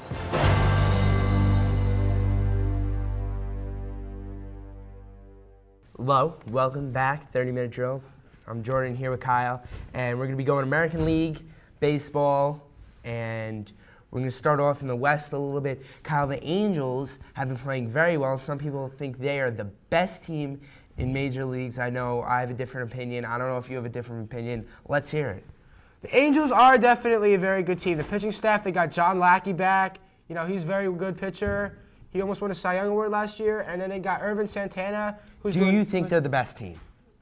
Oh, well, they're definitely one of the best. I don't know about the best. The best. Are they the best? No, there's definitely teams that are better. Who's better? Well, right now, probably the Red Sox are doing better. Thank you. I would like to just quote Kyle Folbrect on this episode of the 30-Minute Drill that the Red Sox are the best team in the major leagues. It's true. And that the Yankees are not. Right. And so what else do you have to say about the Angels? Well, you know what? The Angels are definitely a force to be reckoned with. I mean, Vladimir Guerrero is starting off pretty slowly right now, but once he heats it up, that team is going to win a lot of games, and they're going to probably win the West. And they always give the Yankees a lot of trouble, so I'm a little worried right now. Oh yeah, well, moving to the Central, the Indians are struggling early in the season. Hafner's not having a great year. Ryan Garco has not been playing well. He's starting to heat up now. I think he's going to hit his peak. He's 27. He's had a good minor league track record, and I think he is going to be one of the best corner infielders in the game at some point. Yeah. For a certain amount of time. Not the best ever, not going to be the best for a couple of years, but at some point he may be the best. And I think that they have experience on their staff. If Borowski can come off the DL and be healthy and close out games, then they should be all right. They shouldn't have any problem there. They still have Peralta who's there. And they're a quality baseball team who should put up quality numbers and should win some ball games. It's a shame they started off so badly so early, but that's the way it goes. And in the AL East, you got the Orioles who are playing phenomenal. They're 4 games over 500 as of today, and Tremblay's done a tremendous job at that club. He has taken a bunch of young talent and made them develop quicker. He's brought them into the right atmosphere, the right relaxed type of we're going to play baseball and we're going to have fun doing it. You are a Major League Baseball player. You come out and you get to play baseball every day and you get to make a living doing it, not just a regular living. You can be a wealthy person doing something that is so fun, just coming out to play the game. And, he's really gotten that across to his players, and he's helped to mentor and to teach the young kids. Adam Jones is playing phenomenal. Markakis has started slow. He's in a major slump, and I don't know how he's going to come out of it. Maybe Markakis is the guy that Tremblay needs to get on a little bit more. Maybe Mo Hill, the third base coach, needs to get on a little bit more. And they're a good club. They are. George Sherrill's been pitching very well out of the bullpen. He's got a ton of saves. Big surprise. He's been phenomenal. And Ramon Hernandez is starting to heat up a little bit. He had heated up. He's gotten to a little bit of slump, and I think he's starting to come back now. So he should be all right. And, Kevin Millar, as they used to say in Boston, and he's been doing not too bad as well. He can help to mentor some of those young players and bring them along. And Brian Roberts, he is still a member of the Baltimore Orioles. He may get traded at the trade deadline for maybe some hitting or some young talent because the Orioles can't handle the big contract that he's going to want after the year. They got Melvin Moore at third base, who is very underrated. He's hitting about 256 now, but he's a career around the 280s hitter. He's got above average power. He's driven in 100 runs once or twice, and he's been a great player generally, and he will heat up. And I think there's only positive that can come from that Orioles team. The rotation has been pretty good. They haven't been as good as I know Tremblay wants them to be, but they haven't been bad yet. They've not been bad. They've been able to carry their own weight. I just want to see how they handle the entire season as their pitchers get towards 200 innings, how they end up pitching towards the end of the season. And I don't know about you, but I'm pushing them for the playoffs. I want them to get in the playoffs. I know they're playing in a better division here with the Rays, who have been playing great baseball, the Blue Jays, who can come out on any given night and rock you because they've got enough talent hitting offensively and pitching and defensively. They got the Red Sox, who are, as you said, the best team in the major leagues. Yeah. The Yankees, okay, you win most of your games there, but that's a rivalry. They've hit some roadblocks with the Yankees, and if they can ever find some way to turn something around, the Yankees, those are tough games. And they play in the American League. It's tough. Oh yeah. Yeah, it's hard to win when you're playing in the AL East because it is the best division that Major League Baseball has right now, and it could be the best division Major League Baseball has ever seen because it's just that good. Any team from the AL East can come out, win the division, and then win the World Series, and it's phenomenal. And, I would just like to thank you for joining us for the last regular season show that we will be having. And remember to catch our 1 hour special finale of the drill as it airs all through June. And I would like to thank you for joining, and we'll see you next time.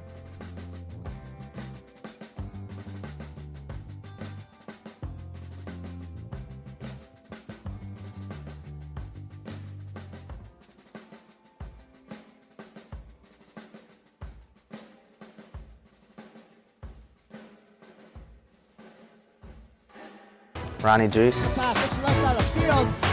That's the best intercepted. Number 23. D-back.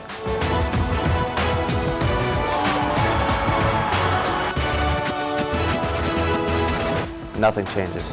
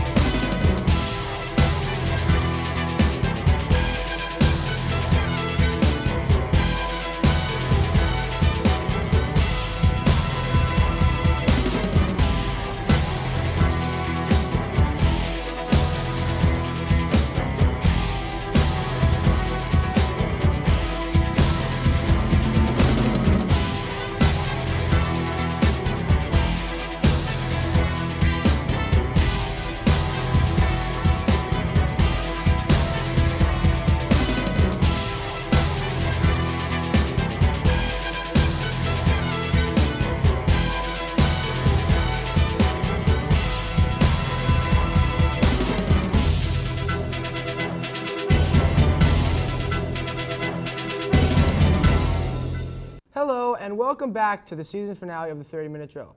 I'm Kyle Folbrect here one-on-one with Mr. Bosma, and we're going to talk about the Mets 2007 season in review. Now, as everyone knows, the Mets participated in one of the biggest collapses for a division leader in baseball history. They were up 7 games going into the final few weeks of the season, and then they lost it all to the Phillies. Now, Mr. Bosma, what exactly would you say really caused this collapse? It could be any number of things, but I'll tell you, I'm still waiting to wake up and find that it's still September of last year and that that collapse didn't actually happen. Again, I can dream, can't I? Oh, yes. But the easiest thing to do would be to blame Tommy Glavine for collapsing at the worst possible moment to end his Mets career and effectively almost putting the game out of reach before the Mets even had a chance to get up the bat. Although Carlos Delgado did give in that first inning, give the ball a ride that could have tied the game, but again, didn't happen. Okay, yeah, that's true. We don't know what could have happened, but now on to David Wright. He had a monster year. He had 325, 30 homers, 107 RBIs. He's continuing his success into this year. How important is David Wright for this team? David Wright, in my opinion, he's the heart and soul of this team. And I don't know the last time, offhand, I don't remember the last time the Mets have had an official captain. But I'd like to see in the next year or two that David Wright be given that responsibility and the respect that comes with being a team captain. Now, David Wright, yes, that's true. He did have a monster season. But the Mets have also had some key losses, like Sean Green, he went into retirement. Paul Duca went to the Nationals. Tom Glavine went back to Atlanta. Even Lastings Milledge went. Now, they did get some new players. They got Ryan Church. They got Brian Schneider take over a catcher. And, of course, they got Johan Santana, probably the biggest acquisition out of any team in the offseason. Now, how important was that for the Mets to go out and get someone like Johan? Big boost. Everyone was in a foul mood after that last season collapse, and so you really needed to turn the page and what could be better, what could symbolize a new fresh start than acquiring someone the likes and caliber of a Johan Santana. And as you said, Ryan Church and Brian Schneider have been absolutely fantastic and have overperformed any expectations anyone could have had. That's definitely true. Coming into the season, people would probably call me crazy if I thought, Ryan Church and Brian Schneider would perform well in New York because they've been on the Nationals. Now we're going to talk about the starting rotation of the Mets. Oliver Perez, he did really well last year, won 15 games, had an ERA in the mid-3s, struck out a lot of guys. But this year, Perez hasn't really translated his success. What's the biggest problem for Oliver Perez? I don't know. Perhaps he's trying too hard because this is a contract year for him, and it certainly will pay off dividends if he can recapture the form that he showed last year. As it stands right now, he's been unable to repeat the success he's had last year. Yeah, that is definitely true. Oliver Perez, one start, he might throw a shutout. another star. He might not even get out of the second inning. But one guy who definitely has been consistent is Billy Wagner. Billy Wagner has, I think he's only given up 1 run the whole season so far. And, Billy, last year too, he's saved a whole lot of games for the Mets, strikes out a whole lot of guys. How important is Billy Wagner for that bullpen? He is incredibly important. The bullpen has had its ups and downs, but it's nice to know that you get to the 9th inning this season and Billy's been automatic.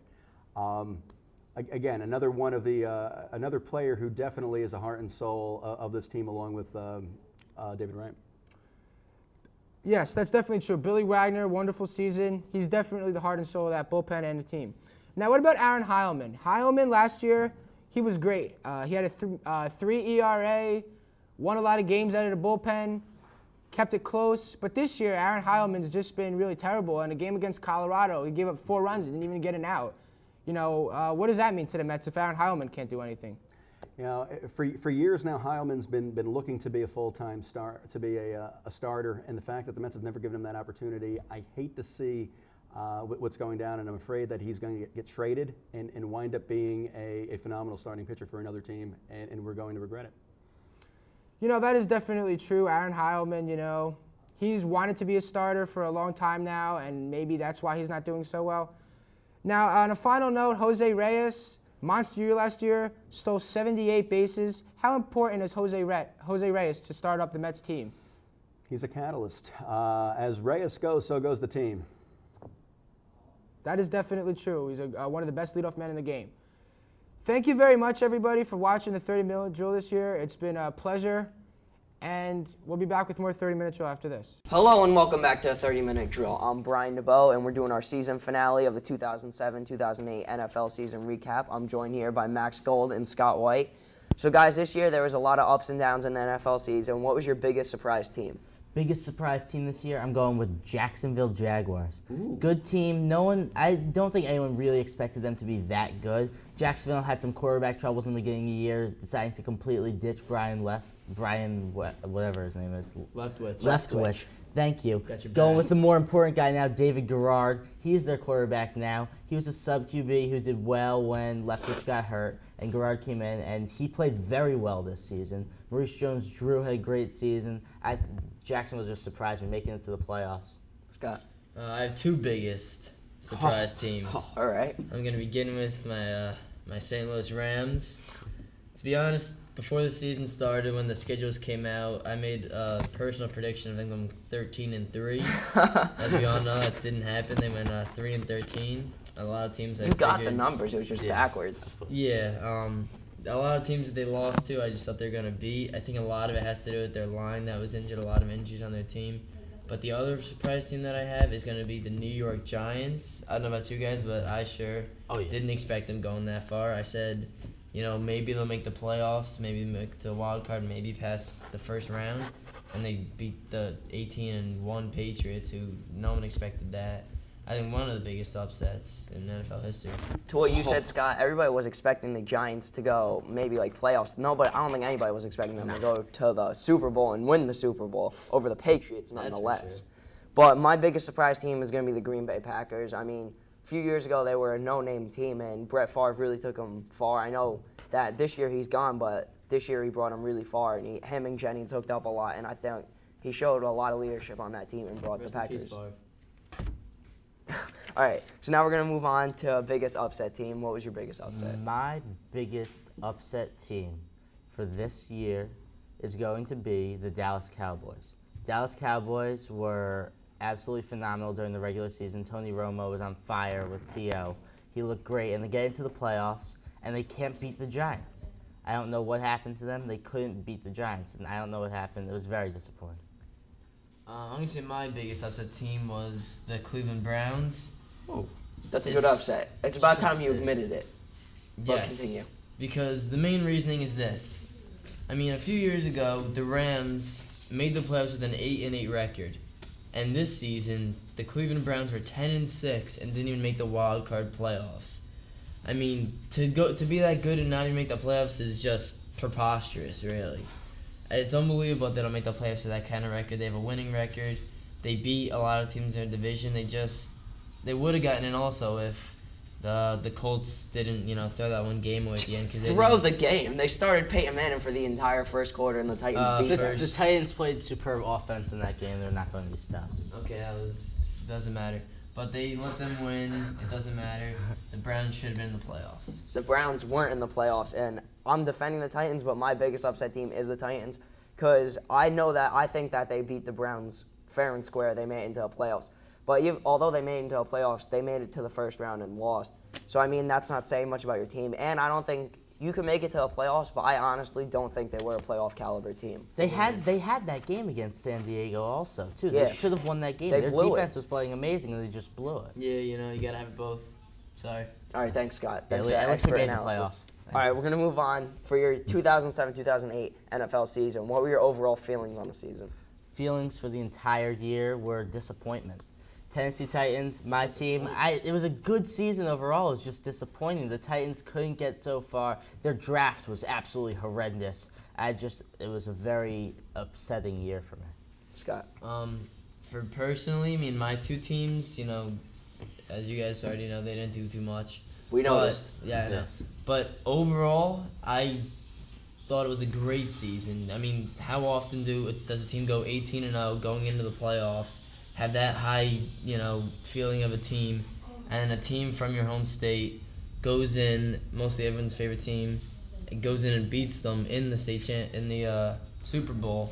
It just doesn't happen often. I'd like to see that. It was good. Yeah, talking in terms of the season and the content of the games, I think that I was pretty impressed overall, considering there weren't too many blow-ups aside from the Patriots, obviously. Yeah. But the games were good. They had content, and everybody was shocked by some of the games. There was, of course, upsets. That's all part of the season. And I think that was a great season. My teams obviously did better than Scott's, which is obvious. But they still didn't make it to the Super Bowl. But that's all the time we have for now on this segment of the 30-Minute Drill. We'll be back with more after this. Stay tuned. Paul Drake. He is sacked by Paul Drake. Number 59. Defensive end. Jansen, back to pass, and he is sacked by Paul Drake and Carlton Marston. Nothing changes.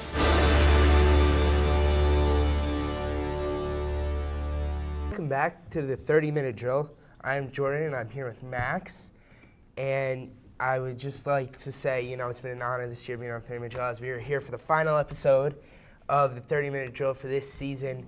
And, I'm really happy to be on this episode. I don't know about Max, but I'm ecstatic to be here right now doing what we're doing and doing it right. Max, there's been a growing phenomenon in the world of sports, the mixed martial arts fighting.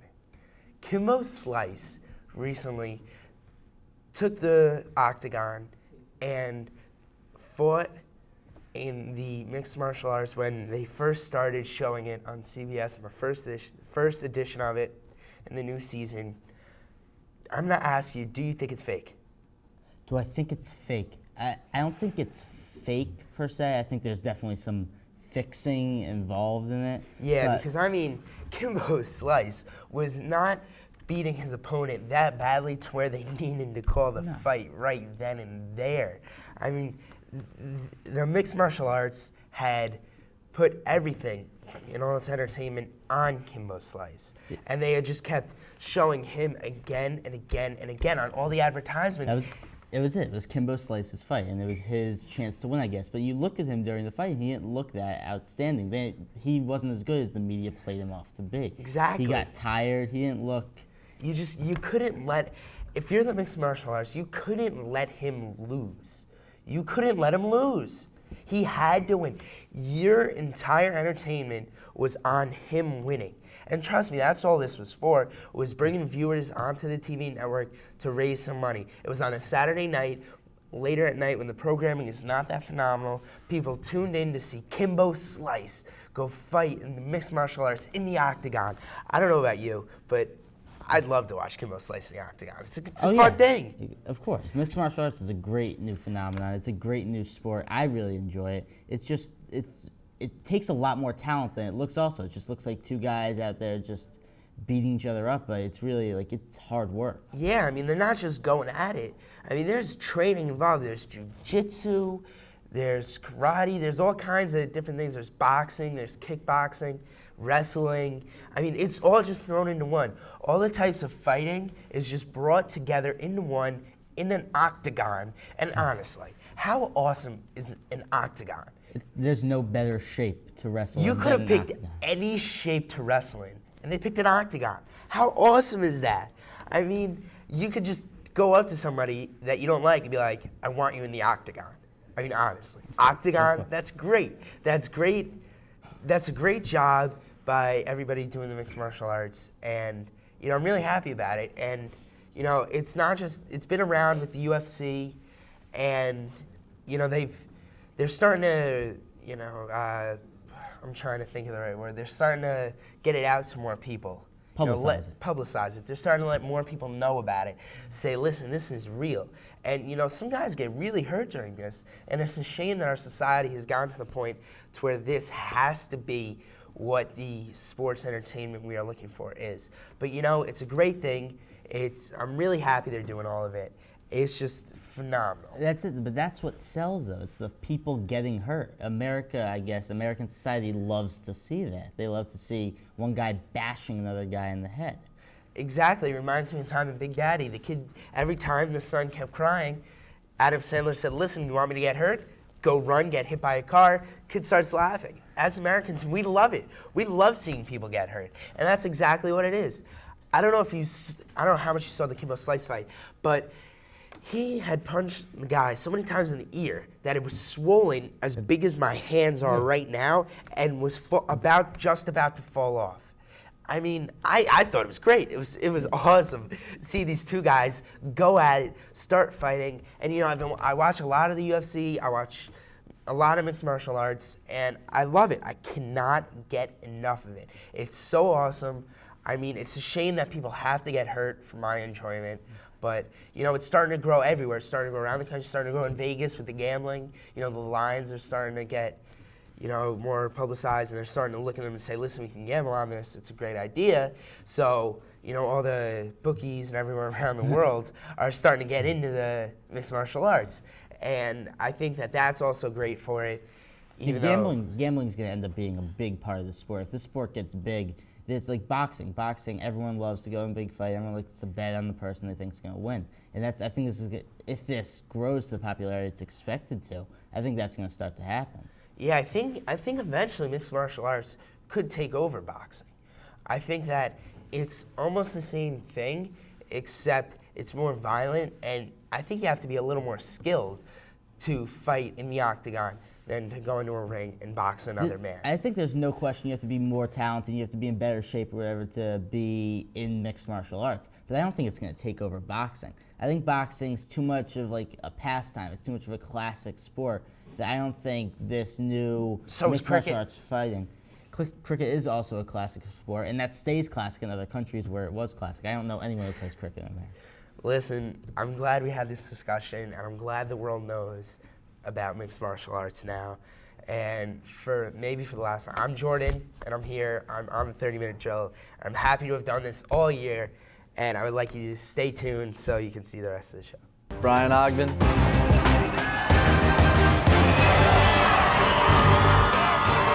Number 5. Wide receiver.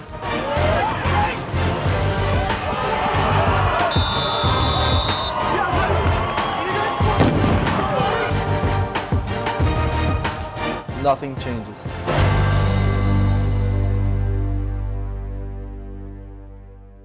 Welcome back to the final episode of the 30-Minute Drill. I'm your host, Bobby Gross, and I'm here with Alex Bellias, and we're talking about baseball. Now, we're talking about the entire year of baseball from 10 months ago to right now. Now, the Rockies last year had a huge end-of-the-season run. I think 22 out of 23 games they won. It was monstrous. What do you think about that? And this year they're not playing as well. How do you think they did that unbelievable run? Well, I think it was just a matter of getting hot at the right time. Their bats really became explosive towards the end of last year. It's really hard for a team coming off a hot streak like that to come back in the beginning of a new season and continue that. I think it was just a 20-game stretch where they got hot. I don't think that they really were that great of a team. Yeah, I agree. I don't think they have solid players, but they don't have that great team. They caught fire at the right time. Their pitching was great. Their hitting was great. I don't think it's going to come into this season, though. Now, the Red Sox, your not favorite team because you're a Yankees fan, obviously. Do you think they can repeat the World Series? I think they have a legitimate chance. They definitely have the same strong lineup coming back as they did last year. Pitching staff just as strong. Rookies stepping up. I think they have a chance, but obviously the Yankees are going to beat them in the playoffs. Oh, obviously. Yeah. I think they have a definite shot of repeating the World Series. I think they have one of the strongest teams in all of baseball. And I think they're going to show up after the All-Star break and just dominate throughout the season. Now, what about this season? Who do you think's going to win the World Series? Well, I think the Yankees. Besides the Yankees. The Yankees really do have a great chance. Even though they didn't get off to a hot start yet, they really are a summer baseball team, as they've shown in previous years, where they just get hot, win 15 to 16 games in July, and anything could happen. I mean, anything could happen. Do you think anything else could happen besides the Yankees winning the World Series? Do you think another team could? Well, maybe, but I really do think the Yankees have a legitimate chance. Oh, well, the Yankees do have a chance, but so do most teams. I think the Red Sox have a very good shot. I think the Mets, they're going to show up to play. They just got to get rid of all these injured players. They have to get healthy. They have to start playing together. I think Jose Reyes needs to start playing better. He needs to hit more ground balls and run them out. With a powerful lineup that the Yankees have, I mean, if that offense just gets rolling at any time, they can really be unstoppable. Okay, whatever you say. They can. Now, who do you think is going to win the MVP award for this year? I can't really tell right now. I think that A-Rod will probably. A-Rod, wow. A-Rod, coming off a tough injury, I think he'll come back, hit maybe 50 home runs again, that whole deal. I think he'll be the MVP. Oh, I'm not surprised you chose him to hit 100 home runs. I think Chase Utley has a definite shot. He's just been hitting the crud out of the ball. He's hitting the ball unbelievably. Also, Lance Berkman, he's dominating. Also, pretty close numbers with Chase Utley. And then Chipper Jones is having one of his best seasons of his career. Even though he's getting older, he's hitting outstandingly. Yeah. Now, who do you think is going to win Cy Young? Early predictions. It's hard to tell, but who do you think? Well, Ching-Ming Wong. Besides the Yankees. Ching-Ming Wong is good. All right, seriously, I think that Dan Herron for the National League is definitely one of the main candidates. He came off to a great start. I think he'll keep rolling throughout the rest of the year. But then again, Ching-Ming Wong in the American League, I think he's going to be a key part of the Yankees' run in the summer. So I think that he has a chance for the AL. I think Johan Santana might. I mean, it's a lofty pick, but I think he might. Also, I agree with you and Dan Herron, maybe a couple other pitchers. Now, very quickly, Rookie of the Year. At this moment, I'm really not sure. Wrong. Josh Hamilton. Now, that's all the time we have for this segment of the 30-Minute Drill. We'll be back after this. I don't know. Ahoy, Dan Cohen here. Where am I? I'm in a sea that's surrounded by the following countries: Russia, the Ukraine, Bulgaria, Romania, and Turkey. Am I in A, the Mediterranean Sea, B, the Black Sea, C, the Baltic Sea, or D, the Red Sea?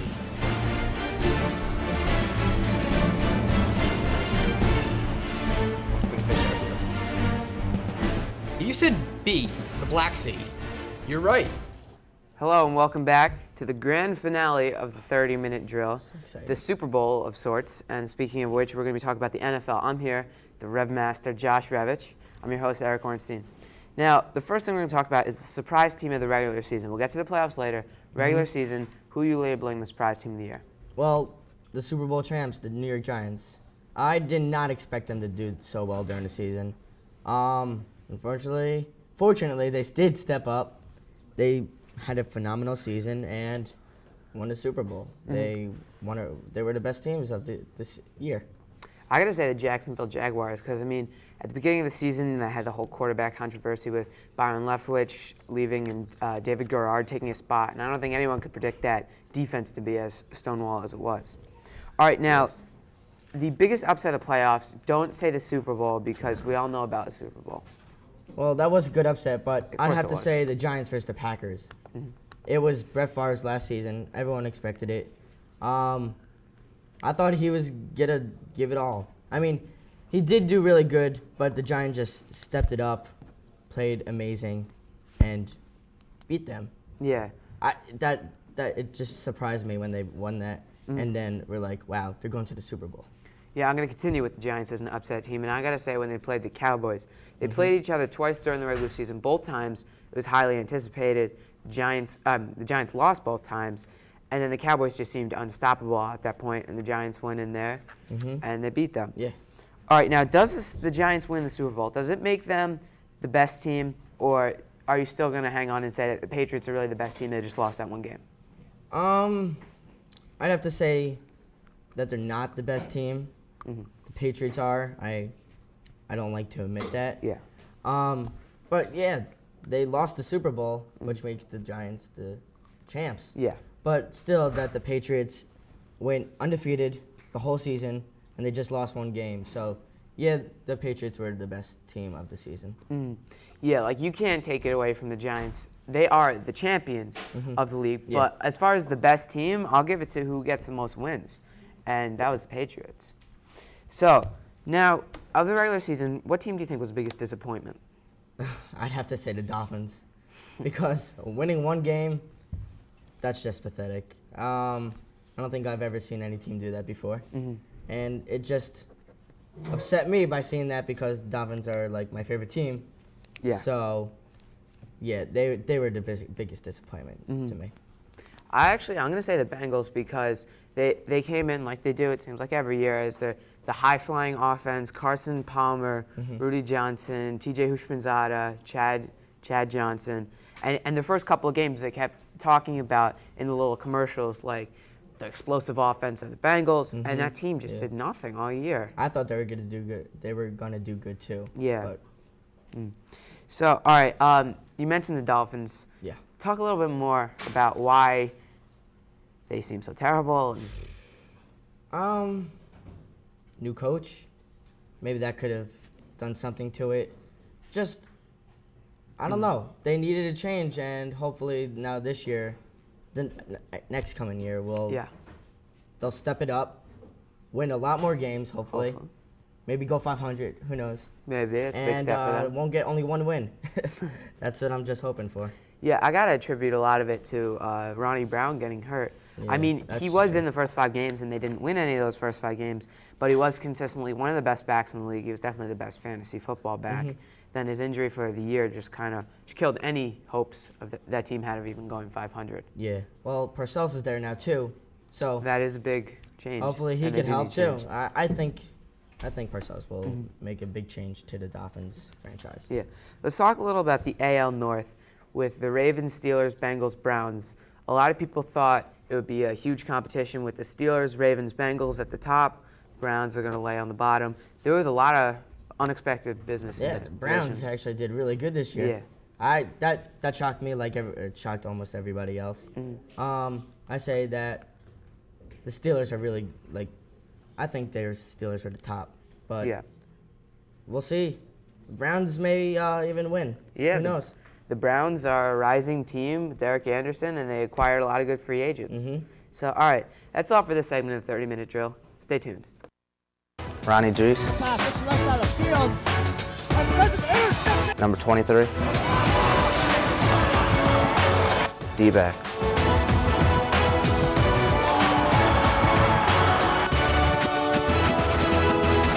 Nothing changes. Welcome back to the 30-minute drill. I'm your host, Bobby Gross, and I'm here with Brendan Rosenblum for the season finale of the 30-minute drill. Now we're talking about the college football season. That's right. Yeah. LSU won this year. Yes. I wasn't expecting it, but they did. What do you think were their keys to winning this season? Keys to winning. Yes, keys to winning. Defense. Defense, yeah. Defense. Glenn Dorsey. Okay. Yeah, I honestly agree. Glenn Dorsey dominated on defense. Oh, I thought you were finished. No. Okay. Yes. LSU's keys or their defensive play. Glenn Dorsey, Kawika Pittman. We'll make him a first name for him. Kentrell Pittman, Craig Stelz. Platitude of linebackers who are very good. The cornerbacks played very well. And also I think the experienced senior leadership and quarterback Matt Flynn mixed in with a little bit of Ryan Perlew, the super sophomore who is a young, fast, exciting player. You had Jacob Hester at running back, Early Doucette, Bellias Shrimp. You had just all these some players, good players who just helped them. And they were all experienced and an experienced coach. Yeah, I agree. I think their defense dominated for them. I think that's how they won games. Also, I think Matt Flynn, he had their senior leadership, and he just dominated. Now, who do you think are going to be some of the top teams next year? Georgia. Georgia. Oh, why do you think Georgia? Matt Stafford, quarterback, coming back. He's a projected Heisman winner? Projected Heisman. Here we go. Got no Sean, bringing my avid watchers back to college football season. I was very big on the No Sean bandwagon. He's a Jersey boy like me. I think he's experienced. I think their defense is coming back. They're returning a lot of starters. They got a big Georgia-fed, pig-feeding, monster-eating offensive line. I have No Sean on the ball behind. I'm looking at Georgia and another team from the SEC, Florida. Also, I'm looking for the Fresno State Bulldogs to win it all. Really? Yeah. Oh, well, I agree with Georgia. Just their talented team, Matthew Stafford. Also, I think Florida might win the championship just with Tebow's experience, and he's just been it's going to be his third year as a starter. He's just going to dominate, I honestly think. Now, the NFL draft just happened. Does work. Yeah, it does. And many interesting picks. Who do you think will be the top 5 players in the NFL this the upcoming season who will be big? No Sean Moreno, Matt Stafford, Timothy Tebow, Michael Crabtree out of Texas Tech, USC's running back, Stephen Johnson. Well, I agree with you on Stephen Johnson, with Tim Tebow, yes, and Matthew Stafford. Then there are a couple. There's no one really else I could really say for that one because I think last year a lot of players just graduated and they went. Too early right now. Yeah, it's too early to judge. But in the NFL, the players who were just drafted, who do you think will be dominant? Ray Rice. Ray Rice. Psych. Oh, okay. No. I think Tyrell Johnson. I mean Kenny Phillips, the Giants safety, will help them out a lot. I'm looking for Mario Manningham to do big things. Also, Tim Tebow next year will do very big things for the Jets. Yeah, I feel like the Jets are going to take him. That's just going back. Okay. And that's about it. Jonathan Stewart also. I think he'll produce for the Panthers next year. I think him and D'Angelo Williams will be a killer combo. Me too. Like a Deuce Staley, Jerome Bettis combo, and they'll just dominate. Also, I think Chris Long, I think he's going to be a good player. He's a monster. He is a monster. He eats people. He might eat people. He might. Like, honestly.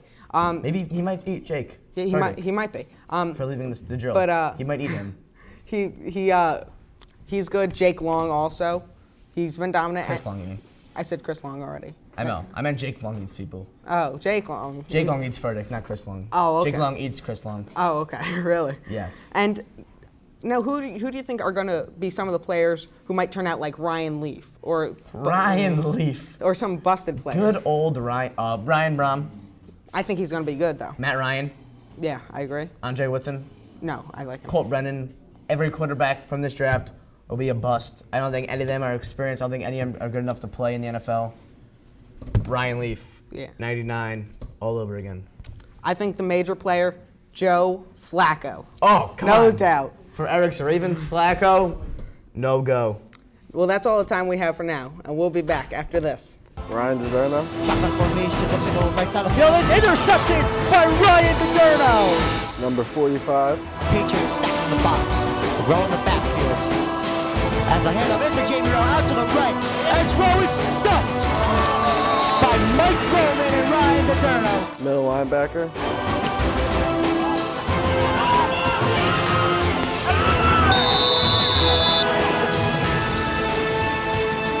Nothing changes. Welcome back to the final segment of the 30-minute drill this year. I'm your host, Bobby Gross, and I'm here with Eric Orenstein. And So, right now we're talking about college basketball. Now, Kansas was the champions this year. What do you think were the major ways they won this year? Well, they had that clutch shot by Mario Chalmers. They had a very tight defense, tight like this shirt. I believe it belongs to Revitch. It's strangling me. Besides that, they had a great overall play, and that's just what won it for them. Yeah, I think it was their tight defense, the dominating presence of Brandon Rush. I think they just had a great collaborative effort, and they just dominated. Now, what do you think was the main reason all 4 number 1 seeds made it to the Final Four? Was it the easy schedules? Was it just teams weren't as good? What do you think? Well, usually, obviously, the reason that doesn't happen is because someone gets upset, but all 4 number 1 teams were just so strong this year that it's so hard to upset any of them. Yeah, I like sometimes there's like an Iowa at number 1 or a weak like Memphis team or something like that, or Kentucky because they never seem to win. I think just this year there's a bunch of stars on each number 1 team, a bunch of great players who will be great in the NBA. Yeah, that's pretty much it. Now, who in the NBA draft that's coming up, who do you think will be the number 1 overall pick in the NBA draft? Well, Derrick Rose out of Memphis, I mean, he's a guy you can just base your team around, and he'll work well with whatever team they pick for him. You know, I'm a fan of Michael Beasley. I like how he plays. I think he could be dominant in the paint, but also if you need him, he could hit that outside shot. Also, I think, I agree with you. Also, it's in between those 2 guys because Derrick Rose also. If someone might make a trade with the Bulls to get the number 1 pick, so Derrick Rose might also be that dominating number 1 pick. Now, who do you think will be the top 3 NBA players from this upcoming draft? Well, you got Derrick Rose out of Memphis. Yes, you do. And as you said, Michael Beasley from Kansas State. And then finally, Chris Douglas-Roberts out of Memphis. He's a great big man. Yeah. You know, I actually have 5 great players. Is Josh Revitch one of them? No, Josh Revitch is one of them. I have Derrick Rose. I think he's going to be good for whoever he plays for. Also, Michael Beasley for the reasons I said before.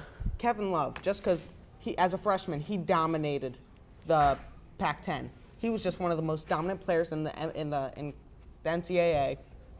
I just can't see how he won't dominate. Also, besides this recent controversy with O.J. Mayo, I think he's going to be a solid NBA player. He brought USC to the tournament this year.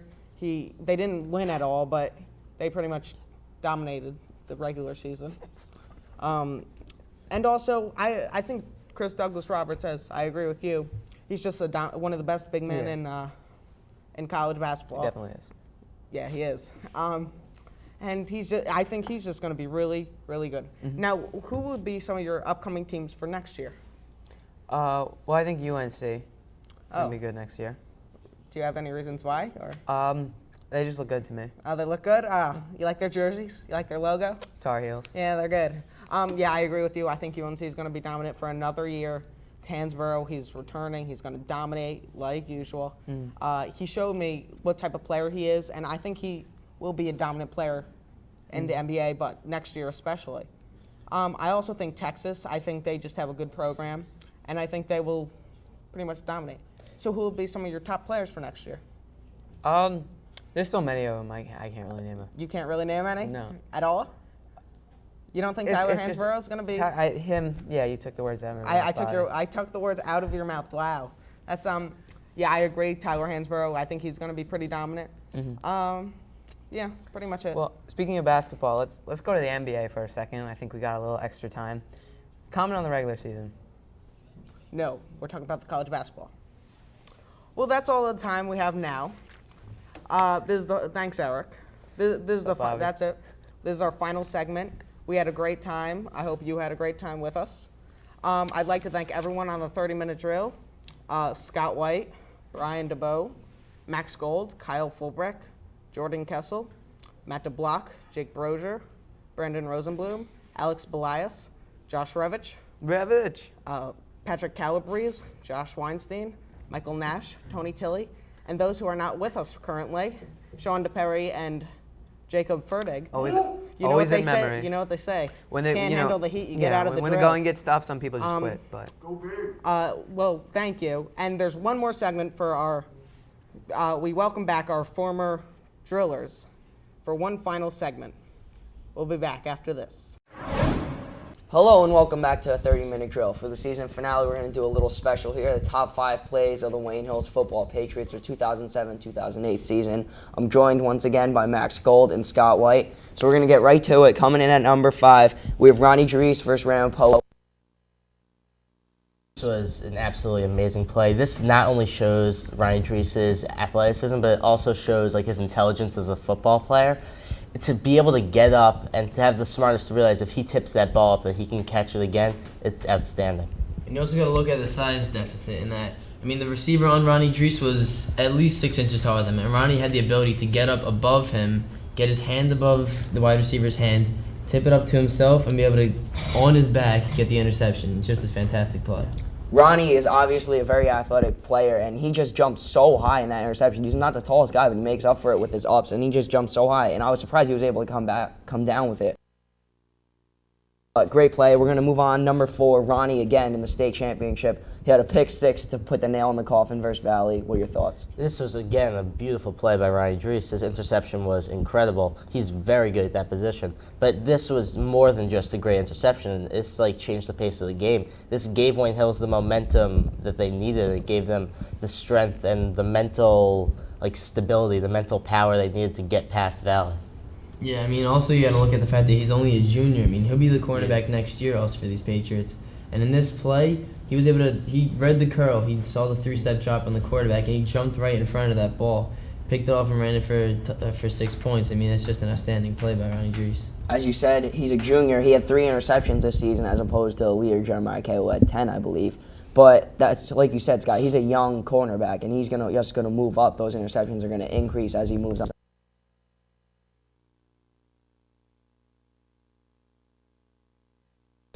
He's famous for that dive, and he loves to do it, but States was especially fanatic. What are your thoughts? This was a huge play, but this not only, he can take a hit. That was a big hit, and he had a beautiful dive to get in there, and he just pushed through. And he got pretty much torn apart out there by the defense, but his dive was outstanding. To pull it off and to get a touchdown there was huge. I mean, it's probably one of the most famous plays this year in Wayne Hills football. I mean, running into the end zone off just a handoff. Probably had about 3 guys around him, just jumped over him, front flip, landed on his feet in the end zone, which is probably the most spectacular part of the play. I mean, it's just amazing athleticism, great play by Carlton Marson. Some players have that fear of jumping up and diving, doing flips, that they're going to get hurt, they might land on their neck or something. But Not Carlton. No. Obviously not Carlton, considering he dives normally at least a few times a season. So that's saying a lot, but as a running back, he was very successful with Darian DeSico. He had 851 rushing yards. So, I mean, that just says a lot about his character. He did a great job. He's moving on to college now. I'm sure he's going to do just as big things there. It's hard to see that also, because it's hard to see a running back who can rush that many yards and can also take hits like that. Because to be that powerful and to be able to rush that many yards.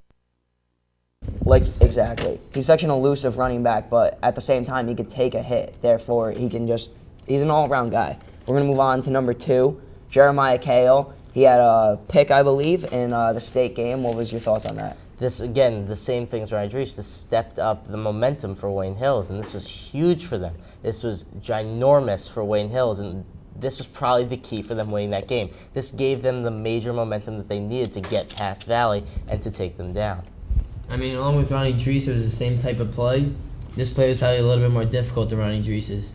I mean, he jumped in front of the receiver, caught the ball, and not only did Ronnie had a bit of a cakewalk right there into the end zone, but Jeremiah was able to run around guys. He got a couple nice blocks in from his teammates, and he ran about 40 yards to get into the end zone. Great play. I see Jeremiah as a more mature Ronnie Drees. Therefore, he's obviously more successful. He was one of the captains this year, and he really led the Wayne Hills Patriots. That just showed great athleticism. He was able to come down with it and still run into the end zone, so he wasn't tired. He didn't have the cakewalk, like you said, into the end zone like Ronnie. We're going to move on to our number one play of all time.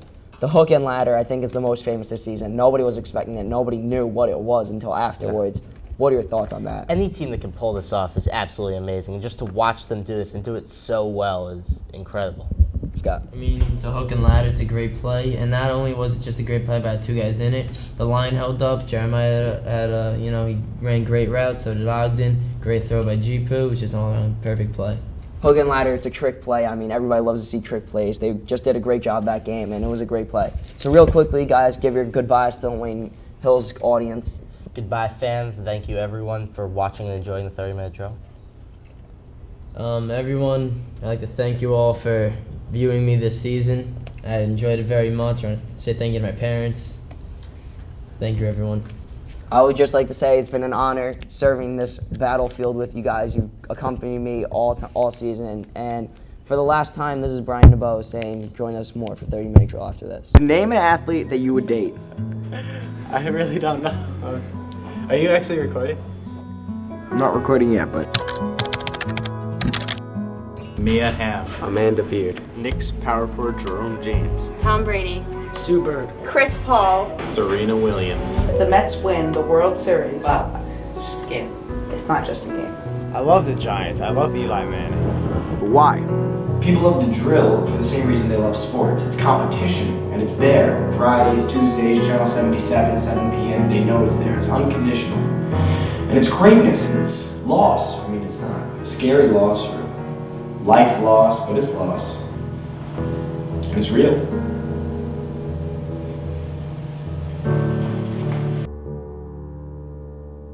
Hello, welcome back to the final segment of the final episode of this year's 30-minute drill. I'm Andrew Guile. With me, former drillers themselves, Brian Rossman and David Suntup. Gentlemen, we're about to end it. We're about to walk on Patriots Stadium, pick up our diplomas.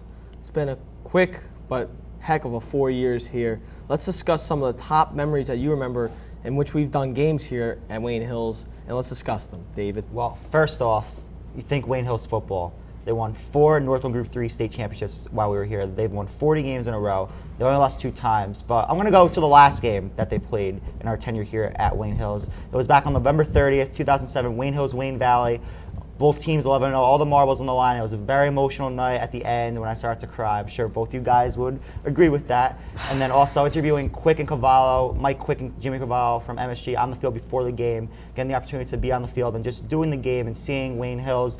It wasn't the best effort by the Patriots. The offense wasn't really clicking. They played a sloppy game overall, but they made the plays when they had to. Jeremiah with the big interception, and then Carlton Marson just came up huge with a kickoff return for a touchdown and then the rushing touchdown. Oh, absolutely. You know, being there at the game, I was lucky enough to be filming on the sideline, seeing coaching in action, what the players' reaction was to each play, and there's so much strategy involved in it. Coach Olson kept his composure for most of the time, you know, and all the players too. They were just like this huge family, you know, and off the field they are too. It's just unbelievable the amount of work they put in, and it shows. I'm not going to steal both of your fire here, but the one game that I remember. Besides that game, I was going to bring that up, but since you guys took it, I'll let you guys have it.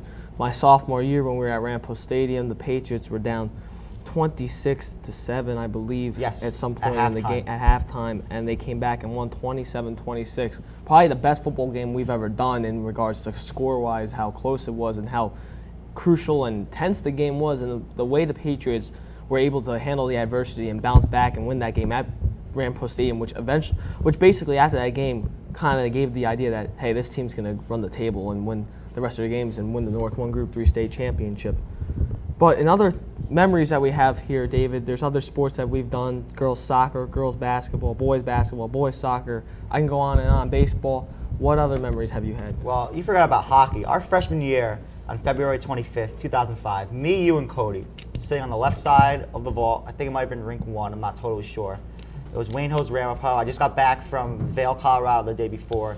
We weren't sure if we were going to do the game, and then I begged Cody and Mr. Hookstraight to do the game. We did the game. Wayne Hills was down 5-2, I believe, Brian, going into the third period. Yes, it was. Albert Campbell and Larry Axelman put on a clinic. The game was they're down 4-2 going into the third. Then the game was tied at 5, and then they went into overtime. And Albert Campbell scored the game-winning goal off a pass from Justin Lucio. It was amazing. Just being in the building that night, it was so electric.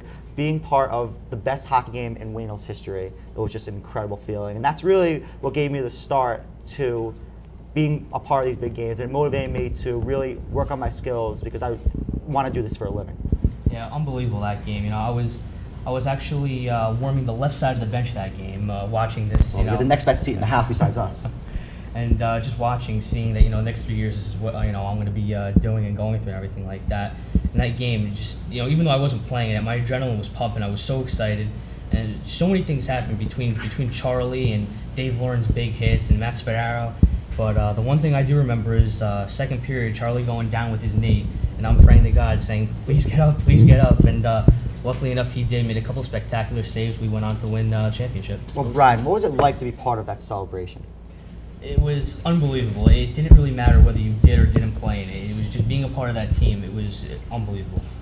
Unfortunately, since that game, the program has been in a drastic turn of events. But we still love you, Brian. Well, if I do say it, if anyone was at this year's Merrick's Cup game, whether we were good or we weren't good, it was an unbelievable game to be at. The atmosphere, the way the game turned out, it was unbelievable. Now, I'll give you props for making that game a special game, especially in memory of Chris Krzyzewski. Quickly, before we go, one last memory I'd have to say mine was the 2005 Passaic County Girls Soccer County Championship at Passaic County Tech. In the rain, David, probably at that time, the biggest game I called before we went on to call state championships at Giant Stadium in Rutgers. But that game was probably the first one that kind of gave us the idea that, hey, we're going to be doing this for a while. And it was a good start, Wayne Hills, Wayne Valley, beginning of many times we would do a game in that kind of a nature. And I think it kind of set the stone for us, Well, also, I love being in the booth at PCT, high up. It felt like we were professionals that day. And what was really amazing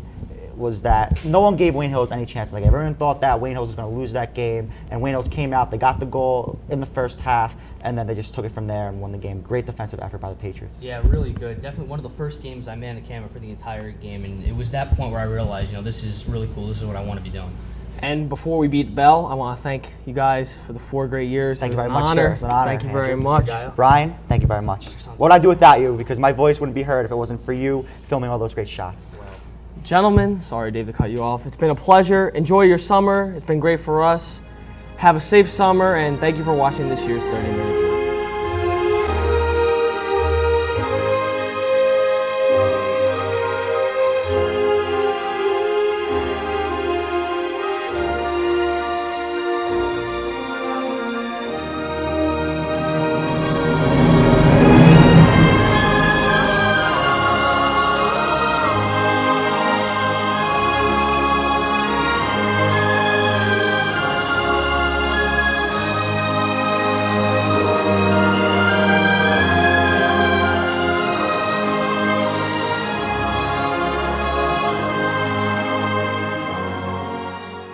Jordan Sparks is fat. Was Willie Nelson in the halftime show? No, big like G-Man! Big like G-Man! Big like G-Man!